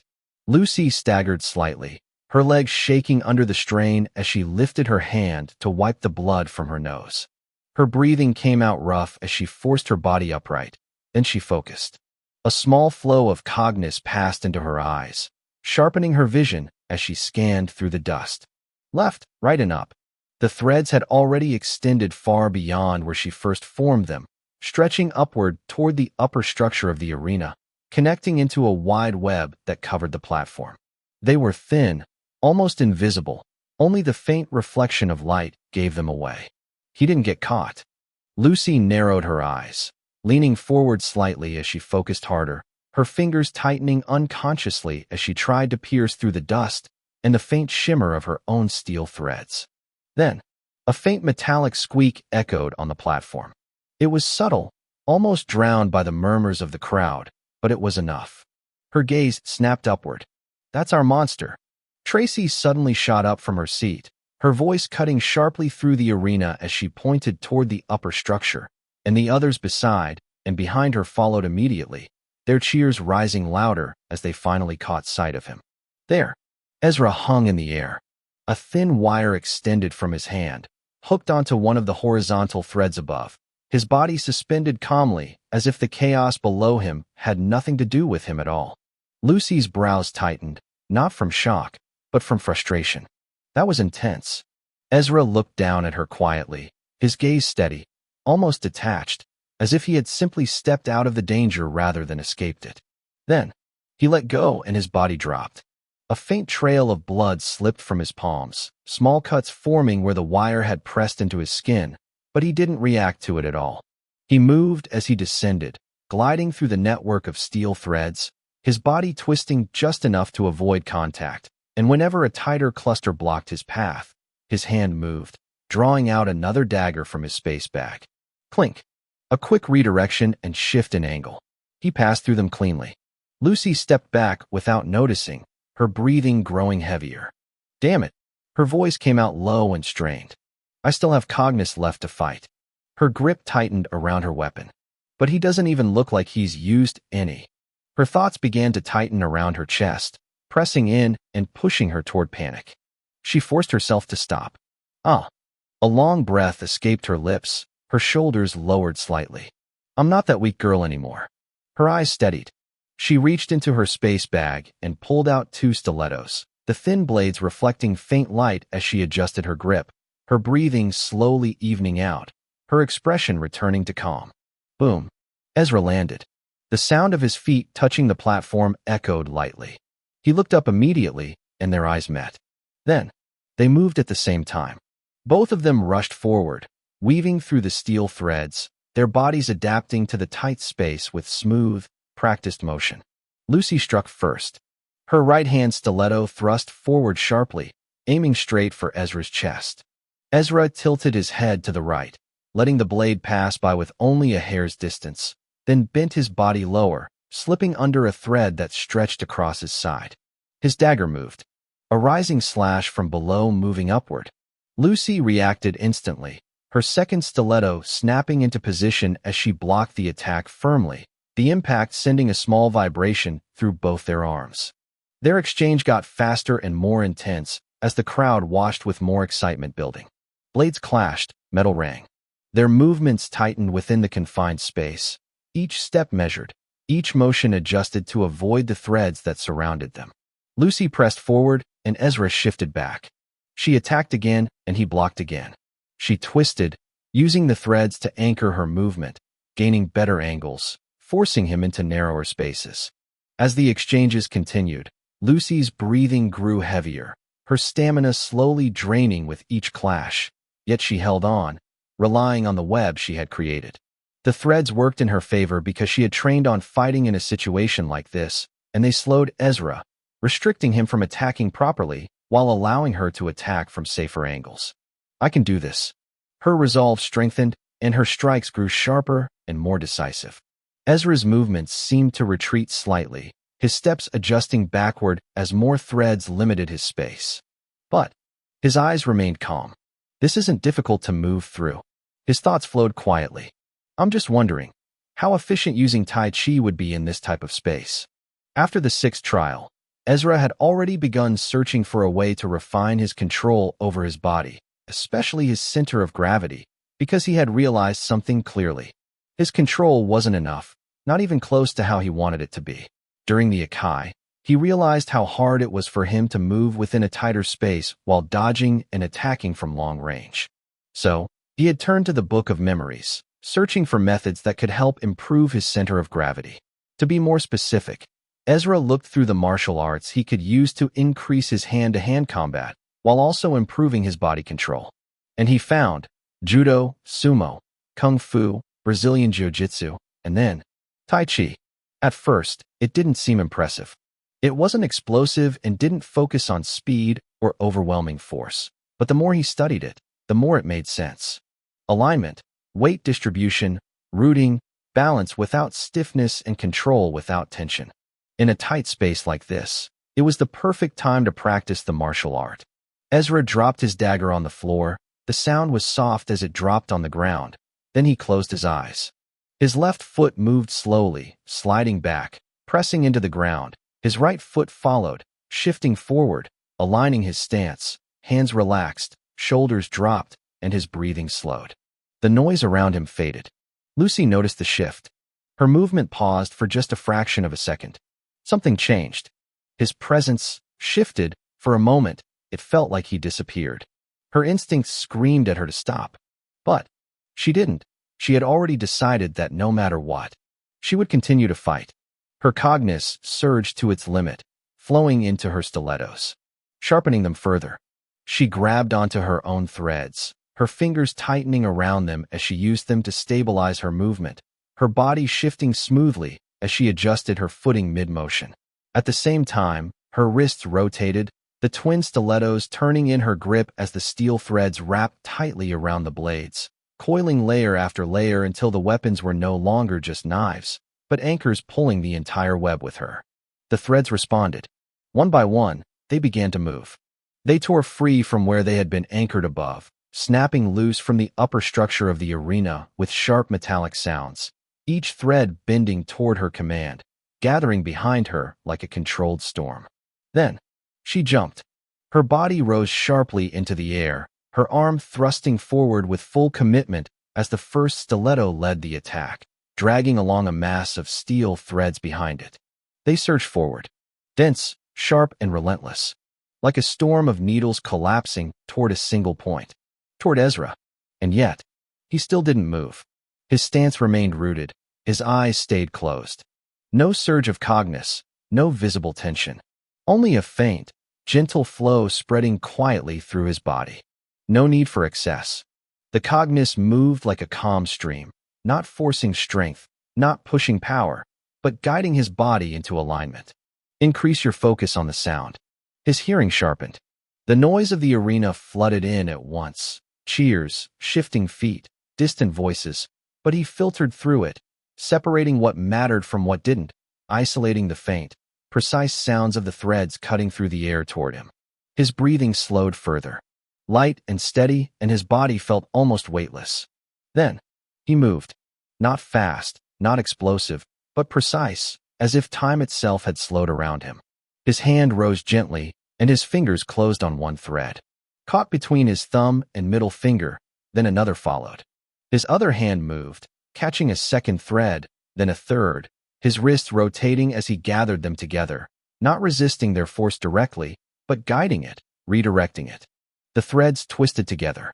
Then, he stepped. A slight shift of his foot, his weight transferred, and his hands moved downward. Soft and controlled. Boom. The threads slammed into the ground. Driven by their own momentum, redirected into the platform with sudden force as they pierced into the stone beneath him. Lucy's body jerked forward violently. The connection she maintained with the threads dragged her along with them, her balance breaking instantly as the force pulled her off rhythm. Her eyes widened. Before she could react, before she could adjust, Ezra had already stepped in. Close. His palm moved, placing it lightly against her stomach. Then, everything flipped. Lucy's vision spun as the ground rushed up, and in the next instant, boom. Her body hit the platform hard, the impact knocking the breath out of her as her grip failed completely.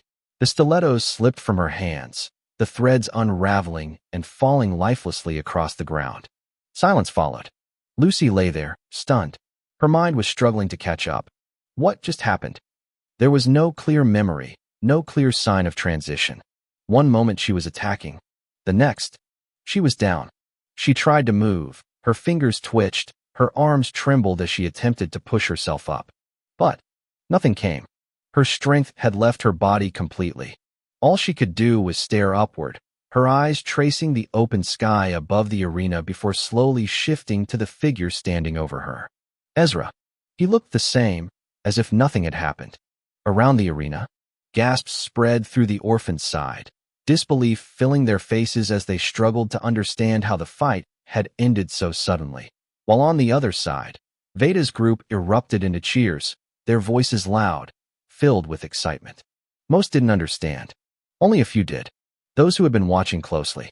Vera leaned slightly forward with her eyes narrowing. A faint light of realization flickered within them as she replayed the movement in her mind, analyzing every detail. Is that another technique? Her gaze deepened at Ezra with an intrigued look. Lucy's voice came out low and flat. I lost. Even as she said it, confusion still lingered in her eyes. Ezra looked at her for a moment. Then, the guard stepped forward, crouching slightly as he checked her condition, observing her inability to move even a single limb. Winner. He pointed toward Ezra. The cheers of his group grew louder as Ezra turned to leave.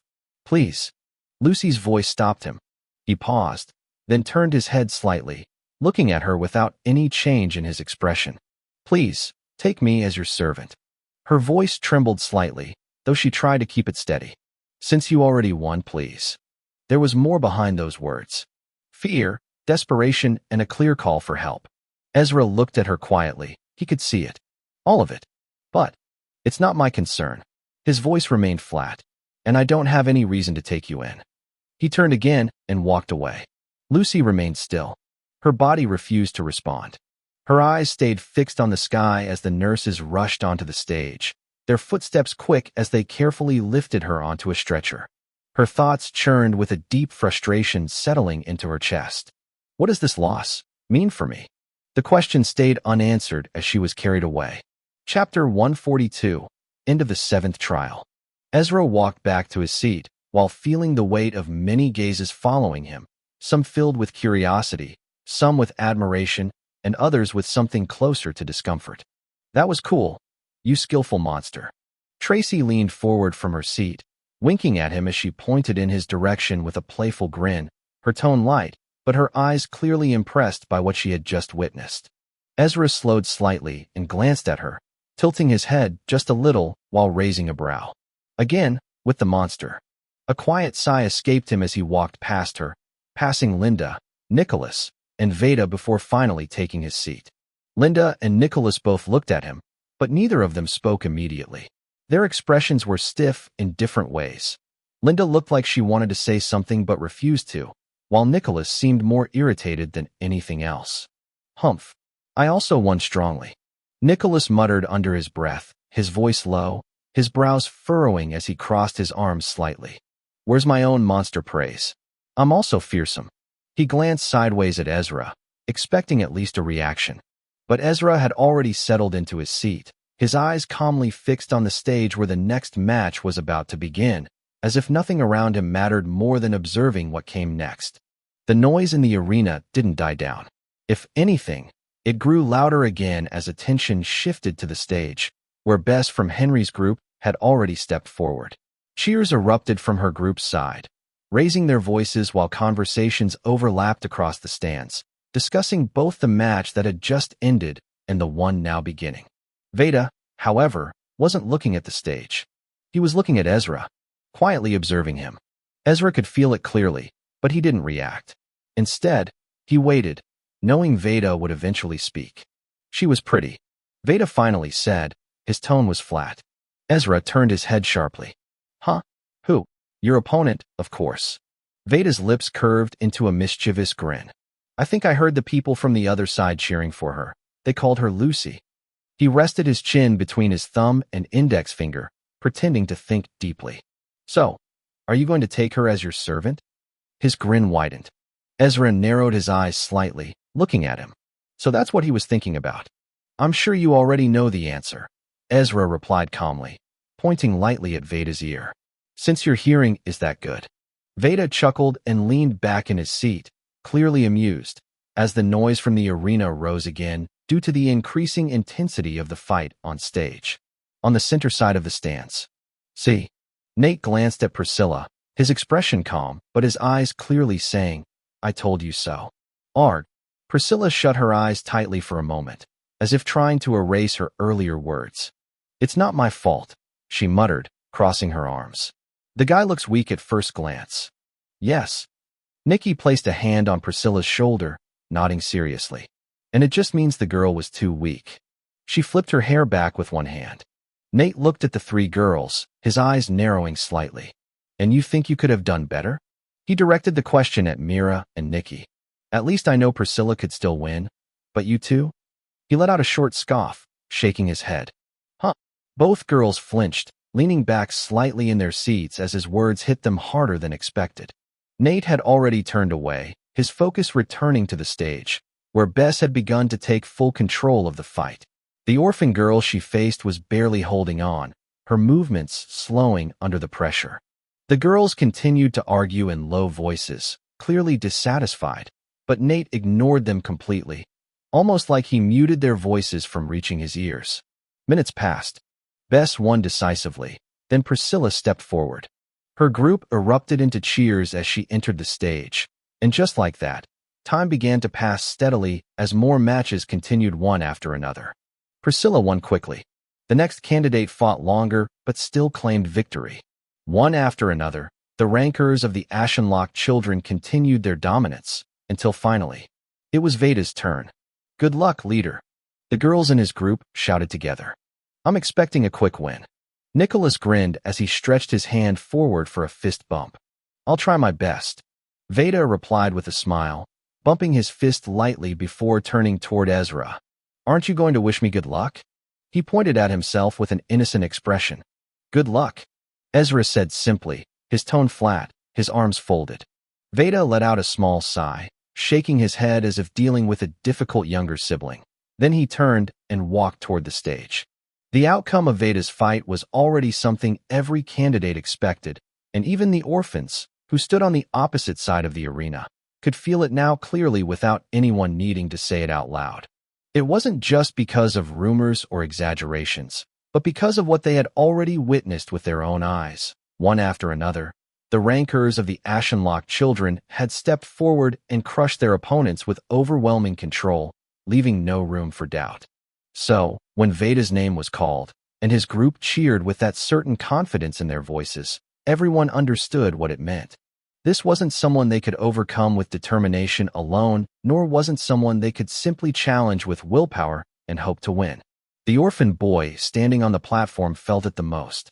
He swallowed hard, his throat dry as he watched Veda walk forward step by step, calm and steady, like he was simply going for a walk rather than stepping into a fight.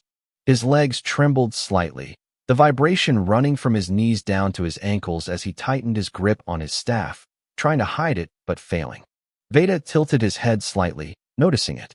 What happened to you? He asked, his tone carrying real concern, not mockery or arrogance, but that only made things worse. Because even though Veda didn't release any cognus, even though he didn't glare or show any killing intent, that calm and gentle look of his, to the boy, it felt worse than hostility. It felt like standing in front of something that didn't need to show its power, something that could end him without effort. The thought of Vera, the rank one who had already crushed her opponent so easily, flashed through his mind, and then he looked back at Veda. Rank 2. His chest tightened. The guard stepped onto the stage, his boots making a dull sound against the stone platform as he positioned himself between them. Ready. His hand rose slowly into the air. The boy's fingers tightened around his staff, his knuckles turning pale as his hands continued to shake. What do I do? What do I do? His thoughts spiraled rapidly, crashing into each other without giving him space to breathe. He looks gentle, but he's clearly a beast. Would he kill me? Arg, I don't want to get beaten unconscious. He gritted his teeth, forcing himself to look up at Veda again, scanning his body from head to toe. How can a noble's child be built like this? It didn't make sense to him, and then another memory surfaced. Gareth. The way Gareth had calmly grabbed his opponent by the neck, tightening his grip until the boy had no choice but to surrender, unable to even struggle properly. That image alone made his stomach twist. Get adopted? This is clearly suicide. I'd rather become a servant, but I can't just forfeit like that. His breathing grew uneven as his thoughts finally began to settle into something clearer. I should at least show something. Just for a few seconds. Even if it's useless. Then I'll forfeit. He imagined it quickly, charging forward, showing strength, then stepping back and surrendering before it got worse. The idea settled into his mind like a fragile plan, and slowly, his shoulders relaxed. Let's do that. He muttered under his breath, a faint smile forming on his lips as he convinced himself. Fight. The guard's hand dropped, and he turned away immediately, about to step off the stage. Oh. The boy roared, forcing his voice out as if it could push away his fear, as if it could give him strength he did not truly have. Cognition surged out of his body violently, the air around him distorting as the visible gray force spread outward. Blood trickled from his nose as he stepped forward, forcing his body to move despite the fear gripping him.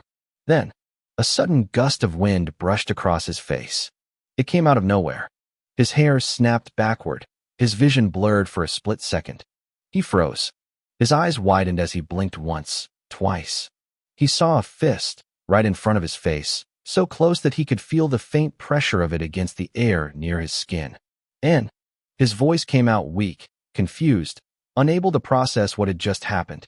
All the cognition that surged through his body vanished into the air. Veda was already standing in front of him. His body had moved so fast that the boy hadn't even seen it happen. The punch had already been thrown and stopped. Right before impact. I forfeit. The words burst out of his mouth without thought, his voice shaking as his mind finally caught up to reality. The guard, who had already stepped down a few steps from the stage, paused mid-step.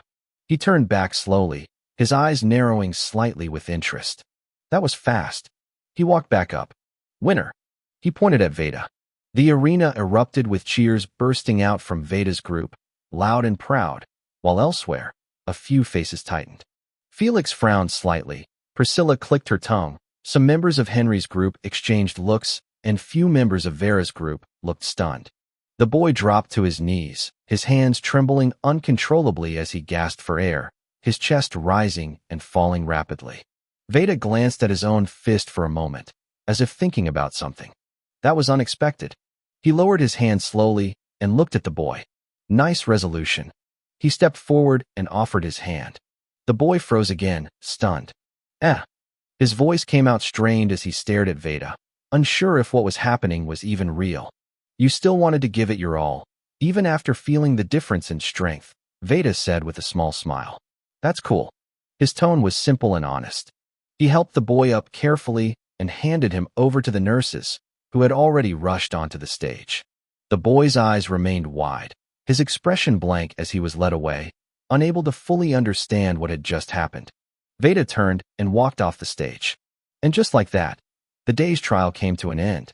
The arena slowly emptied, filled with overlapping conversations and laughter from the candidates, their mood light as they walked out in groups. On the other side, the orphans moved more quietly, a heavy atmosphere following them as they left, their expressions duller and more distant than the first day the trial started. The next day arrived quickly. More candidates filled the arena than before, including many who had been injured during the first day the seventh trail started, but had now returned, making the stands feel tighter and more alive. The chief guards and more guards were present again, seated above with calm expressions, some watching with quiet interest whenever certain names were mentioned. The matches began without delay.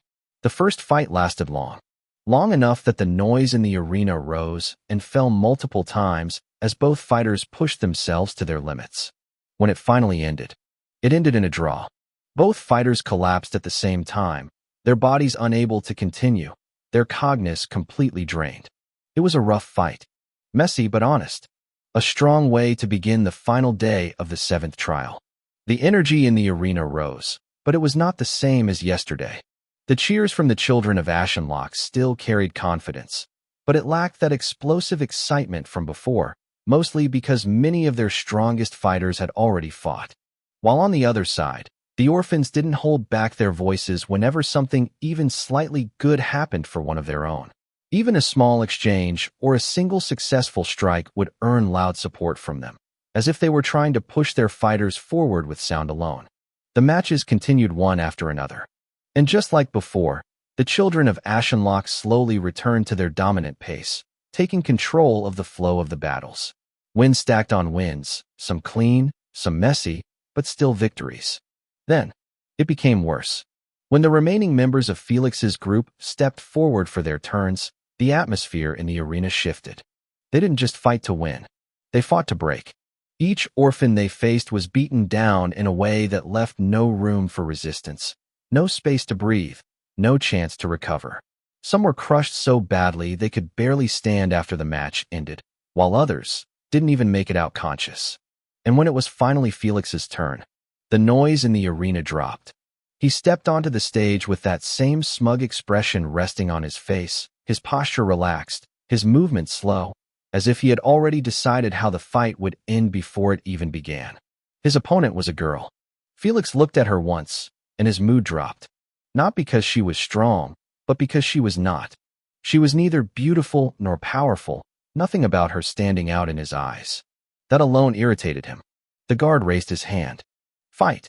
The moment the signal was given, the girl rushed forward, gripping her sword tightly, her feet pushing off the ground with force as she closed the distance between them. Felix stood in a relaxed state, almost waiting for the girl to act first. Then, just as her blade came within range, he shifted, a small step to the side. Her sword cut through empty air. She turned quickly, attacking again, her strikes coming faster now, each swing backed by more cognizance as she tried to break through his defense. But Felix, he moved like he was watching a slow performance. Each step was precise, each dodge was minimal. His body barely moved, yet every attack missed him by a small, controlled margin. He was reading her completely. The more she attacked, the more desperate her movements became, her cognizance surging harder as she pushed her body forward, trying to land even a single hit. Felix's eyes grew colder. This worthless, ugly bitch doesn't even know when to quit, huh? His voice was low, but it carried. Before she could react, he moved. In a blink, his hand slipped into his space bag. At the same time, his other hand shot forward and grabbed her wrist, the one holding the sword. His grip tightened instantly, cognizance flowing into his fingers, locking her arm in place. She tried to pull back, but she couldn't. Even though her physical strength was not far from his, the difference in their cognizance was absolute. She is a half-star novice alchemist, while Felix is a little star binder rank alchemist. Felix brought out a revolver. Bang, bang, bang, bang, bang. 5 shots rang out in rapid succession, emptying the gun. All of them pierced into her stomach. Argahar. Her scream tore through the arena, raw and broken. The air on the orphan's side tightened further. Some clenched their fists while some lowered their heads. Others stared, unable to look away, yet unable to react because they all knew. There was nothing they could do. Felix released her wrist and stepped back slightly. The fact that you knew you were weak. Before she could even steady herself, he kicked her. His leg moved fast, enhanced by cognizance. The impact landed directly on her face. Her head snapped back as blood sprayed from her mouth, her body collapsing onto the ground, curling instinctively as she clutched her stomach. She trembled, breathing uneven and barely conscious. Felix stared down at her, his irritation only growing. Your fellow orphans forfeited once they saw how strong their opponents were, and you couldn't even use your brain. He tossed the revolver forward. It struck her head. Oh! She cried out again, her voice weaker now, tears streaming down her face. Felix exhaled slowly, shaking his head. I can't believe this. Even a worthless girl is mocking me. A laugh escaped him, then another. It grew louder. You are one ugly bitch. He. His laughter echoed. Behind him, many of his group members joined in, their voices overlapping, mocking her openly. But not all of them. Gareth and Paige sat there quietly, smiling and watching, clearly enjoying the show. The rest of the arena fell into silence with the tension pressing down heavily on everyone present. Veda's eyes darkened, his fingers curled slightly at his sides. For a moment, It looked like he might step forward, like he might walk onto the stage and stop this himself. Ezra noticed, feeling the burning intent coming from his right side. He glanced at Veda briefly, then shifted his gaze back to Felix. His expression remained blank. Felix's laughter slowly died down. Then, a different smile appeared on his face.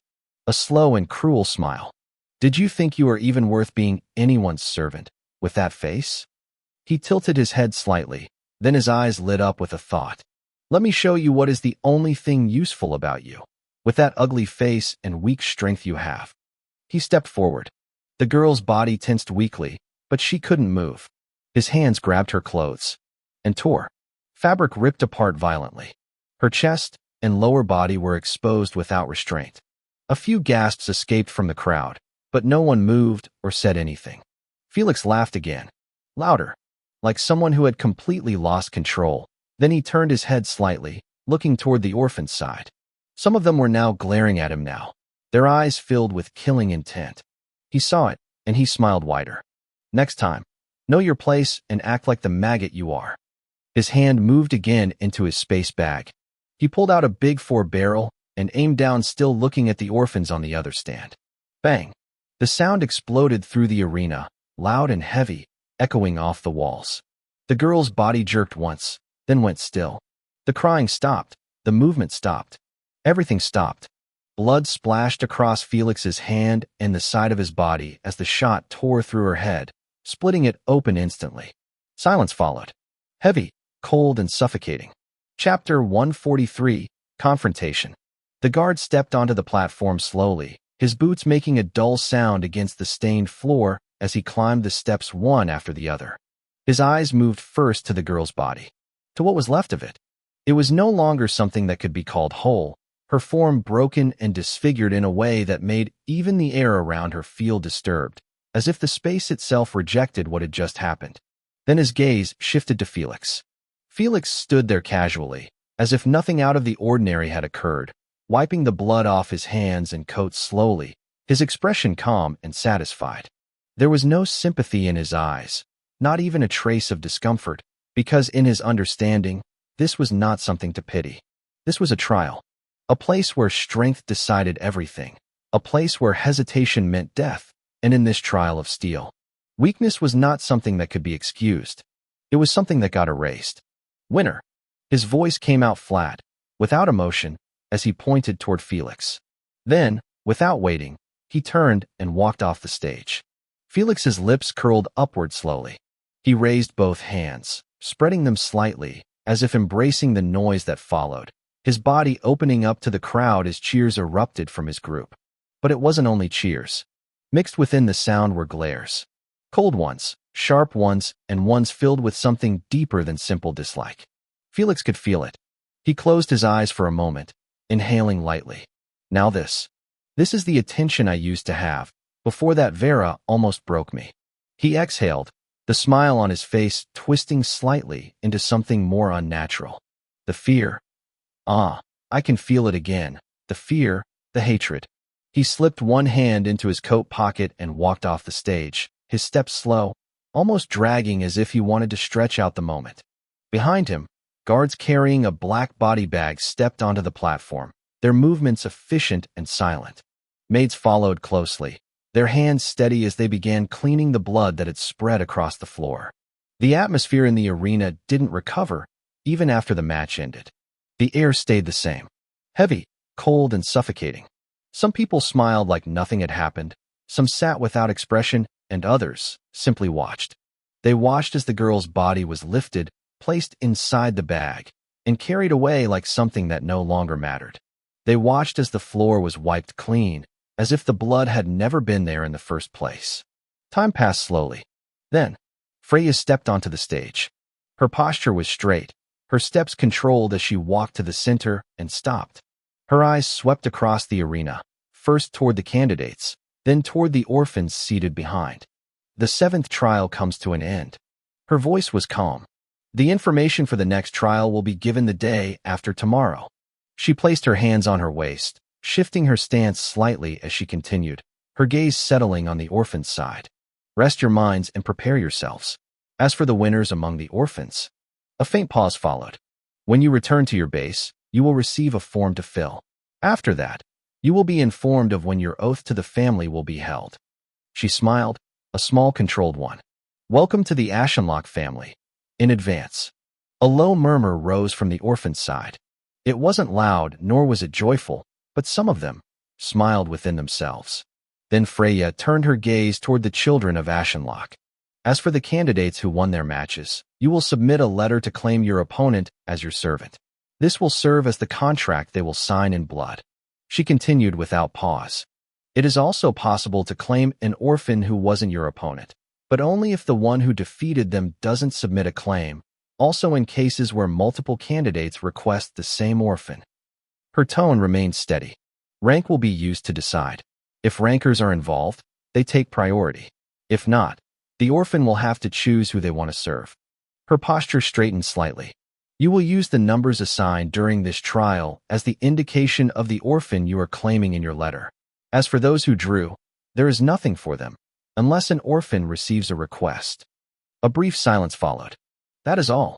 She turned and left. The chief guards followed behind her, along with the other guards, their voices low as they spoke among themselves. Soon after, the candidates began to leave, as well as the orphans, who were guided out by the two guards towards another exit.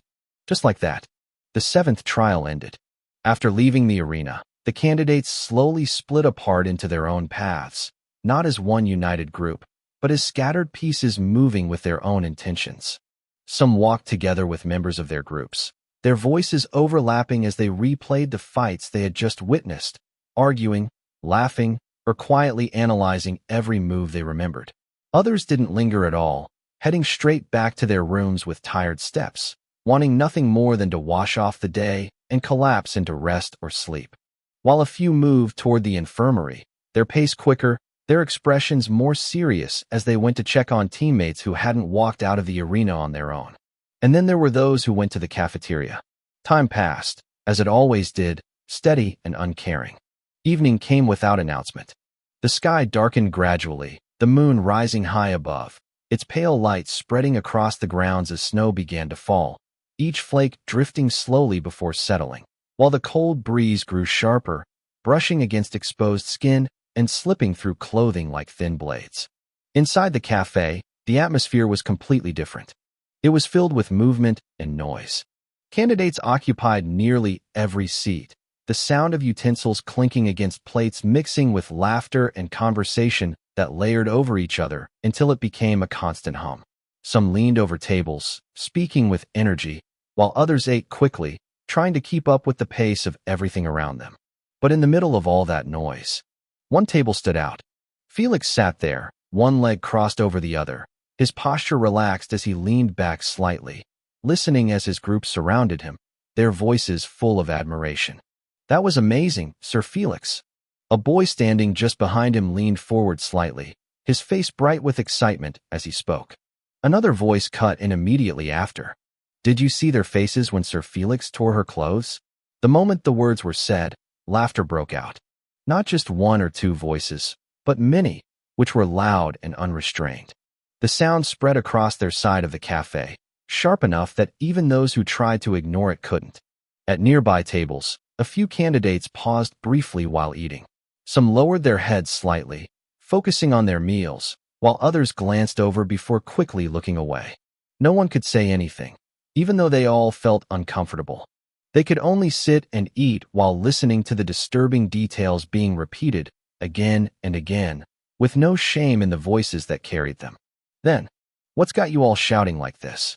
Veda's voice cut through the noise as he and his group approached, their steps steady as they moved toward Felix's table. They stopped just in front of them. Their expressions didn't hide anything. Disgust. It was written plainly on their faces. You're in the cafe? Veda spoke again, his eyes fixed directly on Felix, his tone calm but firm. So? Paige tilted her head slightly, her brow lifting as she looked at Veda, her expression carrying a mix of confusion and mockery, as if she genuinely didn't understand what the problem was. So shut the hell up and eat like normal people. Linda's response came immediately, sharp and direct, her eyes narrowing as she stared at Paige without holding back. Or better still, Get your disgusting asses out of here, Tracy added, folding her arms across her chest as she leaned slightly forward. You're clearly not here to eat. Felix turned his head slowly. He glanced at Gareth. Gareth raised both hands slightly, then let them drop, his shoulders lifting in a small shrug that clearly said he had nothing to contribute. Felix shifted his gaze to Paige, who remained seated at his side, her posture unchanged. A brief moment of silence passed. Then, PFF. A small sound escaped someone, and just like that, the group burst into laughter again.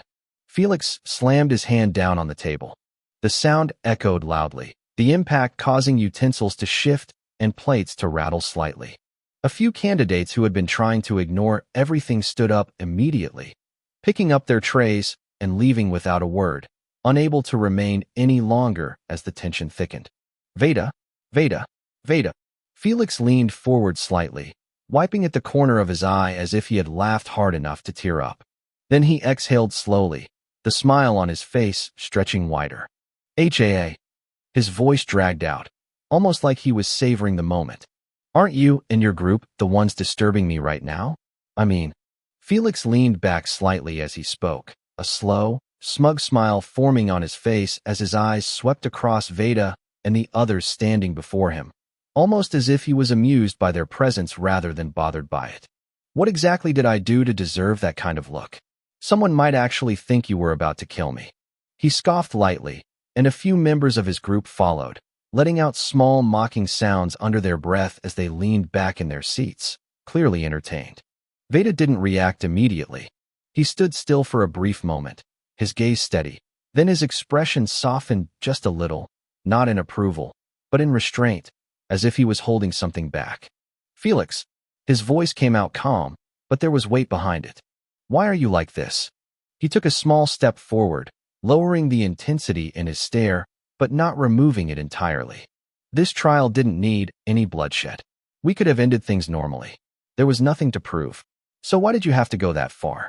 Felix blinked once, then tilted his head slightly, as if genuinely confused by the question.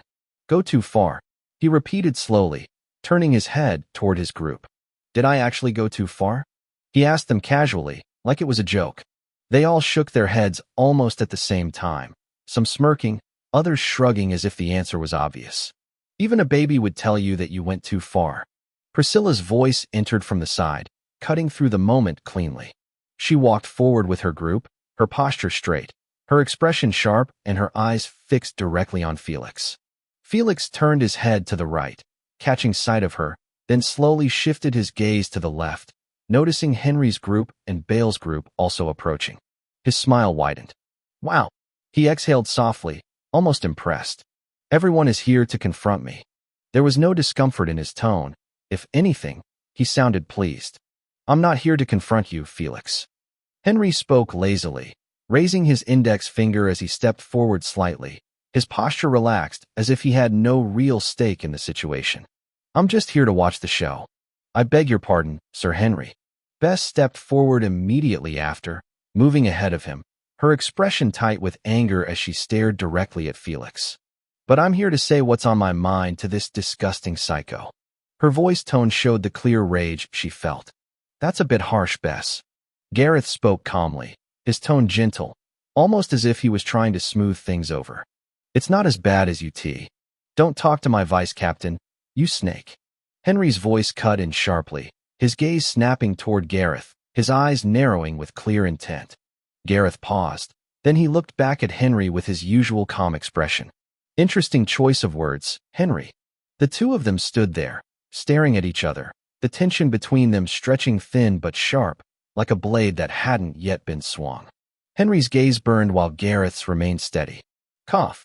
Freed stepped forward, adjusting his glasses with one hand, his expression composed as always. I don't quite understand why everyone is here. He began, his tone measured, his eyes moving from Priscilla to Veda, then to Bale and Henry, as if addressing them collectively. But from what I can see, you are the ones acting out of line. His words were calm, but deliberate.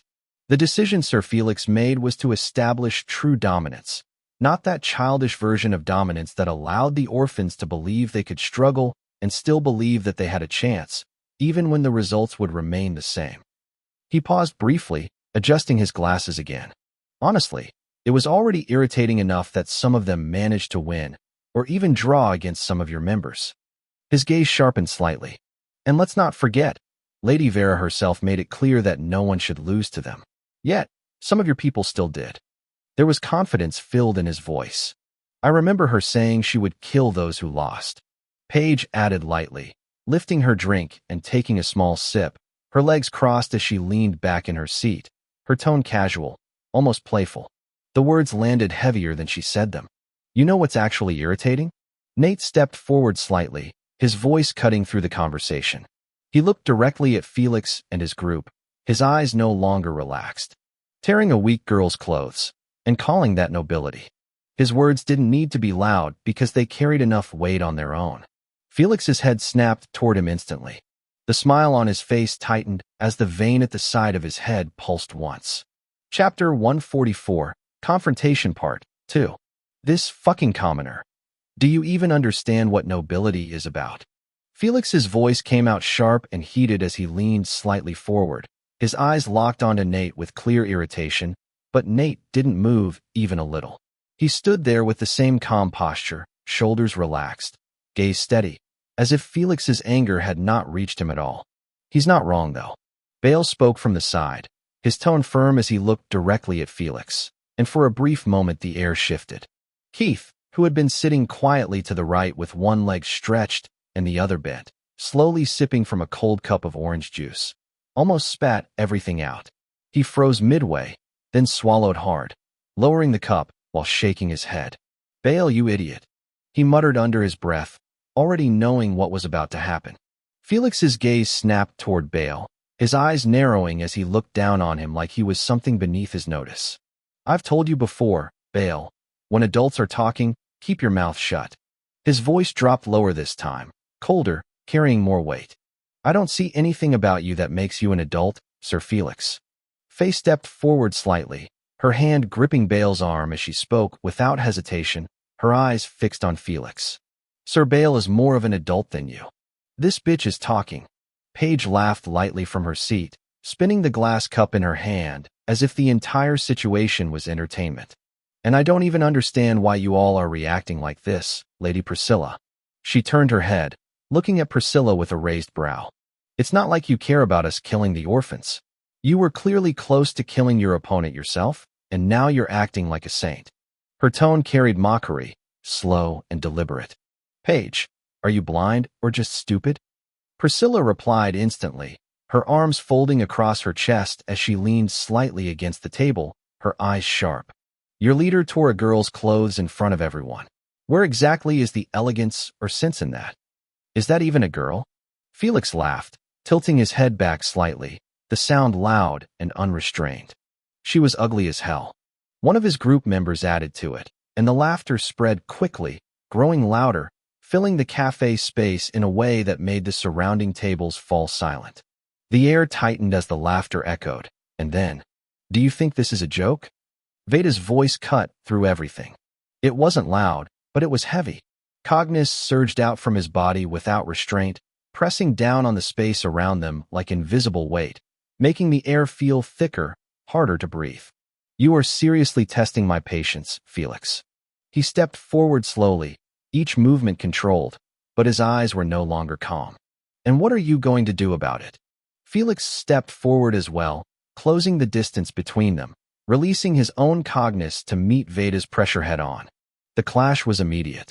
People around them stiffened, some instinctively stepped back, while others who were able to handle the pressure stood perfectly fine. Do you think I'm scared of you? Tell me, Veda, what exactly makes you think you scare me?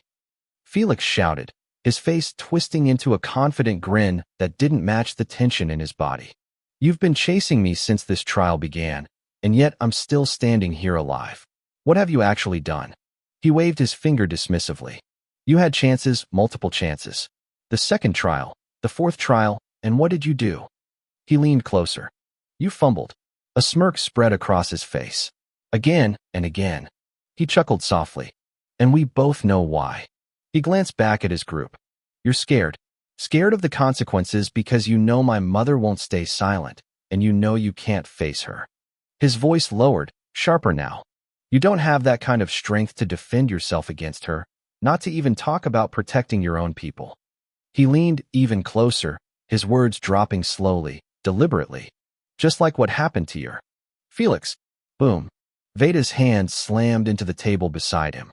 The table cracked instantly, splitting under the force as the sound echoed through the cafe. You don't scare me. Felix roared back, pushing more cognizance out, matching him fully now. Veda, stop. Nicholas stepped forward quickly, but the moment his eyes met Veda's, he froze. That look, that intent. It wasn't anger anymore. It was something heavier. Something dangerous. Must be nice, being a mummy's boy. Two voices overlapped. One bored and one flat. The tension building in the cafe snapped suddenly. I remember this place as a cafeteria. Vera stepped forward, her head tilted slightly as she looked around with clear disinterest. Not a shouting arena. She sighed, her gaze passing over the broken table, then briefly landing on Veda before moving away like it didn't matter. Beside her, Ezra stood quietly, holding a tray of food, his posture relaxed as if he had just walked into something mildly inconvenient. He glanced around. Wait. His voice was calm. Why is everyone quiet now? There was no mockery in his tone, just genuine confusion. Was it because of Vera, or something else? Ezra's thoughts paused for a brief second as his gaze shifted slowly, and then landed on Felix. The veins at the side of Felix's head were bulging hard, twitching slightly under his skin like they could burst at any moment, and that sight alone made Ezra's lips move just a little. A quiet breath escaped him as he laughed under his breath. Then, Mummy's boy, Keith, who had been sitting low-key at the far right side near the edge of the commotion, suddenly broke. He bent forward sharply, his hand flying straight to his stomach as laughter burst out of him like something he had been forcing down for too long. I can't. I seriously can't do this. His shoulders shook hard as he laughed, his voice breaking between breaths. I'm sorry. I really tried to hold it in, but, Mummy's boy. His laughter rose louder, no longer controlled, and it echoed across the space. That was all it took. Immediately, Bale burst out laughing too, slapping his knee as Faye beside him covered her mouth, but still failed to hold it in, her shoulders trembling. Then, just like a chain reaction, like something spreading through the air itself, laughter began to erupt from everywhere. People from Bale's group, Henry and his members, Priscilla, Nate, and those around them, Veda's group, and even some from other tables nearby. The sound overlapped, growing louder and louder, filling the cafe with a kind of energy that completely crushed the earlier tension. Cough, cough. Gareth covered his mouth, turning his head slightly as he tried to keep his composure, while Paige tilted her face away, her shoulders moving slightly as she held her breath, clearly on the edge of laughing herself. Felix noticed. He saw it. He saw the way some of his own group members were biting their lips, turning their heads, trying, and failing, to hold it in. That was when the embarrassment truly hit him. It wasn't just the words anymore. It was the fact that even his own side couldn't stand firmly with him. His face tightened. The heat rose fast. So fast it almost felt like his skin was burning. How stupid do you have to be to brag about your mother's influence like it's your own power? Nate's voice came in calmly, but the words landed like another strike. Is that even surprising? Tracy scoffed, folding her arms. It's Sir Felix we're talking about. More laughter followed. It's not funny, though. Freed tried to step in, his expression serious, but the moment he said it, the laughter only got worse. Veda, who had been standing there, caught between anger and restraint just moments ago, suddenly let out a low laugh. It started small, almost like he was thinking about the words Vera and Ezra had said, replaying them in his head again and again, until he couldn't hold it anymore. He laughed. Not loudly, but freely. Felix stood there, his teeth clenched tightly, his fists curling so hard that his knuckles turned pale. Felix, your confidence is really amazing, honestly. Henry pointed at him, laughing so hard that tears had already formed at the corner of his eyes. The only reason you're still alive is because of your mother. I mean, come on. I thought you carried yourself like a king. He wiped his tears, still laughing. I don't remember any king who still feeds from his mother's home. Breast sucker. Keith slammed his hand repeatedly on the table, his whole body shaking as he laughed uncontrollably. This is too much. I can't. He inhaled deeply, then exhaled, trying to calm himself, but it didn't work. Oh shit, my energy is draining. He slid right off his chair, landing flat on the ground, still laughing. Bale, my handsome friend.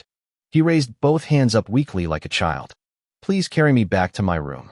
The laughter continued for a few more moments before it slowly began to settle, the sound fading into scattered chuckles and heavy breaths. Felix. Veda's voice came again, but this time it was steady and calm. He looked at Felix directly. You're right. He exhaled lightly. I've held back because of your mother. A faint smile appeared on his face. But let me remind you of something. His gaze sharpened slightly. There is only so much she can do for you now. He tilted his head just a little. And that won't last forever. His smile remained. When I become the heir, when I become the strongest Ashenlocke. A brief pause. I wonder how you'll survive. He turned around after saying that, walking away without waiting for a response. Felix stood there for a moment, silent. Then he turned sharply and walked off, his steps heavy, his expression dark. He didn't even bother calling his group, but they followed him quickly anyway. Gareth paused for a second, then waved lightly at the others with a gentle smile before leaving as well. Paige remained where she was, still seated, casually sipping from her drink like nothing had happened, her posture relaxed. Who said you will become the heir? Vera's voice cut in flat. Veda froze slightly. Big sis. He scratched the back of his head, a nervous smile forming on his face as he turned toward her. You nearly lost your temper and played right into his hands, little brother. Vera narrowed her eyes slightly as she spoke, her tone calm, but carrying a quiet weight that pressed down on Veda more than shouting ever could. Yeah. Veda let out a small breath, his shoulders dropping as he shook his head slowly, disappointment clear on his face. That was really stupid of me. He scratched the back of his head again, his fingers brushing through his hair as his gaze drifted away for a moment. Then he glanced toward Ezra. Ezra had already returned to his usual spot, seated a little distance away from the group. His posture relaxed as he focused on his food like nothing earlier had concerned him at all. Veda watched him for a brief second. Then he turned back to Vera. Did you two come here together? He asked, his tone casual, though there was a hint of curiosity beneath it. Ask him. Vera replied immediately, her voice flat, not even sparing him another glance. Veda gave a short, awkward laugh, rubbing the back of his neck again. Okay. He nodded lightly, clearly not planning to push further. Vera had already turned away from him at that point, her attention shifting completely as she walked forward with a tray of food held neatly in her hands. Her steps were calm, measured, and quiet, but just as she took a few steps, she stopped. Her movement was sudden enough to make those nearby notice. Oh, Priscilla, Henry, Bale, and you. Her voice came out again, but this time it was colder, sharper, carrying a firm authority that cut through the air instantly. All of them stiffened. Even those who had just been relaxed a moment ago straightened unconsciously, their bodies reacting before their minds could.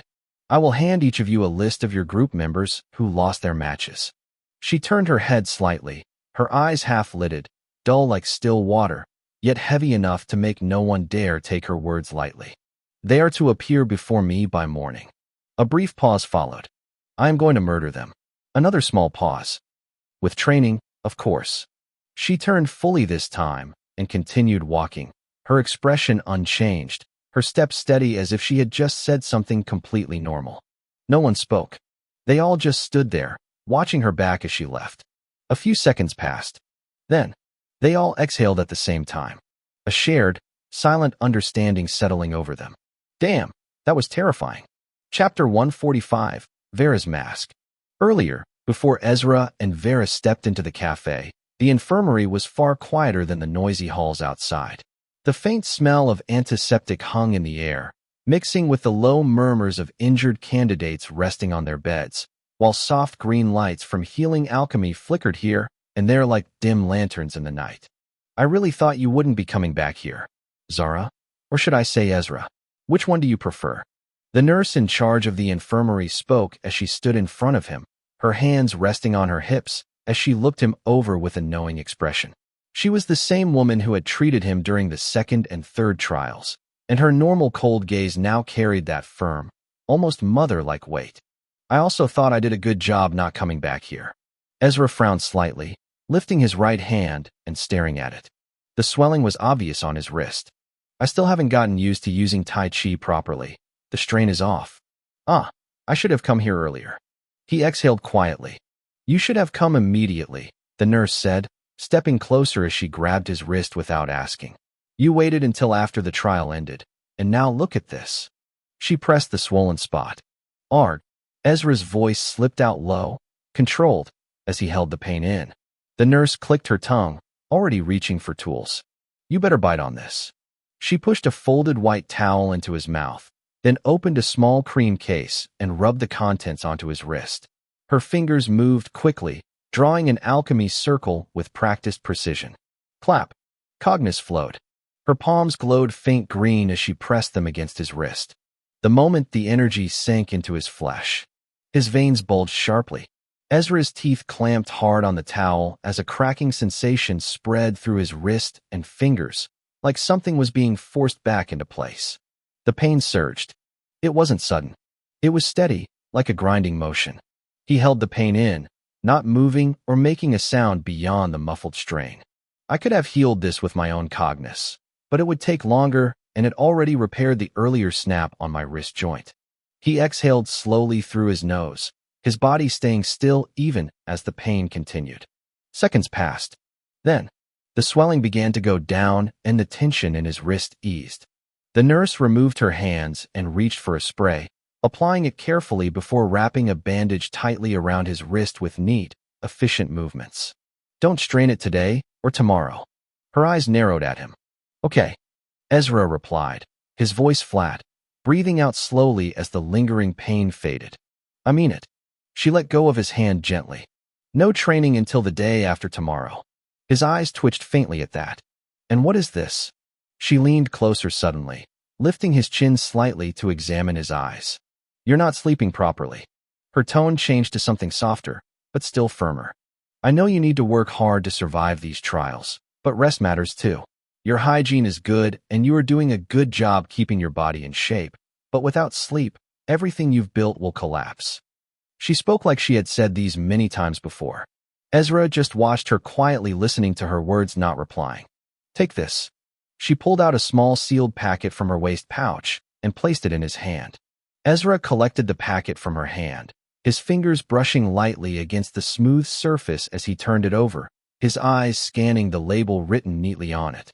This is a sleeping drug. The nurse said it plainly, as if it was something simple and normal. Ezra lifted his gaze to her face. He didn't say anything at first, but the look in his eyes made it clear enough. He wasn't interested in using it. Use it, she continued, her voice remaining soft and firm. Rest properly. I have a feeling you're not sleeping well. Not because you don't want to, but because you can't. She smiled gently when she said it. Ezra's eyes widened slightly. Just a little, but enough to show the surprise he felt. How did she know? The nurse noticed that small reaction immediately. A faint laugh slipped out of her. I've been working as a nurse for 38 years, she said, folding her arms lightly as she looked at him. I didn't become a full doctor, but I've treated all kinds of people, especially soldier alchemists, the ones who come back from war with their bodies intact, but their minds already broken. Her eyes softened as she looked at him. Then she reached out and gently patted his head, her palm resting there for just a moment. You must be going through a lot, she said quietly. But your determination hasn't broken. That's good. I can see that clearly. Her hand moved away. But you still need to take care of yourself. If you don't, your chances of surviving these trials will only go down.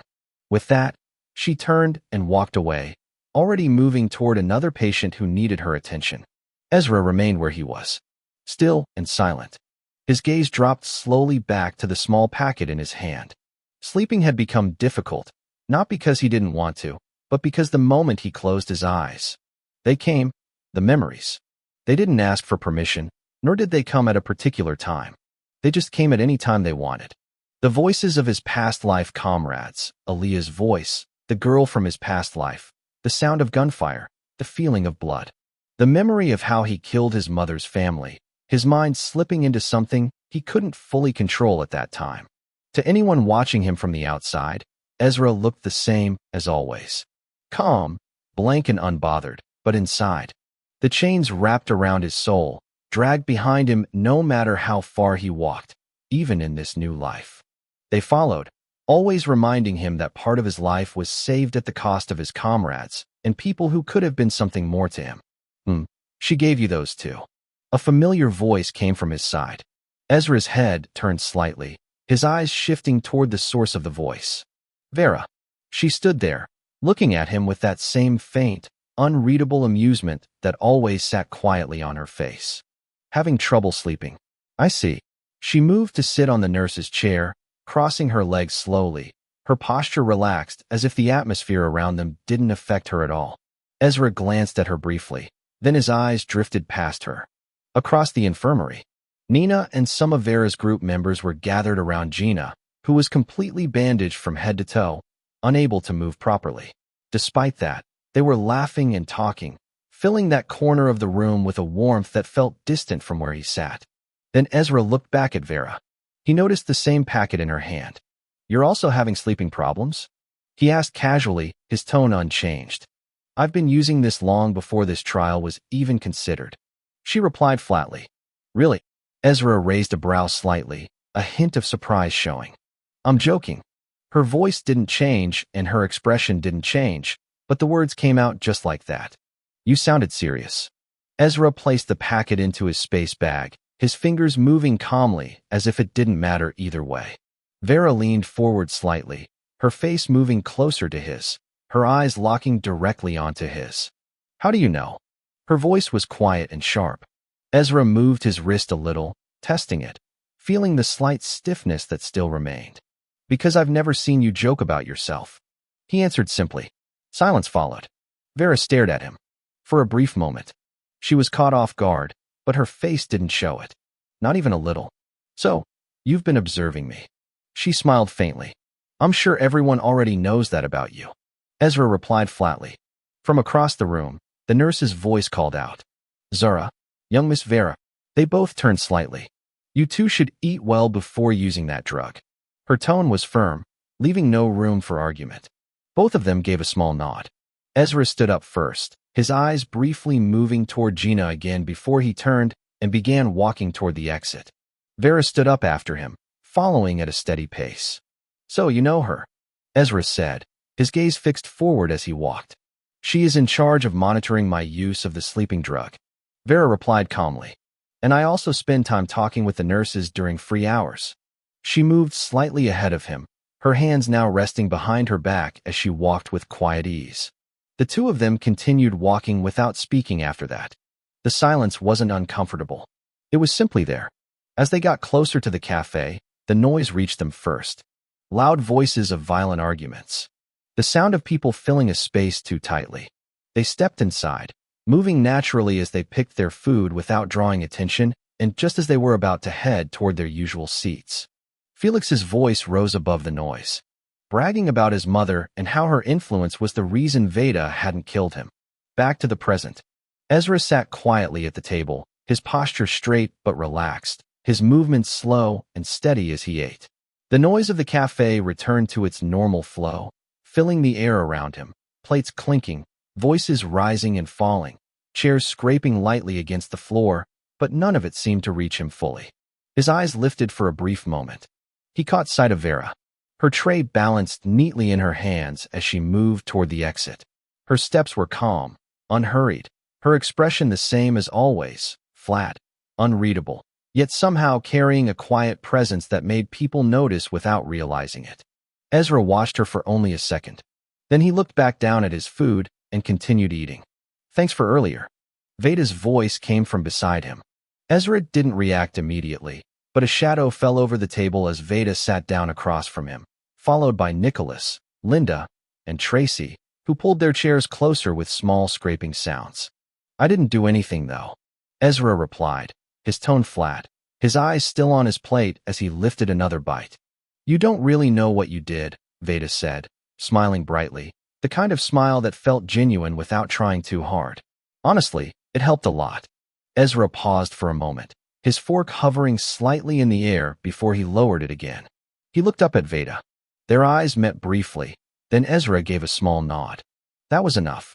Veda's smile widened just a little, like he understood that simple gesture meant acceptance. He stood up from his seat, pushing his chair back. "Well, I'm off." He waved lightly at Ezra before turning away. Tracy leaned back in her chair, stretching slightly before standing up as well. "Well, I'm off to meet a fellow bitch friend." She grinned at Linda, then waved at Nicholas and Ezra casually before walking off, her steps light and careless. The noise of the cafe filled the space they left behind. Then, silence settled at the table. Not the kind that came from quiet surroundings, but the kind that came from people not knowing what to say. Ezra slowly lifted his gaze. He looked at Linda, then at Nicholas. Both of them hadn't moved or said anything. They just sat there, still, their expressions clearly going through some complicated emotions. Especially Nicholas. Ezra didn't say anything. He simply returned to eating, as if whatever they were feeling had nothing to do with him. I tried to stop him. Nicholas finally spoke. His voice was lower than usual, lacking its normal energy. Ezra didn't look up. I tried to stop him from doing something crazy. Nicholas continued, his hands resting on the table as his fingers curled slightly. But I couldn't. I was too stunned. I didn't expect that kind of rage from Veda. He paused. His eyes dropped to the table. I just realized, I don't really understand how Veda thinks. A dry chuckle escaped him as he leaned back slightly, looking toward Ezra. And I call myself his right-hand man. Yet this is all I can do. There was a hint of self-mockery in his tone. It's not only you, Linda added quietly. Her gaze stayed down, her fingers lightly tapping against the table without rhythm. Ezra stopped eating. The mood around the table had changed too much. He lifted the cup of water beside him and took a slow sip, the cool liquid giving him a brief pause before he spoke. Then he placed the cup down gently. "It's not about understanding, Veda," he said, his voice calm, steady. He raised his fork slightly, pointing it toward them, not aggressively, but enough to direct their attention. When you can't relate to how someone feels, you won't understand why they act the way they do. His tone didn't change. "What do you mean?" Linda asked, her brows pulling together slightly. Ezra leaned back a little in his seat. "The two of you don't actually care if a commoner or an orphan gets beaten badly or die," he said plainly. "As long as it isn't done in a cruel way, it doesn't bother you." Nicholas stiffened slightly. Linda didn't respond. "But to Veda," Ezra continued, his gaze steady on them. "Every death or badly beating person feels like something added to him, not something he can ignore." The noise of the cafe seemed distant again. "Now answer this." Ezra's voice remained even. "Can you understand how he feels, when you don't even share that kind of emotion?" Nicholas and Linda exchanged a glance. Neither of them spoke. Not because they didn't want to, but because they didn't have an answer. Ezra watched them for a moment. Then he stood up. "It's not a bad thing," he added, picking up a napkin and wiping his mouth slowly. Being different from him. He folded the napkin neatly and placed it on the table. "But if you're going to stand beside someone like that, then you need to understand what the lives of people below you means to him." His eyes lingered on them just for a second longer. "Think about it yourselves." He turned and walked away, leaving them behind. Sitting there in silence, lost in thought of words they couldn't easily push away. Chapter 146, The Architecture of Strength. Ezra stepped into his room quietly, the door closing behind him with a soft click that seemed to seal off the outside world. The faint echoes from the hallway faded almost immediately, leaving only the stillness of the room and the quiet rhythm of his own breathing. He walked toward the table without rushing. The surface was cluttered, just like he had left it. Papers scattered in uneven layers, some filled with alchemy circles, others scratched out halfway through. Books were stacked without care, some open, some closed, and a few crumpled sheets sat at the edge like they had been discarded in frustration. He placed a bottle of water on the table, then dropped his space bag beside it. The sound was dull, but in the quiet room, it felt louder than it should have. He reached into the bag and took out the sleeping drug, then he sat down. For a brief moment, he simply stared at it. His fingers rolled the small container slowly, his eyes steady, as if he was weighing something far beyond what was in his hand. Then, he reached back into the space bag and brought out another pill, the heat stimulant. He swallowed it. A faint warmth spread through his body, starting from his chest and moving outward, easing the stiffness in his muscles. It wasn't sudden, but it was enough to push away the lingering cold from earlier.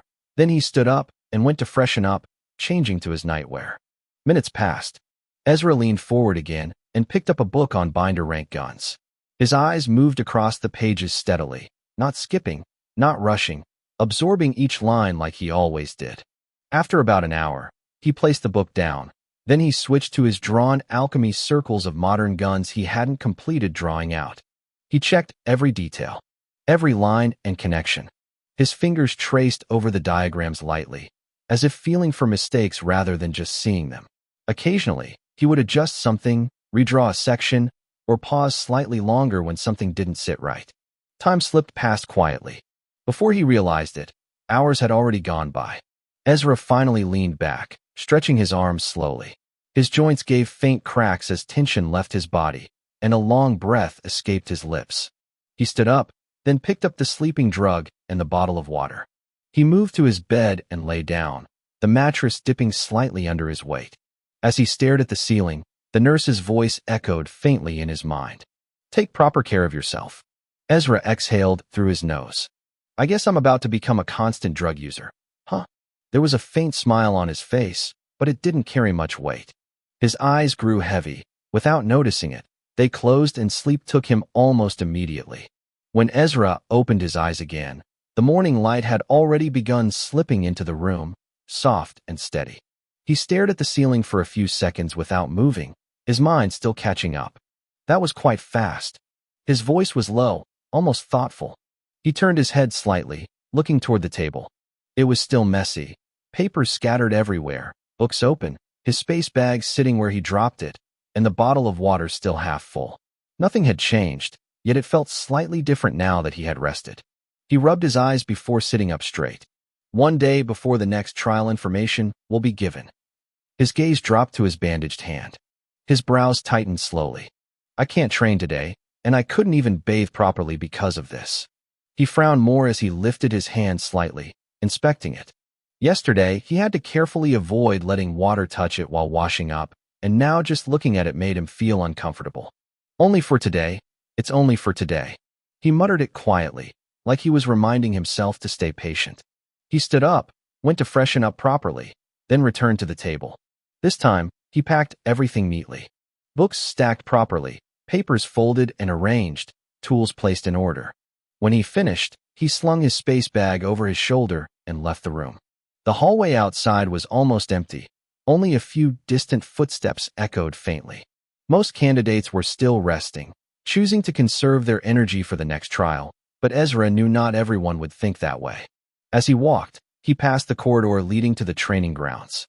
His steps slowed slightly as he glanced inside. Several candidates stood there, their bodies trembling as they maintained a martial stance. 5 steel bars were stacked vertically across their arms and heads, balanced with extreme precision. Sweat dripped down their faces, their legs shook, but none of them dared to move. Not even slightly. Vera sat in front of them. Her legs were crossed, one resting over the other, her posture relaxed as if none of this concerned her. She wore red and black nightwear, her black coat draped loosely over her shoulders without being worn fully.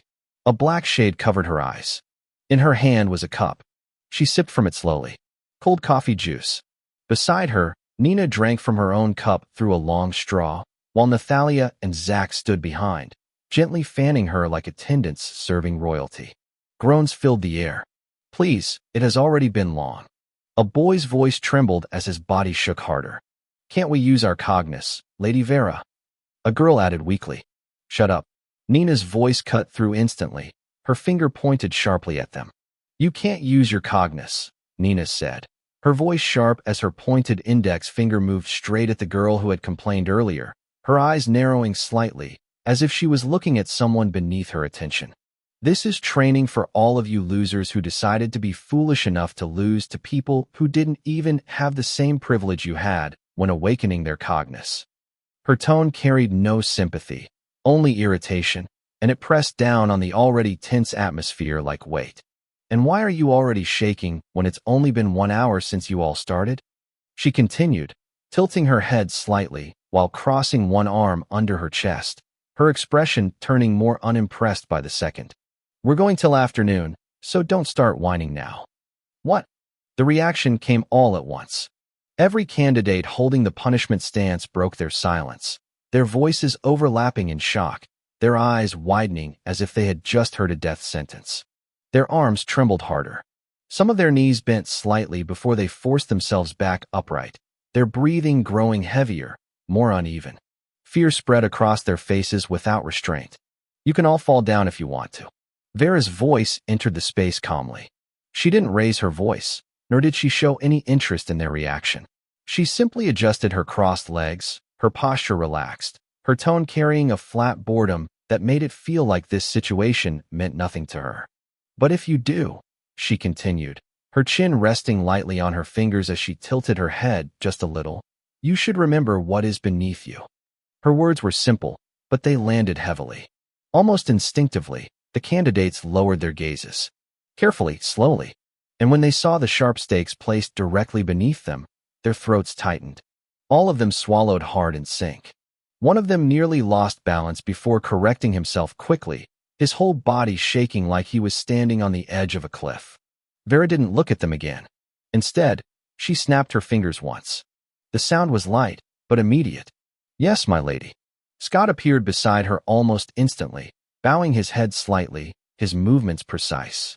Vera didn't speak. She only lifted her finger and pointed at the two candidates who had complained earlier. That was enough. "Okay, Lady Vera."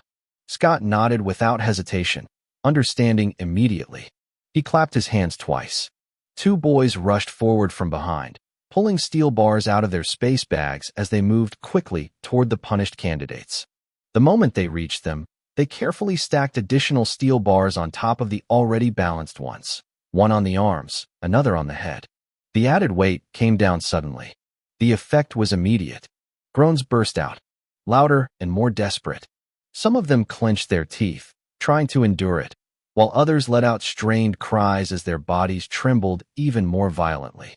The entire training ground filled with overlapping sounds of pain and struggle, but Vera didn't react. Not even slightly. To her, it was simply how things should be. Ezra stood at a distance, watching everything quietly. His eyes moved from one person to another, observing their reactions, their limits, their breaking points. Then, a faint smile appeared on his lips, almost unnoticeable. Without saying anything, he turned and left to the infirmary. The air in the infirmary felt completely different from the training ground. Cool, clean and quiet as always. The noise from outside didn't reach here fully, replaced instead by soft footsteps, the faint rustling of curtains, and the low voices of nurses moving from one patient to another. Ezra walked in, greeting the nurse on duty with a slight nod before making his way toward Gina's section. A curtain covered the area, separating her from the rest. He stepped in. Gina was asleep carelessly. Her breathing was steady, and a faint snore escaped her from time to time, just loud enough to be noticed but not enough to disturb others. Ezra narrowed his eyes slightly as he looked at her. "Wake up." His voice was calm, but his hand moved without delay. He flicked her forehead. A bit of cognus flowed into his finger, not enough to hurt seriously, but enough to make a point. "Arg, huh?" Gina jolted awake immediately, her body flinching as her eyes snapped open in confusion.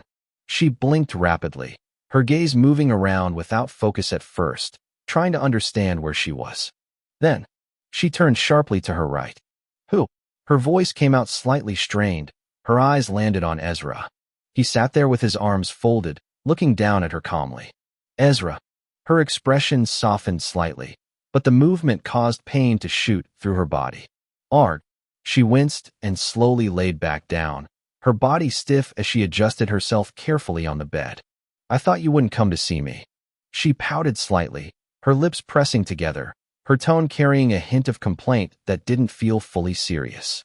"You seem very fine," Ezra replied, his tone flat as always, completely ignoring her earlier complaint like it had never been said.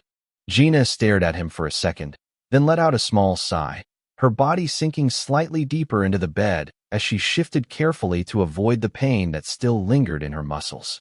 "But I can't move yet," she said, Her voice softer this time, her eyes drifting to the ceiling as if replaying something in her mind.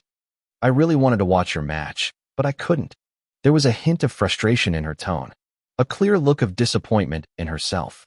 I can't even remember how I managed to draw out that fight, she continued, letting out a dry laugh that didn't sound very amused. Nina and the others explained it to me so many times, but it still doesn't feel real. Me, of all people, having strength close to a binder rank alchemist. She turned her head slightly toward him. I don't even look fit like Lady Priscilla, not to even talk about people like Sir Veda or Sir Gareth. Her gaze moved down to her own body. Honestly, if people look at us side by side, they would probably think I'm stronger than you. She added that part without thinking, then froze. Ezra slowly raised a brow. Are you trying to insult me? His voice tone didn't change. No, no, no. Gina panicked immediately, her body jerking slightly before she winced again from the pain. I didn't mean it like that, she said quickly, her words tumbling over each other. I don't mean that you're weak or that I'm stronger than you. No, that's not it. I mean, she paused. Her brows tightened as she tried to fix what she had just said. I mean, people look down on you at first because of how you look. They see a scrawny boy. No, wait, I'm not saying you're scrawny. That's not what I mean either. Wait. Her voice slowed. Then, something clicked. Her eyes widened slightly. Now that I think about it, how is it that you look like this, but your strength is way beyond what it should be? She stared at him properly now, her confusion clear. Ezra narrowed his eyes on her. You do know it's the same thing for Vera and many other candidates. His tone was calm, almost dismissive. Gina blinked, then her expression changed. Now that you say it. Her eyes widened even more as realizations slowly began to form. Almost all of us don't match our appearance when it comes to strength. She looked genuinely stunned. How? Her question came out almost immediately. Ezra stared at her for a moment. Wow, you're just realizing that.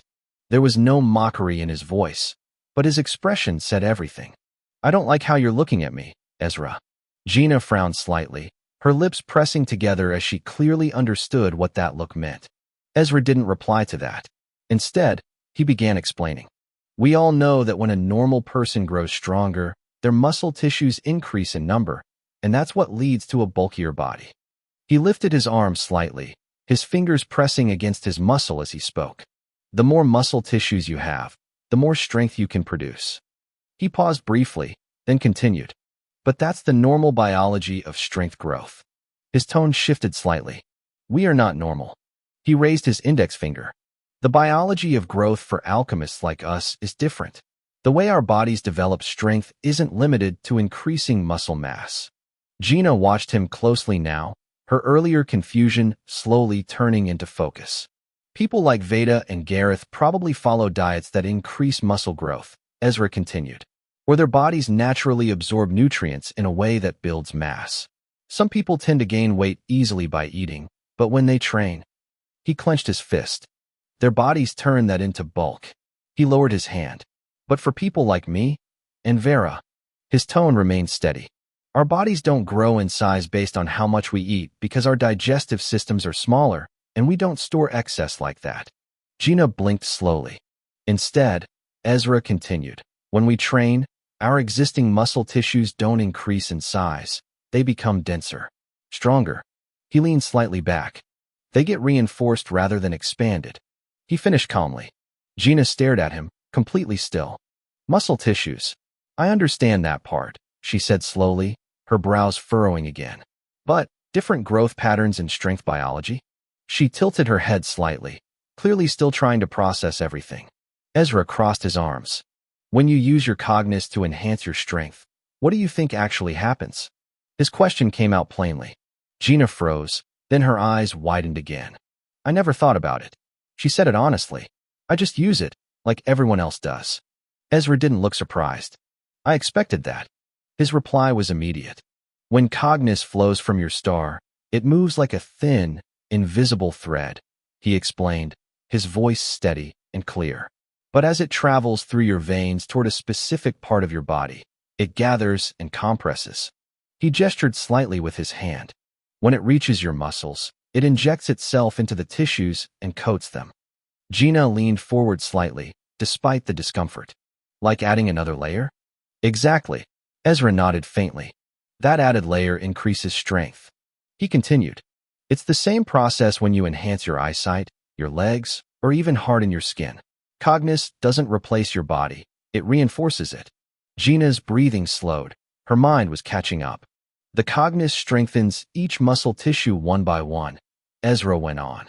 So, if your body naturally doesn't grow larger, like ours, then each individual muscle becomes stronger instead of bigger. He paused briefly. And strength isn't only about muscles.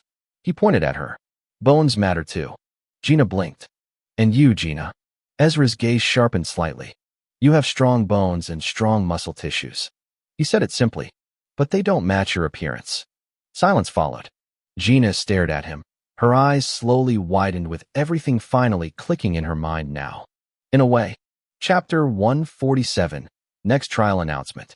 Ezra narrowed his eyes slightly as he looked at Gina, his gaze steady and unmoving, as if he was trying to pierce through whatever shallow understanding she had just formed. It's clear you still don't understand everything I just explained. His voice came out flat, without any rise or fall, and because of that, it felt even more direct. Gina let out a small, awkward laugh, her eyes shifting away from him and up toward the ceiling, as if the plain white surface above her could somehow save her from his stare. I got a bit, though. Hee. Her laugh sounded dry, forced, and a little embarrassed. Ezra didn't respond to that. He simply looked at her for a second longer, then turned slightly and stood up from where he had been seated, brushing off the side of his coat in a casual motion. Now that your brain has finally noticed the strength you have. He spoke while facing away from her, his voice calm. You can get stronger from here. He said it simply, like it was obvious, and then he began to walk toward the exit. Ezra. Gina called out, her voice softer now. He stopped. She looked at his back, her fingers tightening slightly against the bed sheet beneath her, her thoughts clearly still unsettled. Can I really grow stronger? Can I really reach your level? And the others? There was hesitation in her voice. Not because of the doubt she had in her mind, alone, but fear of hoping for something she wasn't sure she deserved. Ezra turned his head slightly, then turned fully to face her again. You will grow stronger. He said it without hesitation. As long as you keep training and keep studying. He dragged the last few words just a little, making sure they stayed with her. Then his expression didn't change, but his tone shifted slightly. Although, unfortunately for you. He raised his hand and gave a lazy wave. I won't be waiting for anybody to catch up to me. With that, he turned and left. Gina stared at his back as he walked away, her lips pressing into a small pout. At least say something nice. She muttered under her breath, her voice filled with a quiet complaint, but then her expression changed. Her eyes lit up slightly, and a small smile formed.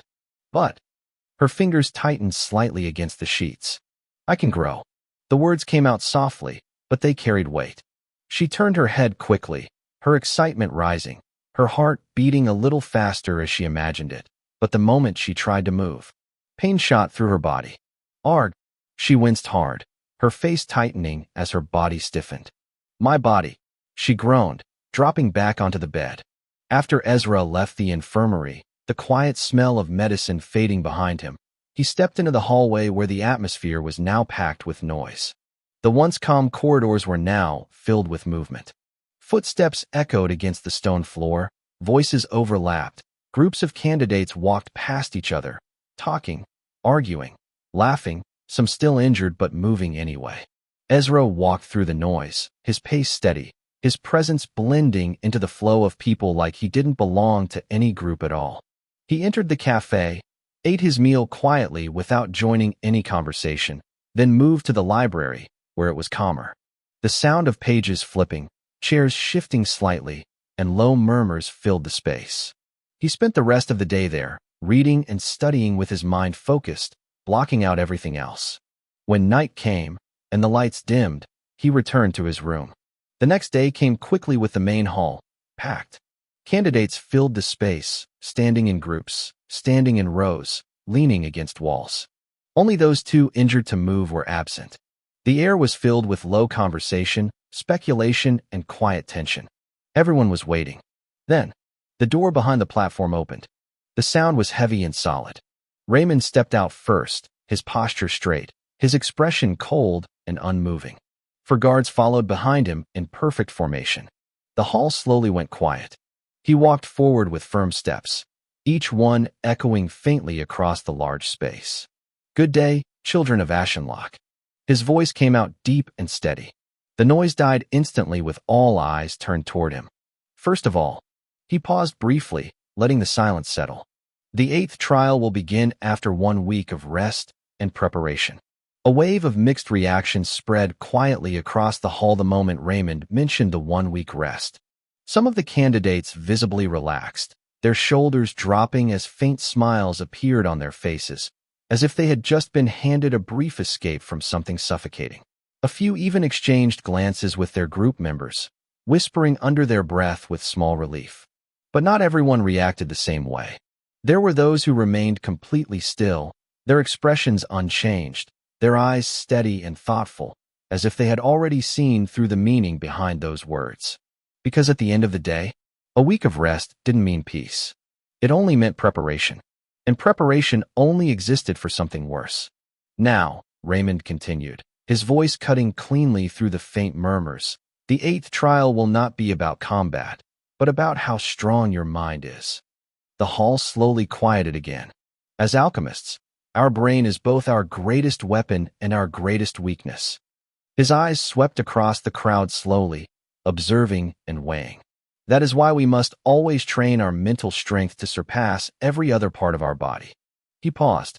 The silence that followed felt heavier this time. Then, "So, the 8th trial will take place in a black room." A few brows tightened, a few hands clenched unconsciously. All candidates will enter separate rooms, each one filled with nothing but void. The word lingered. Void. You are to survive there, for 2 months. 2 months. The words slipped out before the boy who spoke could stop himself, his voice cracking slightly as he looked around, hoping someone else would say something first. "We will be inside a room of darkness for 2 months." A girl whispered, her voice trembling as her fingers slowly curled into her sleeve. "I'm kind of scared of the dark." Another voice added weakly, barely above a breath. "Quiet." A guard's voice exploded across the hall, sharp and heavy, immediately crushing the growing whispers. The room fell silent again. Raymond didn't react to the interruption. He simply looked at them, his gaze cold and unmoved. "I said 2 months." He raised 3 fingers slowly. "But in truth, it is 3 months." The effect was immediate. Eyes widened, lips parted. Even those who had stayed calm before felt something twist slightly inside their chest. The tension in the air thickened. "The final month," Raymond continued, lowering his hand, "will be for the 9th trial." His tone didn't change. If it can even be called separate. A few candidates stiffened at that. "During that last month, you will face a single attack." He paused just long enough for their attention to tighten. "1 gunshot." The words dropped heavily. "It will come at any time." His eyes sharpened slightly. "You will not know when. You will not know where. You will only have 1 task." He spoke slower this time. "To evade or block." A faint breath passed through the hall. "Your mission," his voice lowered just slightly, "is to survive." That word pressed down on everyone. Not loudly nor violently, but deeply. "So, does that mean we will be going through 2 trials at the same time?" Veda's voice rose clearly from the crowd. It wasn't loud in a disruptive way. It was steady, controlled, and confident. Every head turned toward him. His posture was straight, his gaze fixed on Raymond, and there was no fear in his eyes, only focus, only the look of someone who needed clarity, not comfort. Raymond looked at him. For a brief moment, the entire hall seemed to hold its breath. No one had ever asked a question during an announcement before. The air tightened more. Even the guards shifted their stance slightly. Then, "Yes," Raymond answered with a single nod. Nothing more. No explanation, no elaboration. Just confirmation. That is all. He turned slightly. "Rest well, and prepare." His voice returned to that same cold weight. "The trial of steel is nearing its end." He paused for a fraction of a second. "Only those who truly fight for their survival can be considered useful to this family." His gaze swept across them one last time. "Prove you are worthy of the name Ashenlocke. Then he turned fully and walked off the stage with the guards following behind him in silence. The moment he disappeared beyond the door, the tension snapped. Noise flooded the hall all at once. Voices overlapped and questions collided. Fear, excitement, confusion, all of it mixed together. 3 months, 2 trials. Bobby muttered under his breath, his fingers already between his teeth as he bit down nervously, his shoulders slightly hunched as if trying to shrink into himself. We'll be in darkness for 2 whole months, maybe 3, and then we have to watch out for a gunshot without even knowing the time.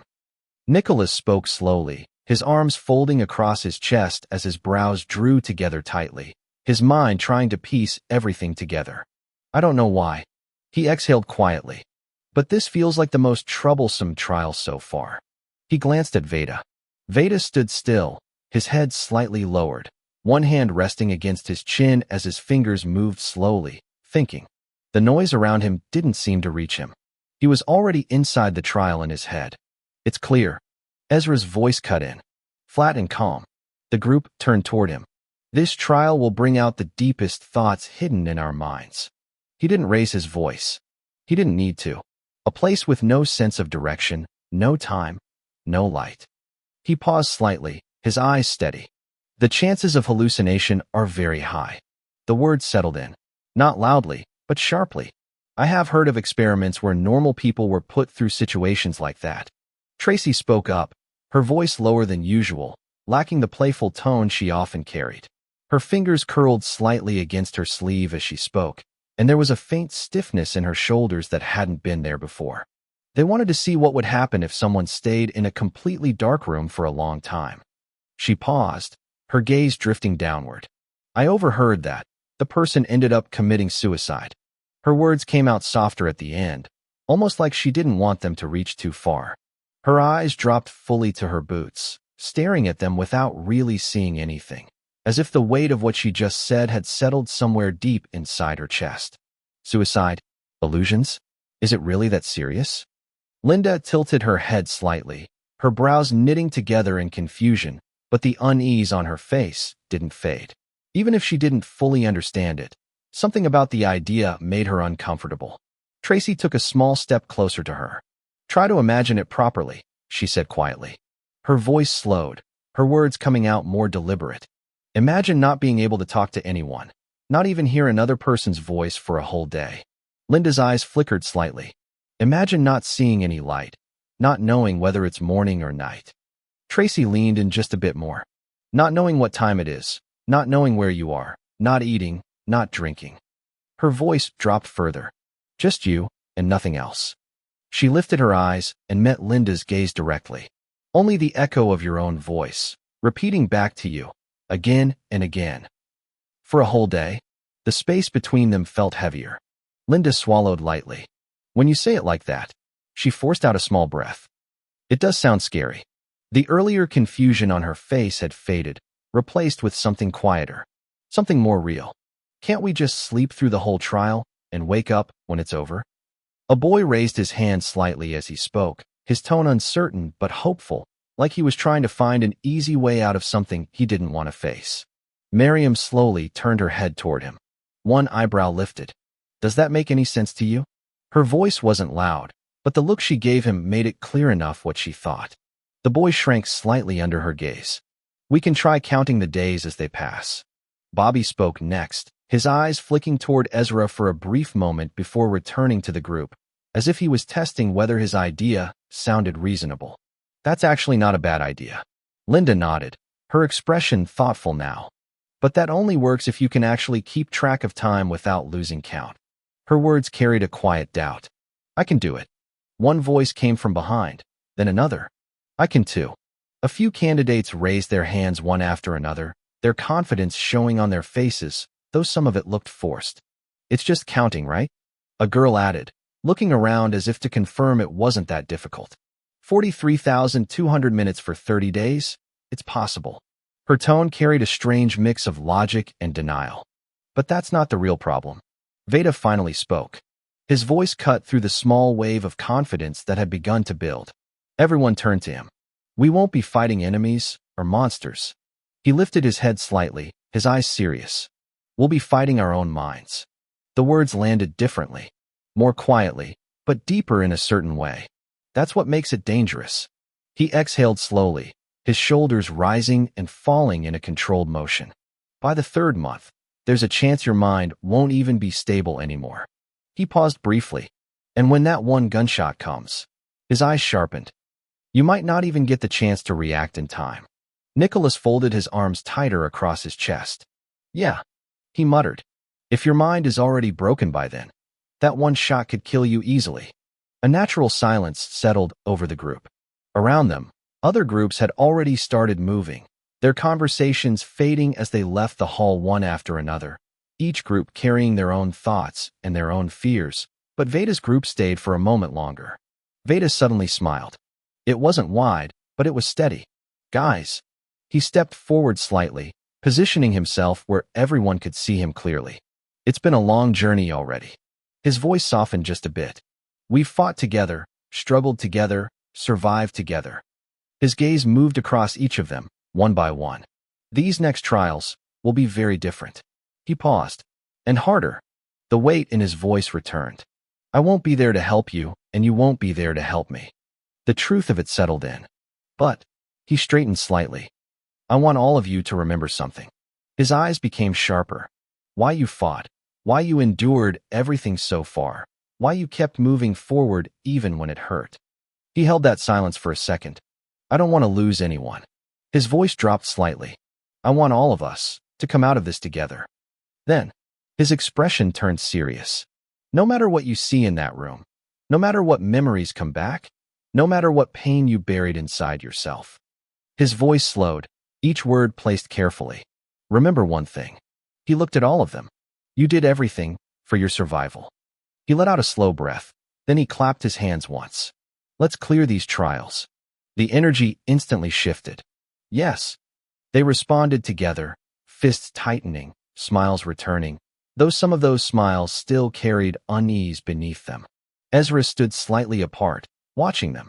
The way their expressions changed, the way their energy rose, the way they chose to believe and not fall into the fear of the black room.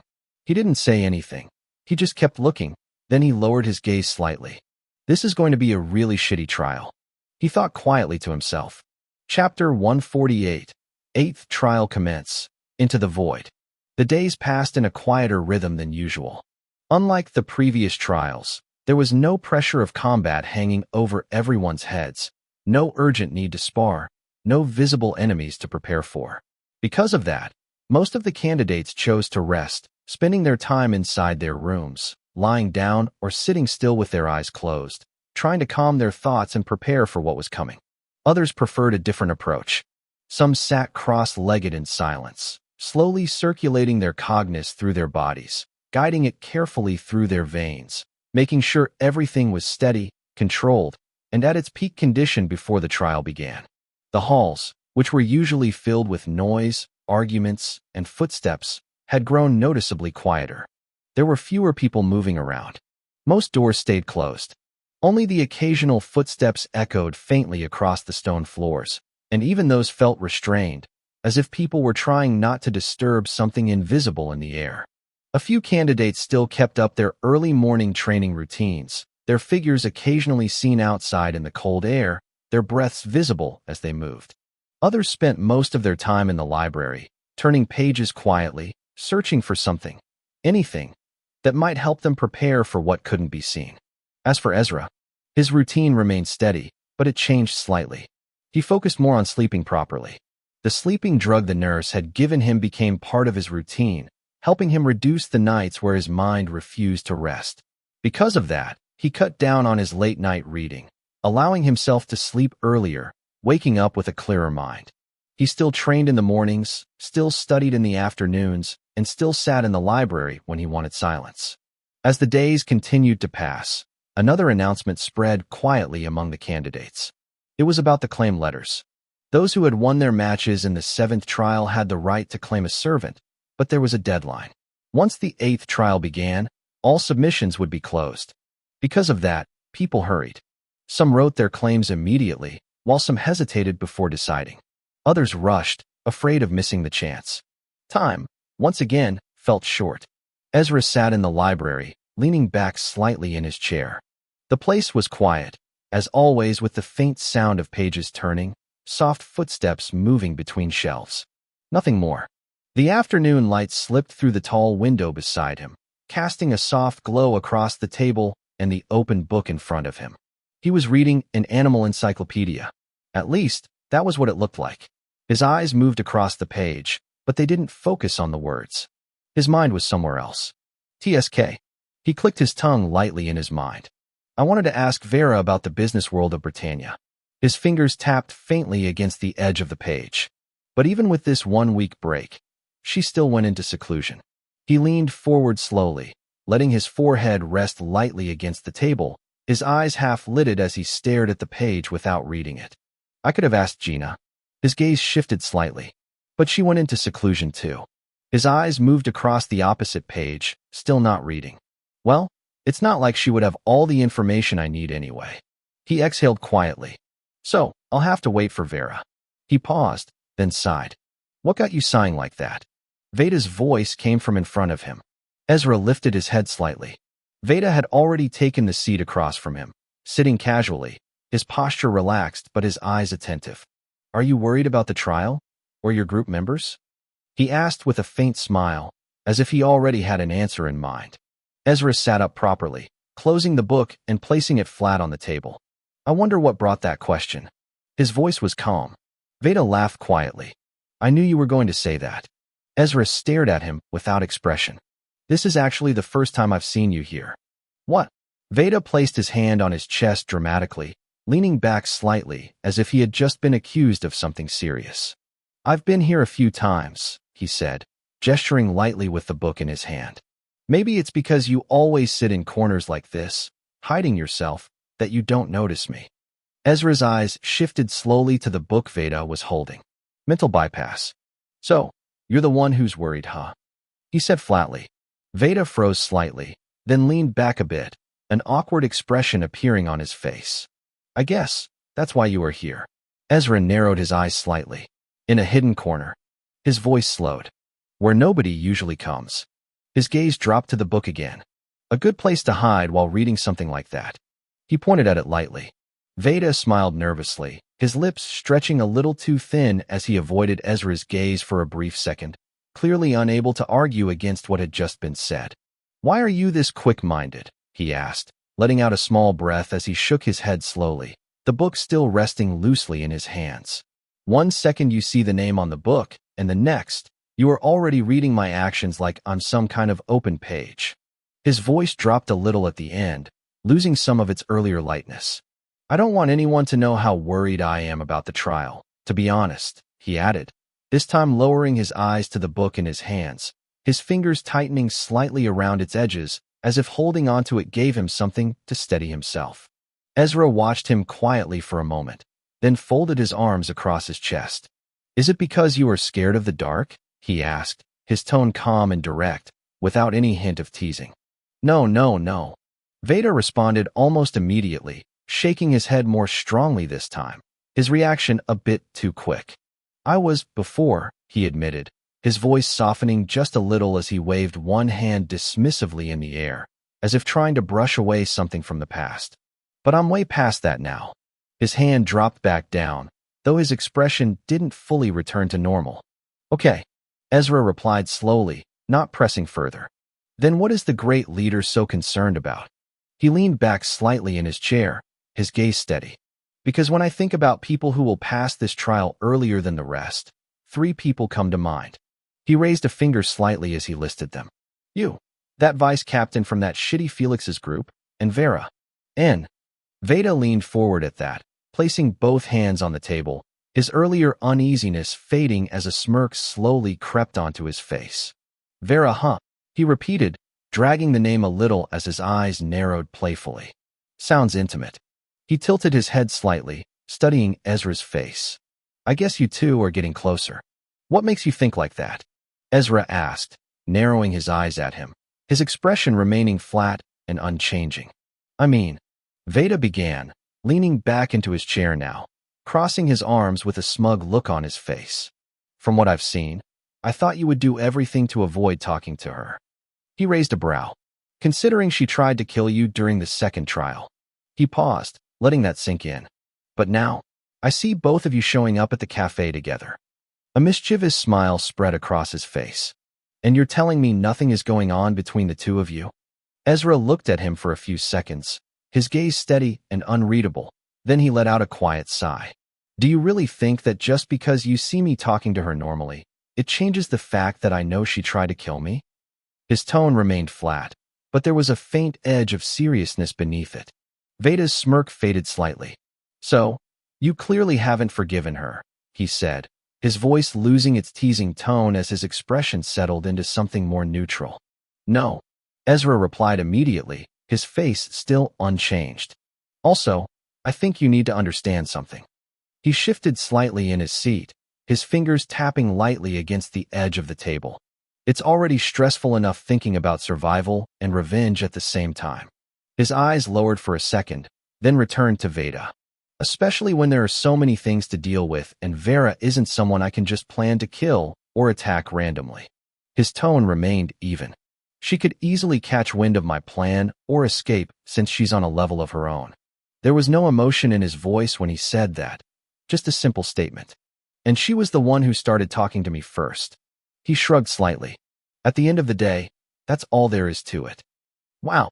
Veda blinked once, clearly caught off guard by the straightforward answer, his earlier playful mood completely gone. I didn't expect that. He scratched the side of his head lightly, letting out a small breath. Well, back to your question, before I try to tease you. His expression shifted again, becoming more serious. I look worried because, even though I keep telling myself I'm mentally strong enough, his voice slowed. Remembering the bad days isn't easy for me. His fist tightened slowly on the table. I'm quite scared, Ezra. He looked up, and this time, there was no smile hiding it. I don't know if I'm truly ready to face my regrets. He exhaled deeply, or the things I've been trying not to think about. Ezra watched him for a moment. That explains why you got angry so quickly in the cafe. Yeah. Veda let out a quiet laugh.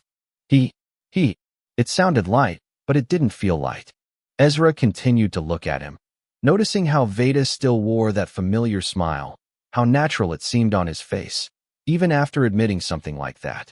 It was almost as if he didn't know how to stop smiling. Just read the book? Ezra said finally, his tone returning to its usual calm state as he reopened the animal encyclopedia in front of him, flipping back to the page he had left. Learn how to bypass your mental distress. Veda didn't reply immediately. He simply picked up his book again, his fingers adjusting their grip slightly. The space between them grew quiet. Only the faint sound of pages turning remained. Oh, before I forget. Veda suddenly spoke, his voice breaking the quiet between them as he dropped the book in his hand onto the table with a soft thud. The sound wasn't loud, but it carried enough weight to pull Ezra's attention away from the page he was reading. Without wasting time, Veda reached into his space bag and brought out a neatly folded sheet of paper. He slid it across the table toward Ezra, the edge of the paper brushing lightly against the wooden surface. Here. He tapped the paper twice with his finger, as if emphasizing its importance. Ezra's eyes moved from the book to the paper slowly, then to Veda, his expression unchanged. What's this? He picked up the sheet with 2 fingers, unfolding it carefully. His eyes scanned the contents, and the moment he read the words written on it, his brows drew together slightly. You wrote a letter of claim? On my behalf. His gaze lifted back to Veda, sharper this time. Yep. Veda answered immediately, smiling like it was nothing serious. That Lucy girl needs a good master. He continued, his tone turning more earnest. And I also found out Felix is after her. His smile faded a little. So, I had to act fast. He leaned forward slightly, his elbows resting on the table. I know it might sound like I overstepped, but try to see it the way I'm seeing it. His voice lowered. I don't want someone like her to fall into Felix's hands. His fingers tightened slightly. Actually, I don't want anyone falling into Felix's hands. Veda lifted his head and looked at Ezra again, this time with an almost pleading expression, his eyes softening. I already tried to submit it without telling you. He added, scratching the side of his cheek awkwardly. But they said I needed your blood signature. Huh. Ezra's frown deepened just a little. You did all that behind my back. I'm sorry. Veda bowed his head slightly, the apology coming quickly. But I felt like, if anyone should have her, it should be you. This time, his face was serious, no trace of joking left. Ezra stared at him for a few seconds, then let out a quiet breath. The slight tension in his expression faded back into its usual neutral state. Why didn't you just take her yourself? I already took someone. Veda replied, straightening up. The guy who fought Gina. He rested his chin briefly on his hand. I asked Gina when I visited her in the infirmary if she was going to write a claim for him, and she told me. He paused, recalling her exact words. I'm still at the servant level. So how can I be a master to a servant? Veda shrugged. So, I went for him. Right. Ezra replied, his tone flat, carrying a faint trace of sarcasm. Come on, Ezra. Veda leaned forward again, his expression shifting back to that familiar pleading look. Can't you at least think about the good side of having a servant who is also an alchemist? His voice softened. I know you said you don't like getting involved with people, but it still matters. He held Ezra's gaze. And I'm sure you already know that. First, Ezra said calmly, raising a finger slightly. Stop making that face. It's disturbing. Veda immediately straightened his expression, wiping away the puppy look as if it had never been there. Second, Ezra lowered his hand, letting the paper fall back onto the table. I already submitted my letter this morning. You did? Veda blinked once, then twice. Wow. He leaned back in his chair, clearly surprised. And here I was thinking about how I was going to convince you to sign it.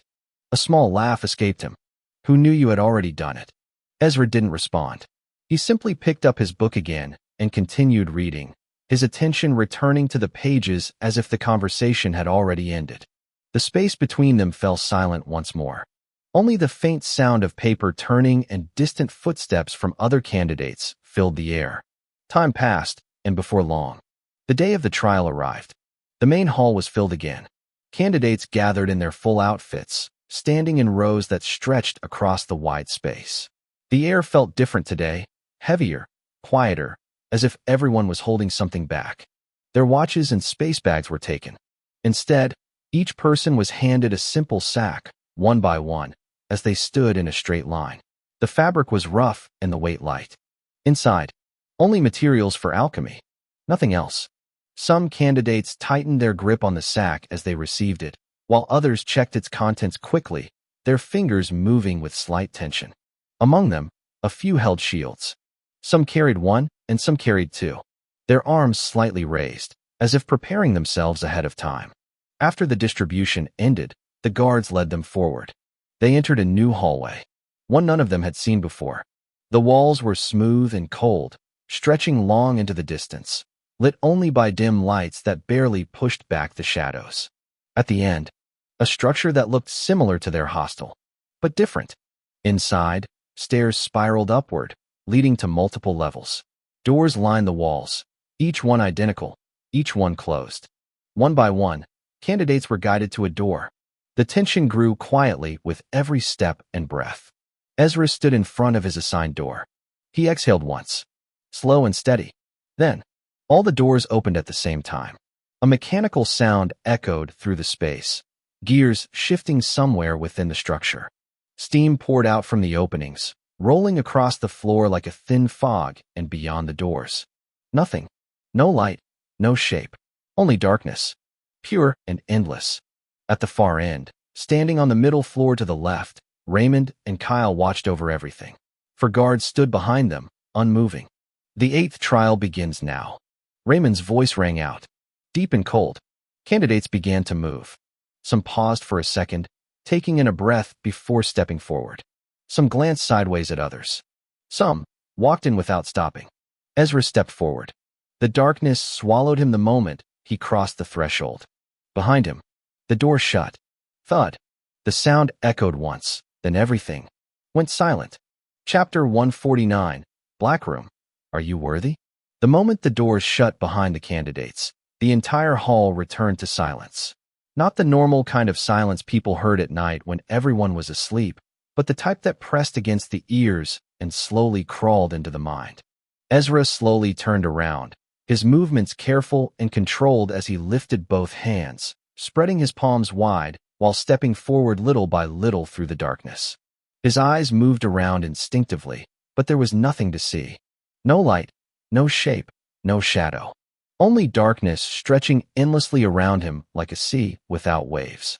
A few seconds later, his palms touched something cold and flat. The door.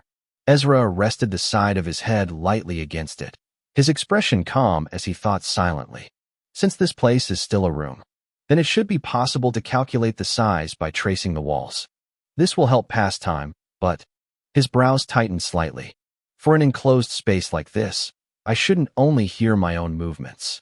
He slowly began walking, one hand sliding along the wall while the other remained slightly raised in front of him. His bare feet stepped carefully against the smooth floor as he traced the edge of the room. If air is entering this place, then there should at least be some sound from wind pressure or collision against the walls. He breathed in deeply, then out again. The air felt fresh. That alone made the room stranger.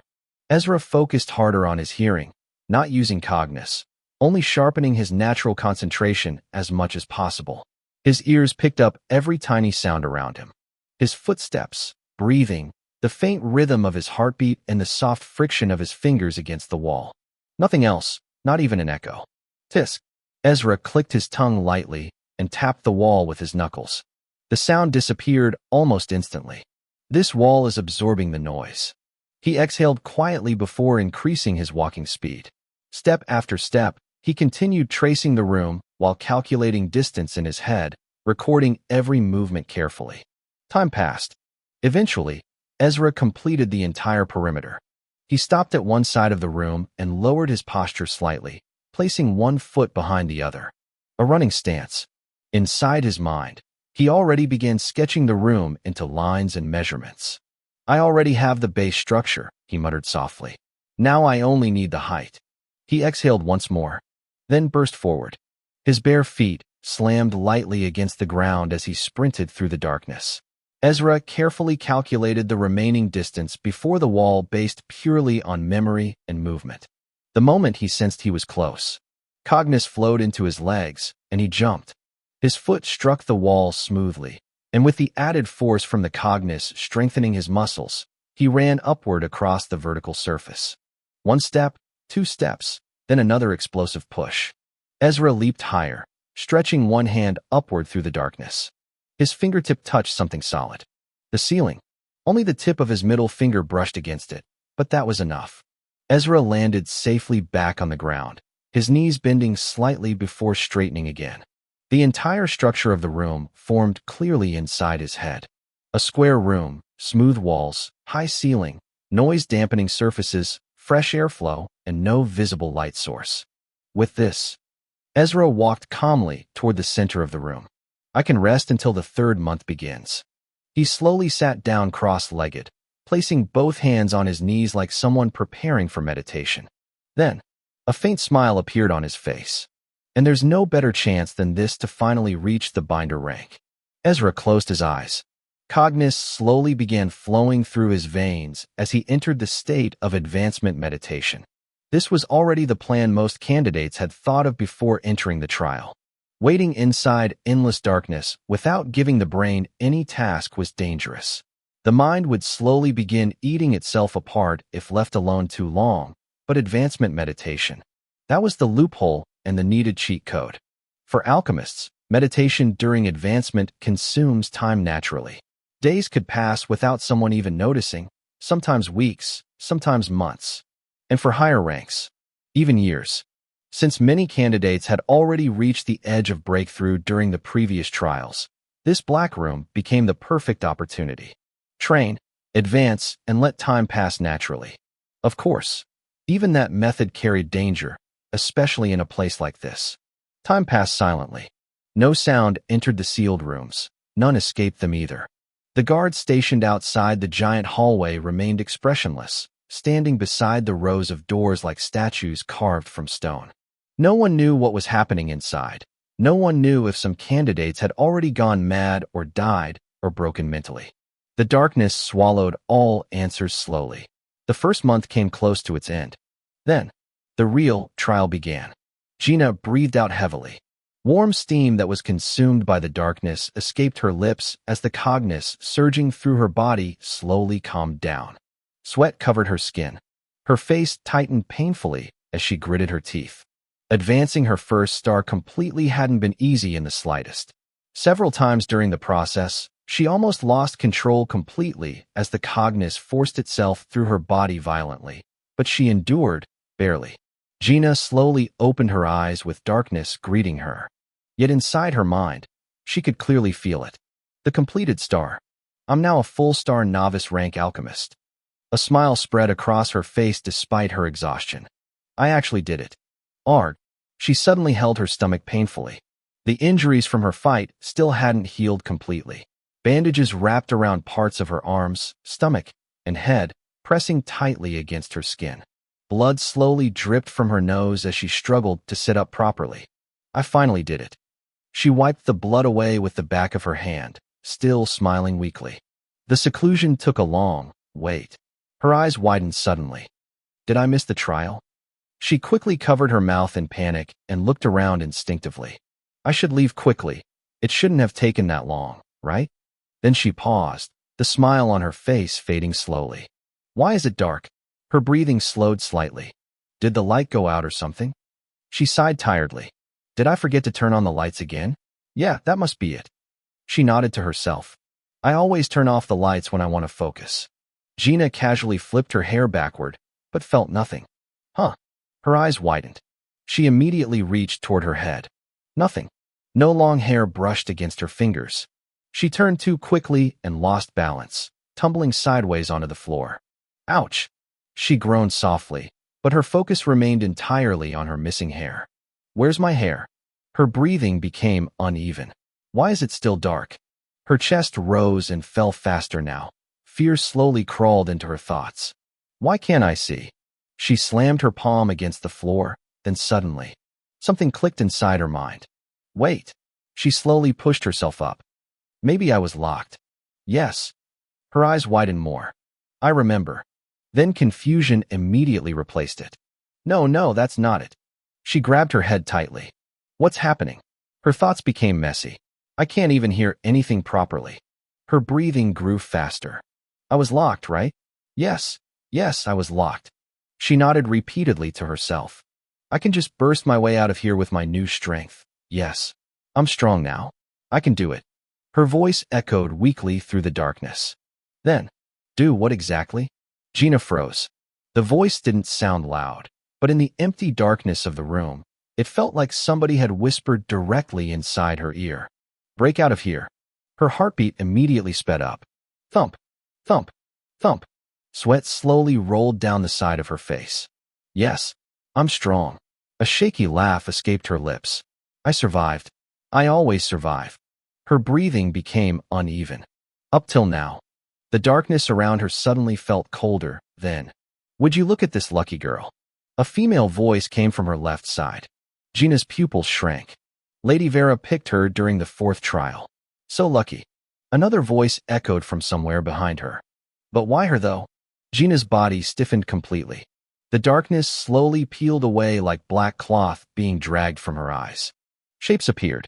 Faces, girls. Several girls were standing around her in a circle. Girls she recognized immediately as members of Vera's group. Girls who always followed Vera around silently like shadows. Their faces looked normal, but their smiles felt wrong. Too stretched, too empty. Why are you guys here? Gina slowly turned around, her voice trembling badly. And what do you mean? Nobody answered immediately. Instead, one of the girls suddenly burst into laughter while pointing at Gina's face. Look at her. The others turned toward Gina together. Their eyes slowly scanned her body from head to toe. Does this look like the face of someone strong? This bitch keeps surviving through luck. And she was screaming about wanting to do her best too. The girls laughed together. Not loudly, but continuously, like knives scratching slowly against glass. Gina's heartbeat grew faster and faster. The sound of it pounded painfully inside her ears. No, I really want to. She tried speaking, but her voice came out tiny, broken and weak, almost like a child begging. I can't hear you, Gina. Boom. A kick slammed directly into her stomach. Her body folded instantly as saliva flew from her mouth. The laughter exploded louder. It surrounded her from every direction now. You think we don't know about your little double agent behavior with that boy who killed Lady Vera's fiancé? The audacity you have, pretending to be a good girl, when you're just an opportunistic bitch lucky enough to stay alive. No. Gina shook her head repeatedly, tears already spilling down her face. No. No. Her fingers dug hard into the floor. You were useless in the second trial. You fainted uselessly in the third. You got carried in the fourth because Lady Vera pitied you. The fifth. The sixth. The seventh. The voices overlapped one after another without pause. Everything about you is uselessness mixed with luck. No. You survive because stronger people carry you. No. You survive because people always pity you. No. You survive because your best friend chose to kill herself for a trash like you. The world around Gina suddenly became quieter, not because the girl stopped talking, but because those last words crushed everything else. Her breathing stopped for a second. You are so lucky. A girl slowly crouched in front of her, smiling softly, and repeated the same words in a crueler structure. So lucky that even your best friend had to blow her brains out just to save worthless trash like you. Gina's pupils trembled violently. And deep down, the girl leaned closer. Weren't you already thinking about killing her first? No. Gina whispered weakly. You were scared. You wanted to live. You were ready to sacrifice her. No. She just did it faster than you. No. You're a coward. No. You're weak. No. You're selfish. No. You're disgusting. The laughter suddenly exploded again. Louder and louder and louder. It no longer sounded human. It sounded like thousands of mouths laughing together inside her skull. The girls around her multiplied. 5, 10, 20, more and more. Everywhere she looked. Smiling faces, laughing mouths, and pointing fingers. Gina. The voices suddenly echoed together at the same time. Are you worthy? Her breathing completely broke apart. Her chest tightened painfully. Her thoughts became messy and her ears rang violently. The girls stared at her, waiting, smiling, mocking, and judging. Then, one word escaped Gina's mouth. No. Bang. She slammed her forehead against the ground violently. The impact echoed through the darkness. Instantly, everything vanished. The girls disappeared, the laughter stopped, and the voices vanished. Only darkness remained, and Gina. She lay flat on the cold floor, trembling violently. Blood slowly dripped from her forehead, from her nose and her mouth. It even came out from the corners of her eyes. White cognates glowed beneath her skin as her veins bulged painfully across her body, like something was forcing itself through her flesh. Even the bandages wrapping around her arms and stomach could not hide the glow anymore. It's dark. Her voice sounded dry as her fingers twitched against the floor. I remember now. She coughed weakly. This is the 8th trial. Her body refused to move properly. It felt heavy and slowly cold, like her bones were slowly sinking into the ground. The fear finally settled deeply into her chest. Not the fear of pain, nor from the fear of dying, but the fear that everything the voices said might actually be true. My star. Her lips trembled. Am I going to die? Chapter 150. Black Room. The Child-Born Post-War. The little white glow only shone faintly within the endless darkness, like a candle that could die at any second. The black void around Gina slowly pressed inward from every direction, swallowing the weak light bit by bit while her eyes gradually lost focus and her breathing became slower and rougher. Blood dripped from the corners of her lips and nose in thin lines. Some slid down her chin and soaked into the floor beneath her face. Her cognition was completely unstable now. The white glow moving through her veins pulsed wildly beneath her skin, like something alive was trying to claw its way out from inside her body. Her fingers twitched weakly. Pain spread through every part of her body. It felt like her muscles were being torn apart from the inside, while her bones slowly cracked beneath pressure she could not control. But even with all that pain, she no longer had the strength to scream properly. The darkness was already consuming her little by little. Gina. A familiar voice echoed softly. Gina. The voice called again. Ha ha. Gina laughed weakly. The laugh sounded dry and broken. I'm hallucinating again. Her lips curled upward, but the expression on her face looked closer to madness than amusement. Are you really going to allow yourself to be swallowed by this darkness? The voice came closer and closer. Gina slowly clenched her trembling hand into a fist. I don't want to hear those words coming from your mouth. Mina. Her voice cracked apart halfway through the sentence. She forced herself up slightly with shaking arms. You gave up living. Her eyes sharpened with anger and grief at the same time. And now you're here trying to lecture me about not being swallowed by darkness? The darkness around her slowly shifted. Then Mina appeared before her. The same gentle face, the same calm eyes, and the same warm smile. Just seeing that face made Gina's chest tighten painfully. You don't have the right. Her glare became sharper. Mina quietly stepped forward and wrapped her arms around Gina. The warmth from that embrace felt real. Too real. Gina's body froze. I know I don't have the right, Mina whispered softly. But I do have the right to stop my friend from falling into the same place I fell into. Her voice carried warmth that almost broke Gina apart emotionally. Mina gently tightened her embrace and pressed Gina's head against her chest like an older sister comforting a child during a storm. Why?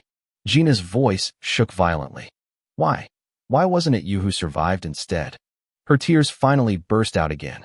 I'm nothing special. I'm just lucky, that's all. Her hands gripped Mina's sleeves tightly. The person who even helped me was someone I tried to kill together with the others, and we still failed. She cried harder. Yet instead of killing me when he had the chance, he helped me. Her shoulders trembled nonstop. He trained me. He kept helping me over and over again. Her voice slowly lowered. And I know he doesn't even see me as important. That realization hurt her the most. He doesn't see me as a friend. Her tears dripped faster. But he still helps me. The darkness echoed her crying endlessly. I don't understand it. Her breathing became uneven again. Why do I keep receiving things I don't deserve? She looked down at her bloody hands. How am I supposed to grow stronger when I'm not even sure I can become strong? Her lips trembled. He said I have a special physique, but her voice weakened. Can someone like me really have something special? Silence filled the dark space for several seconds. Mina simply stared at her quietly. Then, growing strong has nothing to do with being special, Gina. Mina finally spoke. Her tone was calm and simple. It's more about understanding what you're capable of and continuing to improve on it properly. She paused thoughtfully. I think. Mina raised one finger to her lips while thinking seriously about whether her explanation made sense. Gina blinked twice through her tears. Her crying reduced slightly. But I don't have any capabilities. She lowered her head again. I already told you. I only serve. Gina. Mina gently lifted her chin. I heard you the first time. Her eyes softened. You survived because of luck. Hearing those words from Mina hurt far more than hearing them from the hallucinations earlier. Gina's chest tightened painfully again. But, Mina smiled. Since when did luck stop being a kind of strength? Gina froze completely. You survived from the first trial all the way to the 7th. Mina slowly counted with her fingers. And now you're going to survive this one too. She lightly tapped Gina's forehead. So, whether it was luck or strength, aren't they both part of survival in the end? Gina stared blankly. At the end of the day, you survived. Mina's voice remained soft. And you still kept trying your best. She tilted her head slightly. So why do you keep comparing your best to someone else's? Mina slowly let go of her face and stood up. You're the owner of your own life, Gina. She walked forward into the darkness with her hands behind her back. Whether you were born special or not doesn't matter. She turned back slightly. The moment you were born with something, that already means your existence has value. Her finger pointed directly at Gina. And if you still think you're worthless, a faint smirk appeared on her face. Then prove everybody wrong and keep working harder. She smiled proudly. After all, aren't you going to become spectacular someday? Gina stared at her silently. Then, a laugh escaped her mouth. Small at first, then louder again. Suddenly, her eyes snapped open. Darkness. Nothing but darkness surrounded her again. Cold darkness. The hallucinations were gone. Everything that happened after she collapsed, Everything she heard, everything she saw, everything she thought she achieved. It was all in my head. Gina laughed weakly. Arg. Pain shot through her body instantly. Her muscles spasmed violently. Her unstable cognition still flowed wildly through her veins from the mental breakdown earlier. Not all of it was fake, though. She gritted her teeth hard. Her breathing steadied slowly. Gina closed her eyes and focused.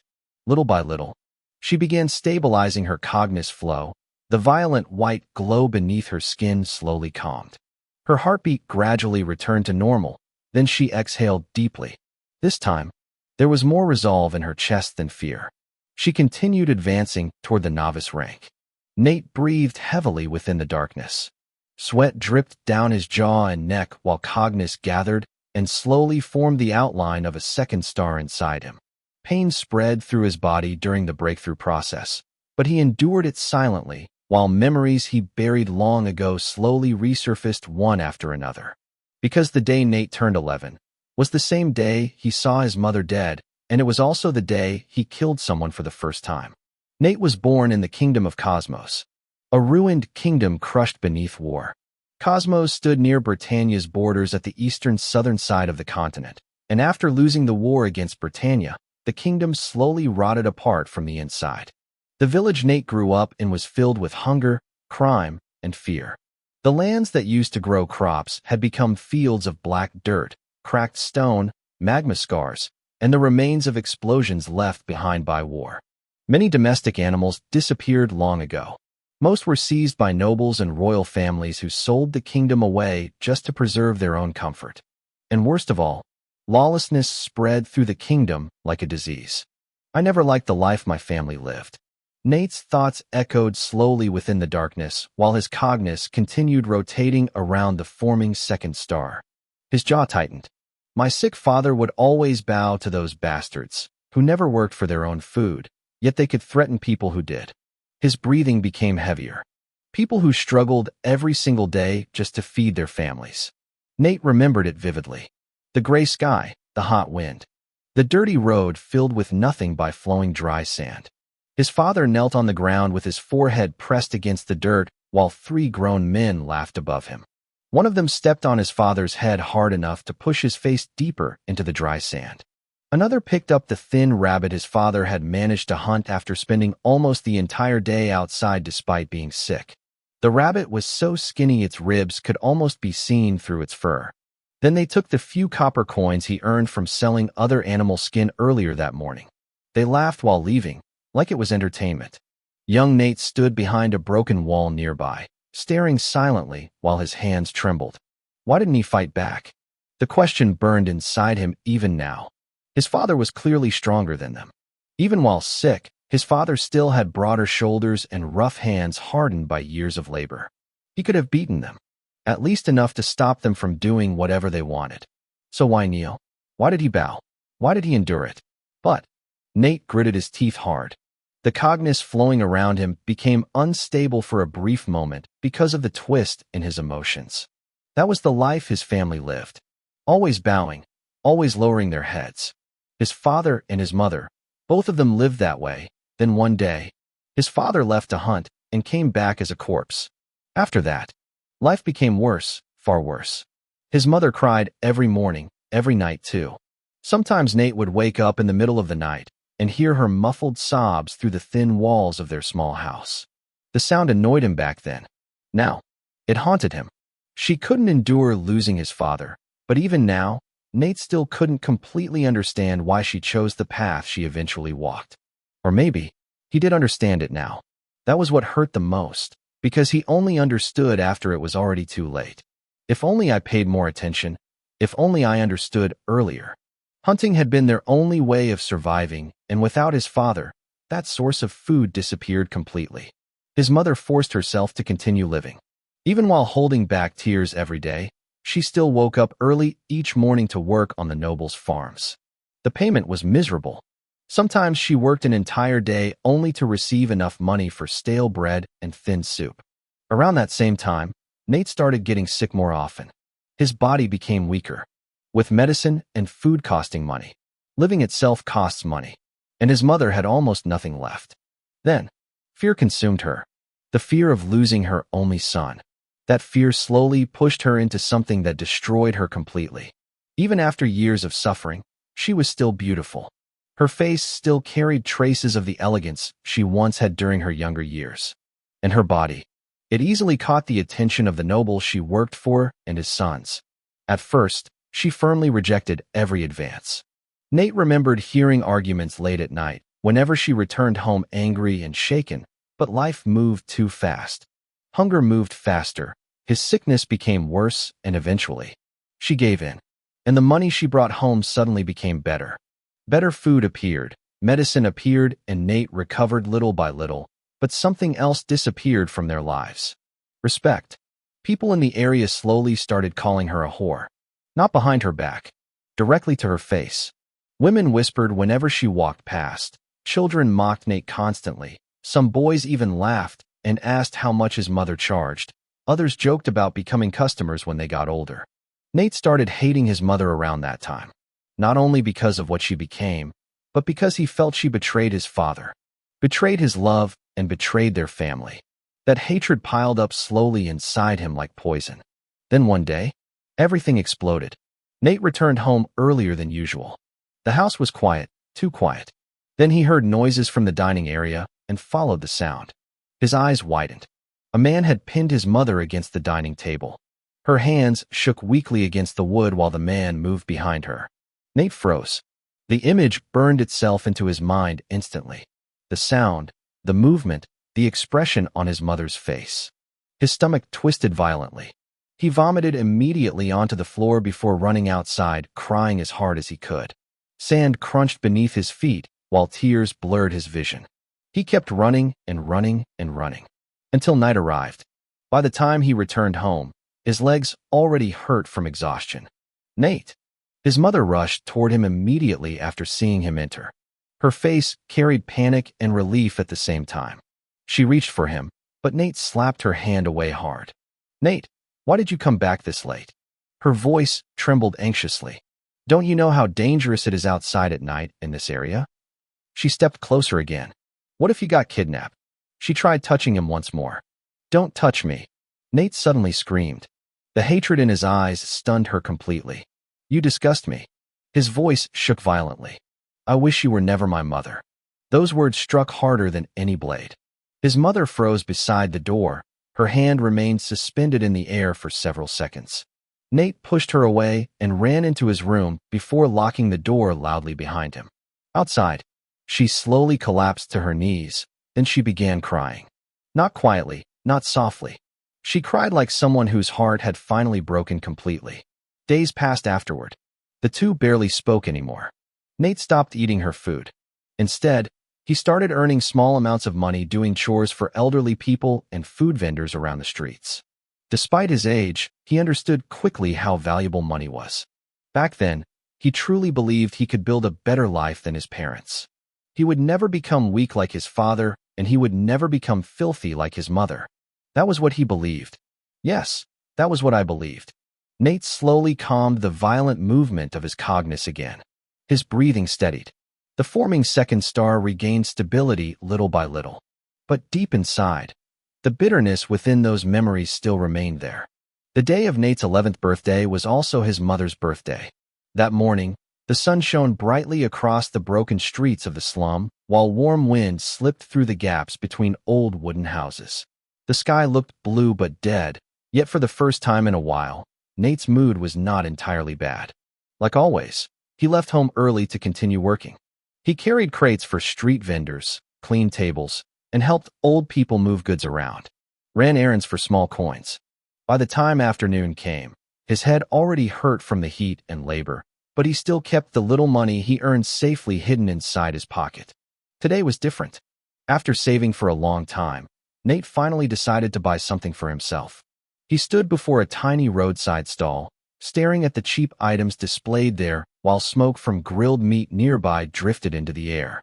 After thinking carefully for several minutes, he bought a small item for himself. Then, his eyes drifted toward another object. A simple hairpin. It was not expensive, not beautiful either, but it looked clean. Nate stared at it for a long time. "It's been a while since we actually talked." His voice came out quietly. He lowered his eyes and scratched the side of his cheek awkwardly. After hesitating for several seconds, he bought it. The small gift was wrapped inside thin brown paper. Nate looked at it silently while walking through the snowy streets. Maybe things could finally become better again. That thought barely formed in his head before several familiar voices echoed nearby. Well, if it isn't the whore's son. Nate's expression instantly darkened. 5 boys walked toward him with smug looks on their faces. They were older and bigger than him. The same boys who bullied weaker children around the area, and the same boys who enjoyed mocking his mother the most. "Hey Nate," one of them laughed loudly. "Did your mom work hard last night?" The others burst into laughter immediately. Another boy leaned closer with a disgusting grin. "When I grow older and get enough money, I'll definitely try her too. Maybe she'll even give me a discount since we know you." More laughter followed. Nate's grip tightened around the present bag. His breathing became heavier. Then he lunged at them first. The fight happened exactly the same way it always did. 5 against 1. Nate punched one boy directly in the mouth before another kicked his stomach hard enough to make him stumble backward. A fist smashed into his cheek. Another hit landed against the side of his head. He still kept fighting, still throwing punches wildly, but numbers and size overwhelmed him quickly. Soon, he was already on the dry ground while boots slammed into his ribs and stomach repeatedly. "Fight back more." One of them laughed while kicking him. "Maybe your mother can heal you afterward." The boys finally left after growing bored.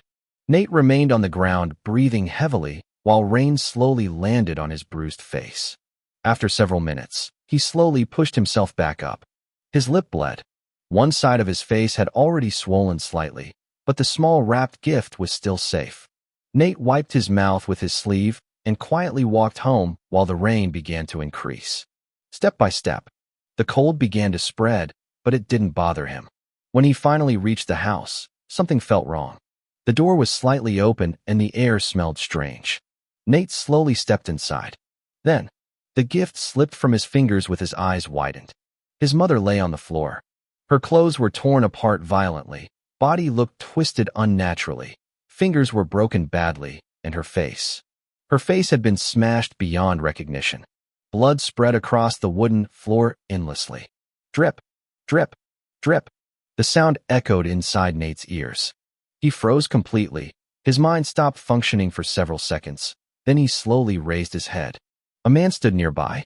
His pants were still halfway lowered while he casually counted silver coins with a satisfied smile on his face. Lots of silver coins. Far more money than Nate had ever seen together before. The man placed the coins back inside a large pouch and smirked while glancing at Nate like he was looking at trash. Something inside Nate snapped instantly. His scream sounded raw, broken like an animal. He lunged toward the man without thinking. Smack! The man casually backhanded him across the face. The impact sent Nate crashing onto the floor immediately before he could recover. The man began stomping him. Again and again and again. Boots smashed against his stomach, ribs, back, and face without stopping. Nate curled his body tightly while crying from pain and shouting for help. Still, nobody came to help. Nobody. Not a single person. The neighbors clearly heard everything. Even with the noise of the rain, which was already slowing down, it wasn't impossible to miss the noise made by a child, but nobody entered. Nobody cared. After getting bored, the man bent down and picked up the small wrapped present Nate bought for his mother. Then he took the little money Nate earned too. He raised his pants fully and walked toward the exit calmly, like nothing important had happened, like a human life meant absolutely nothing. No. Nate weakly stretched his trembling hand forward. Come back. His fingers shook violently. Then he noticed the blood covering his hand. Too much blood. It wasn't his. The blood coming from him was only from his forehead and mouth. The rest was his mother's. Nate slowly turned toward her body again. Or rather, what remained of her body. He could no longer recognize her properly, and at that moment, the final regret inside him exploded. He never reconciled with her. Not once, not even once. The last thing he told his mother was, "I wish you were never my mother." Tears burst out of his eyes uncontrollably. Everything was gone. His father, his mother, his money, his anger, his hatred. Everything. Then, something finally clicked inside him. The world he lived in wasn't a world where hard-working people survived. No, it was a world where only those willing to growl, kneel, kill, and lose themselves could continue living. That was the world Nate came to know. Slowly, he forced himself back onto his feet. His entire body trembled from pain and rage. His eyes no longer looked like a child's anymore. They looked hollow. He grabbed a kitchen knife from the broken table nearby. Then he walked outside. The little rain continued falling around him quietly, and his steps made noise from the little water soaked on the soil. The man had not gone far. He still walked casually down the road while holding the pouch of coins. Then, stab! The knife pierced into the man's back suddenly. The man screamed and turned around in shock, but Nate stabbed him again. Stab! Again! Stab! Again! Stab! Stab! Stab! Nate's face twisted completely while tears and snot mixed together across his face. He kept stabbing. Again, again, and again. Even after the man collapsed. Even after the screams stopped. Even after blood flooded the snow beneath them. Nate still continued stabbing. His small arms moved wildly without rhythm. The knife entered flesh over and over again like he was trying to destroy every bit of hatred inside him physically. Until his arms became numb. His breathing completely broke apart, and nothing remained inside him anymore. The knife finally slipped from his hand. Nate sat there beside the corpse while rain slowly soaked both him and the dead man. He started crying on the slow, rainy night.